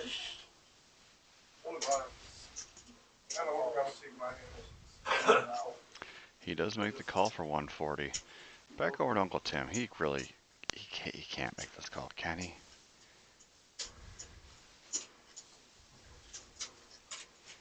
He is sticky. I played with him a few times at another club in Kentucky, and I did not realize that he was this sticky.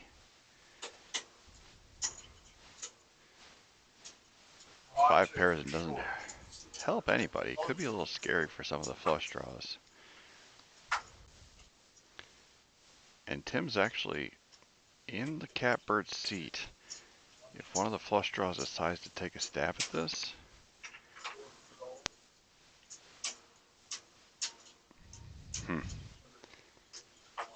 Ross goes all in.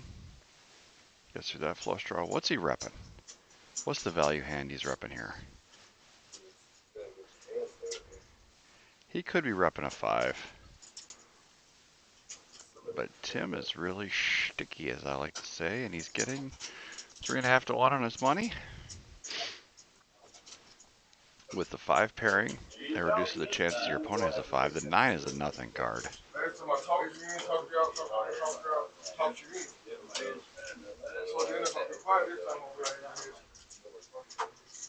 I remember when Ross had the straight a few hours ago, and I said how comfortably he looked, leaned back in his chair.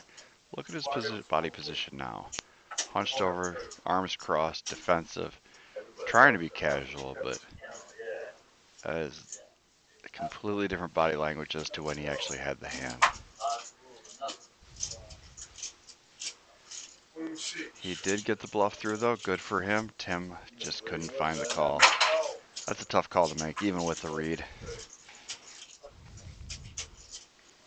Queen high like a ball. Flip it. Good bet by Ross.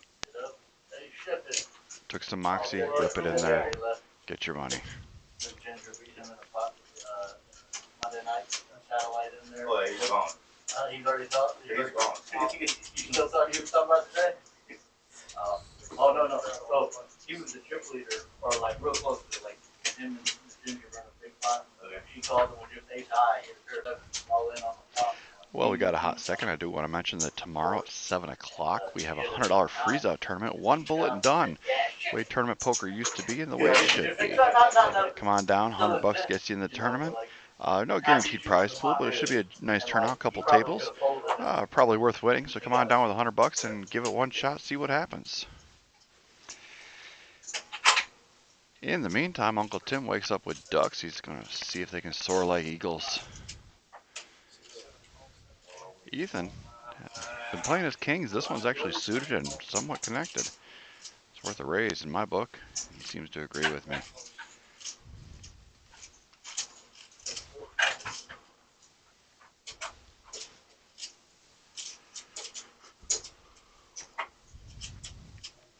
Five, 4, 4, 2 spades. OG's got the flush draw.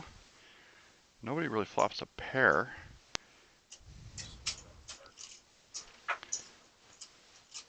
Ethan is going to continue his story, and OG sniffs it out right away. I love this raise right here. Get the riffraff out of there. Put Ethan to the test. Do you really have a big pocket pair, or are you just bullshitting? Love that play. Ducks and fours. He's slowly built up a stack. He did have one setback earlier with an ace-10 hand that didn't quite go his way, but other than that, not too shabby of a night for him.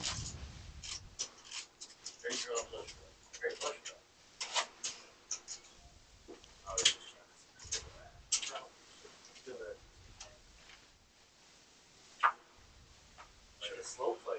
No, I'm not. No, my hands are too strong. Just stepping high, man. I had to get big coward.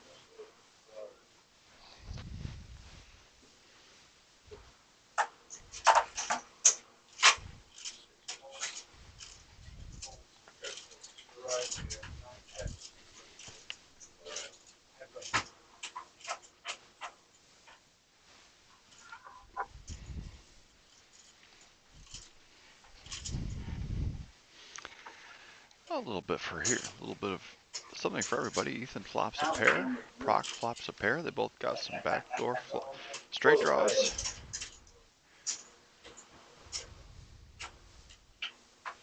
That's a dynamic card. Gives Ethan a open ender. Proc's now got top two.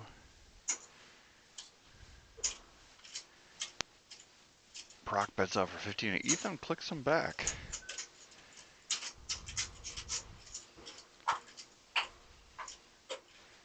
That queen is a brick. Ethan's going to check. I think he realizes the jig is up here. Proc's going to go for some thin value, or decent value, I should say, 50 bucks into a 150 pot.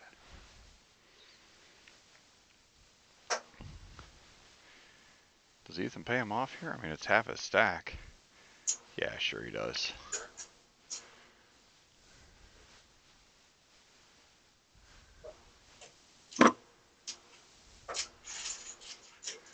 They're not bluffing you, sir.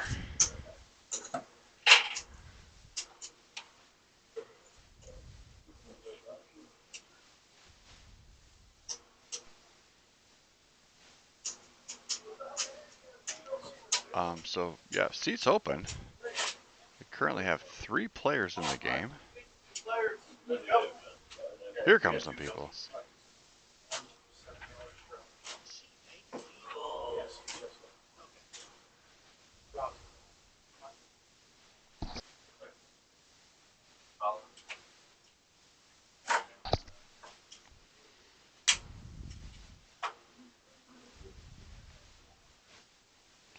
So it looks like we're down to 5 players, maybe 6. Yeah, Ethan's coming back. So we're down to 6 players. We do have immediate seating here. If anyone's interested in the area. That whole feeling of the movie. Game speed light.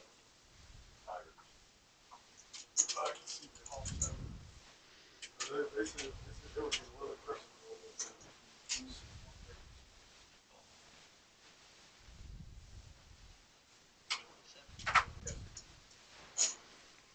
Uncle Tim finally waking up with a hand.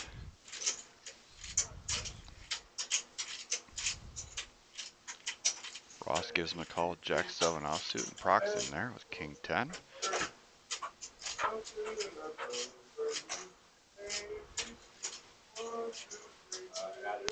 Ross flops a pair.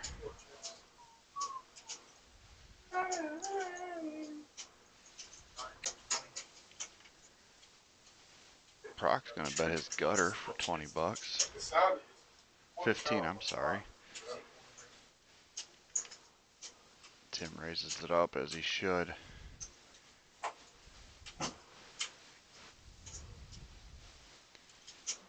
Can Ross find a fold here with Jack no kicker to a bet and a raise? C3, C5, or C8.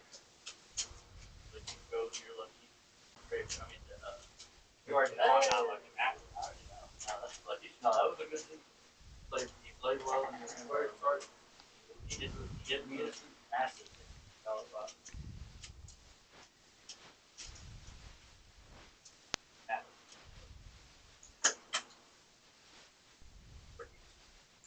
good sign, bro. He does find the fold. Good disciplined fold by Ross. I know it's a tough one for him. He hasn't had things go his way tonight.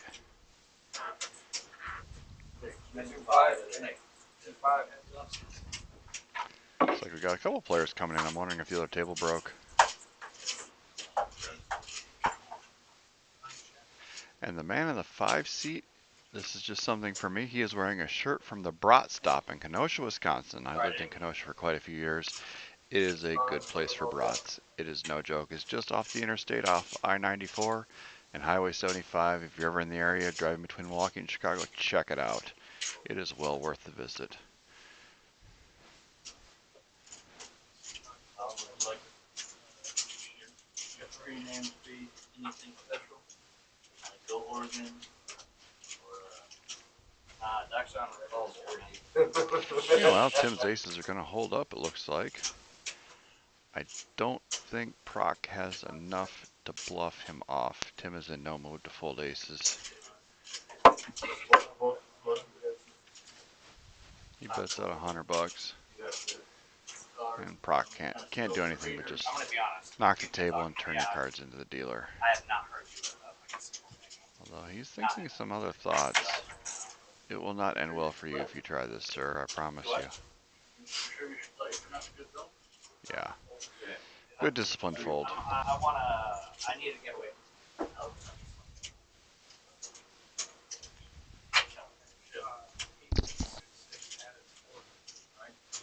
So when the cards come, you gotta put them over the reader, let them both like this, and then you take a look at them, and then I'll read them. I don't put anything on the black marker.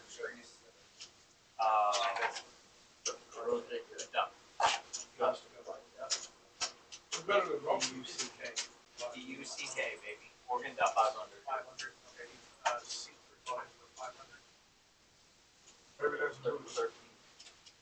I got 12 names. Deuce? I'm not. This is.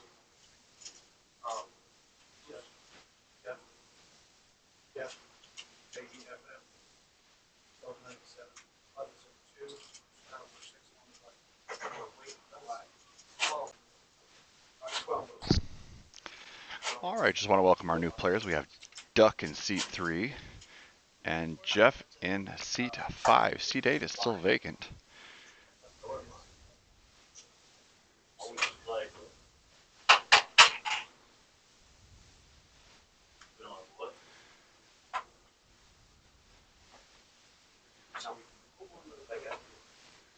No. Can't be on the phone. Colin can't phone on the table. Sorry. One reason that gentleman over there is he paid double. No. He's blogging to help gain exposure on that. And if you want to record your play, you can do it too. Oh shit, what's up, dude? No, there's cameras following around that. Here's what you say. Great. And last. Every time, every time. I was going to raise 45. Yeah. You can look back just for the $45. This guy doesn't have a $45. I'm sure.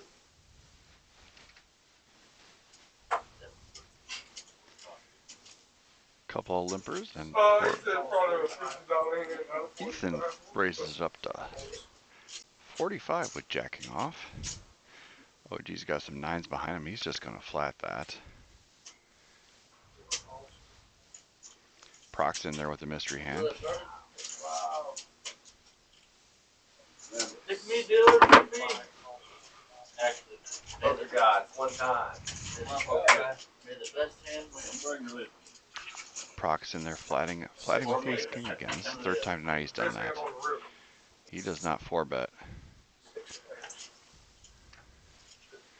Flops pretty well with his ace king. Although Jeff does have open-ended and Ross has a pair and a flush draw.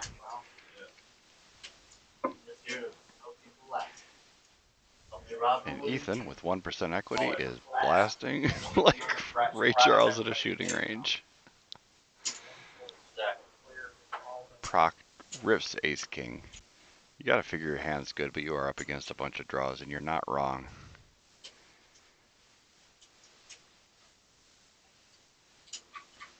mean, you just got these chips, my man, but good lord. Pair and a flush draw, you're a favorite against anything that's not a set.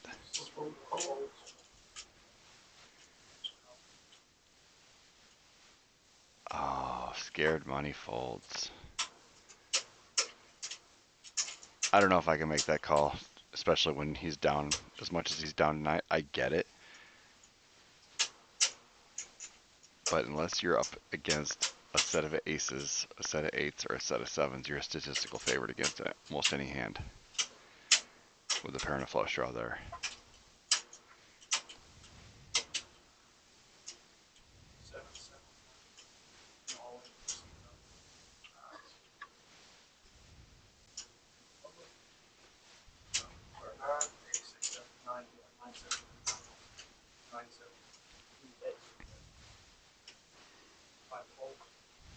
Got it. I would walk out. If he wasn't behind me, I would call.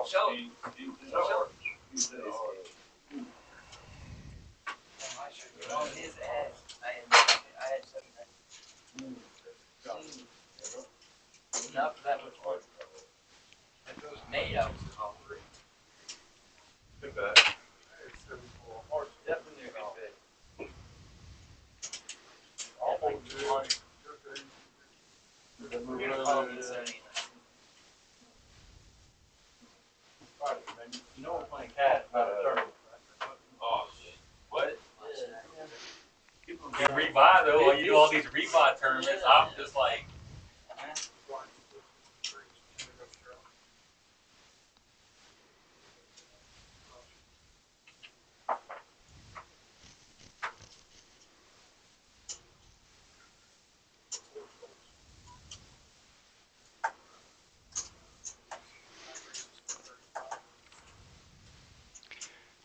Jeff finds some sevens and bumps it up to $35 from the big blind position. There is a button straddle on.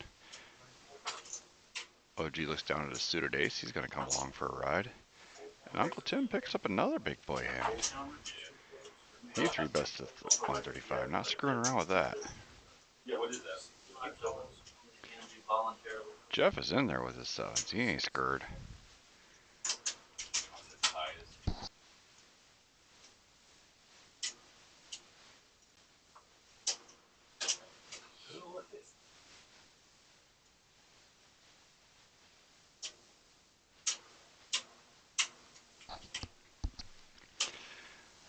OG is giving this more thought than I would think it deserves, to be honest with you.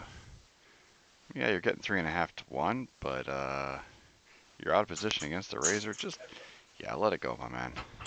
There's bigger fish to fry. 10-8-8's really no help for the sevens, and he's all in.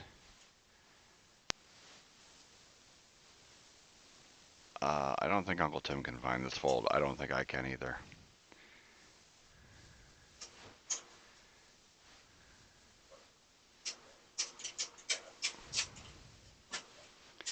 Good idea, bad timing.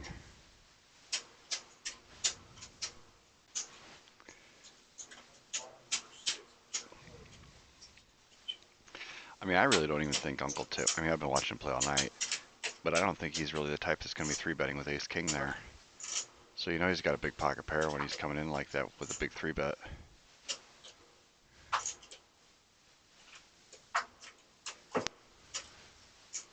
And the kings are going to hold for a full double up. Nice hand, sir. Easy game.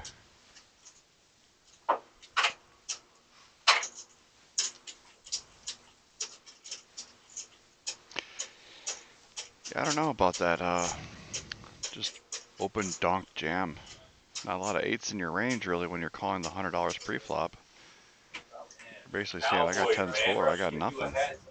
But don't win a pot, that's okay. good feeling though when you see him, you know. And you beat these guys. That is a five.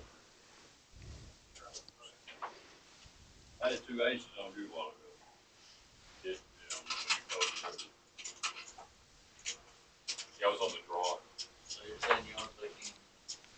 The only thing I've been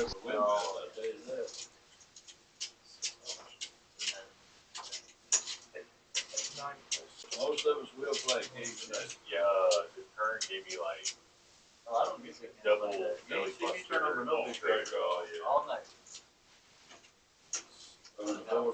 Sport wire, I'm beating off the And wire. there's a flush too, and like It's all out. yeah, I shouldn't have been river. Thought you might call it the jack.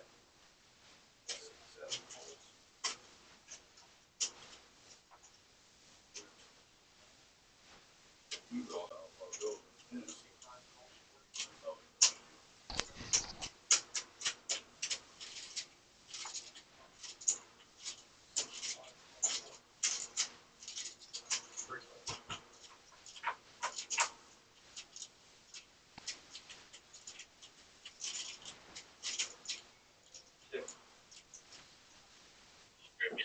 Anyone need anything? Water, you got? You know. You're too nice. You're too nice. Yeah. Well,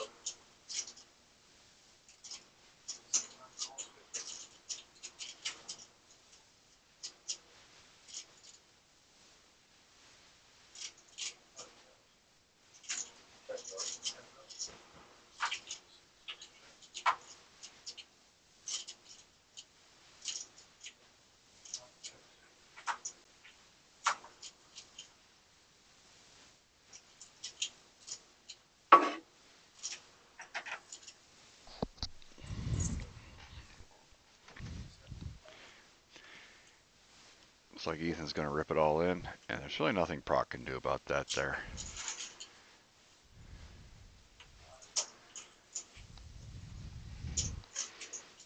when it came out backwards, or we got smacked. I said a spade.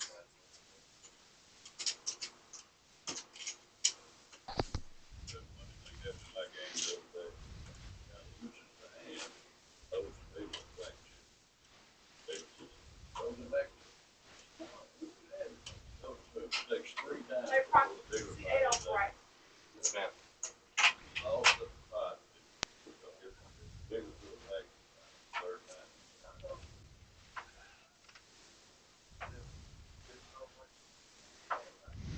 You might question Test it out. Proc's got the 8-4 offsuit, and he's going to be in there like booty hair. Gotta admit, man, he stays true to his fashion, about 85% VPIP, and with the exception of 2 missteps, I think he did really well tonight.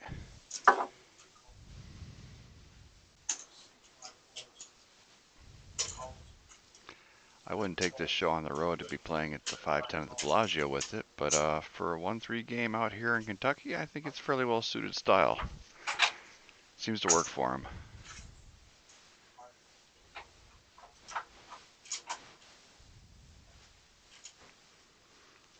Ace 10-8 with a couple of spades. Uncle Tim has an ace, so does Sababa, excuse me.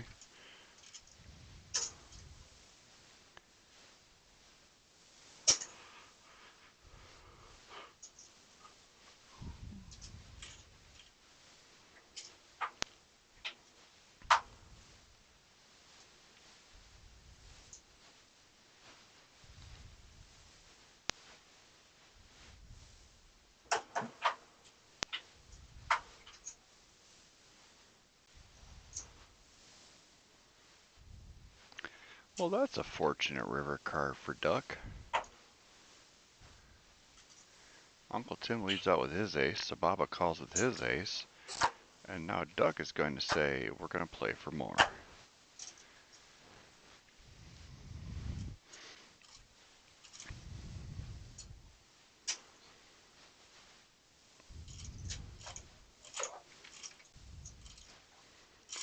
Raises it up to $1.25, 95 coming back around.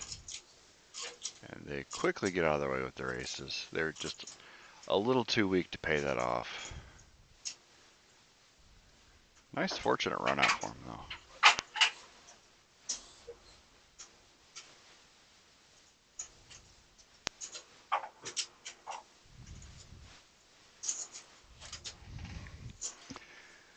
Do want to offer a thank you to the 17 people that are still hanging out with us at past midnight here on the live stream. Wednesday Night Lights is now becoming Thursday morning hangover. We appreciate you though hanging out with us. We're here every Wednesday night. We also have a live stream of a PLO game on Fridays, which is juicy AF. Come on down, check that one out sometime. I don't have the honor of getting to commentate that one because I know next to nothing about Omaha. But yeah, check it out. It's a great game. Lots of chips flying around. You think this one's crazy? You should check that one out. Same time, same channel. Every Friday night from the OG Clubhouse here in Oak Grove, Kentucky.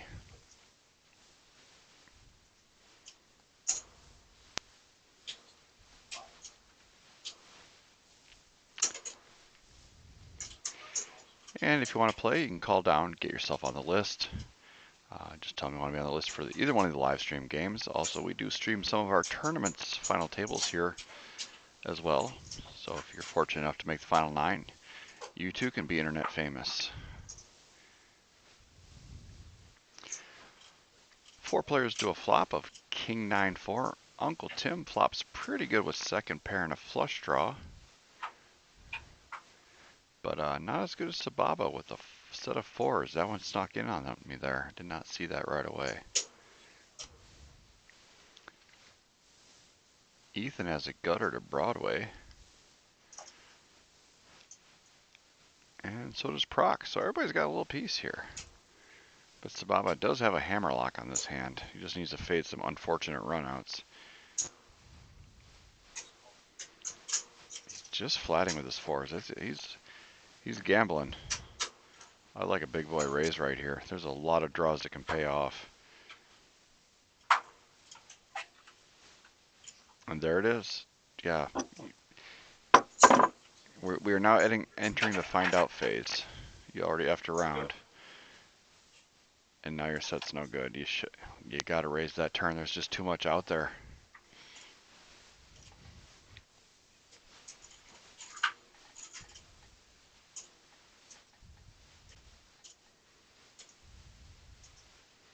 Proc bets 100. Sababa's just got to be sick with it, but he's going to pay it off.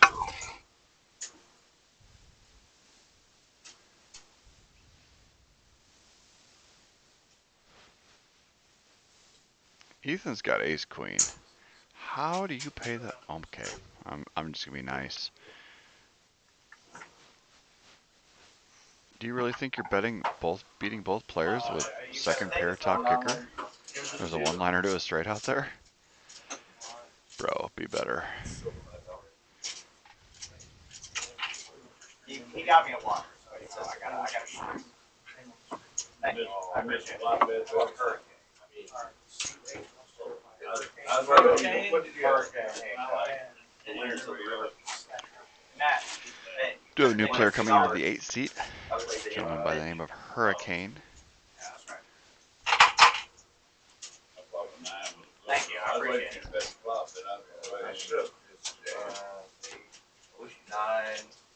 You knew exactly what you got.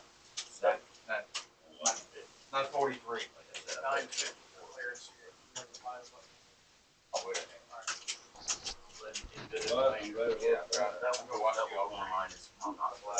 Yeah, man. You've been taking notes out there.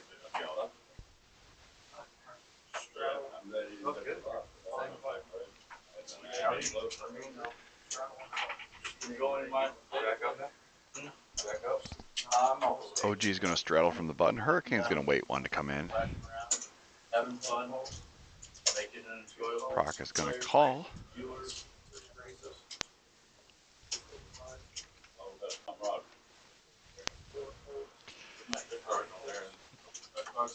Duck looks down at the king-queen suited, raises it up to 45. Not the worst play in the world. I kind of like it. Some dead money in the pot.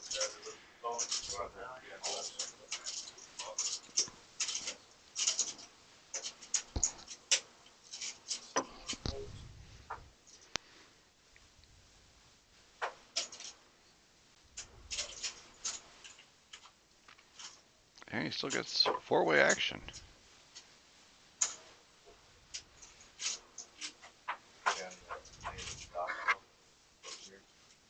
That's a pretty good flop for your king-queen. Can't draw it up much better than that. Proc does have a gutter to a 5. That's about all that's really cooking out here.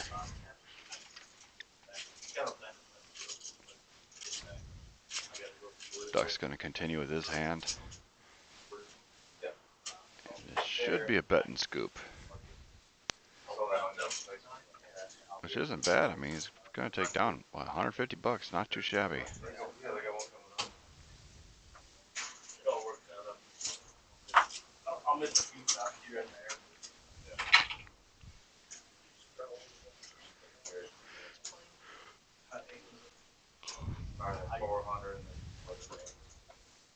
Value is better for me. It's better to go to church. I mean, if it's go to Vegas for the summer. To be honest, it's so much fun. 1,700, you know, like 300 grand, it's the same as a bracelet. Way less, you know, euros. Proc's putting on the $8 straddle. Uncle Tim's under the gun with the best starting hand in poker. Wait a second. Yeah. Oh, man, you caught me. I see what's going on.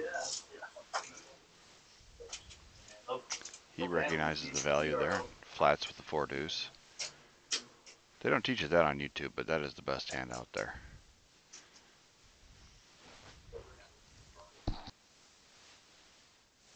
I would just like to say 9 days until the best day of history. College football starts. I knew where you was at. College fucking football. We'll have it on every TV for the next 6 months.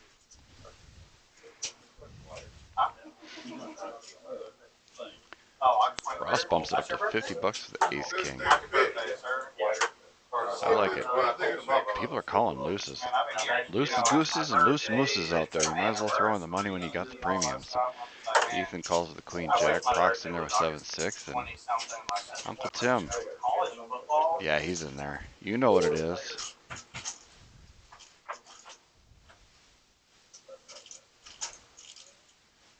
I mean, flops the flush draw. We already know it's coming. Proc is actually ahead of everybody with the 7s. First person to say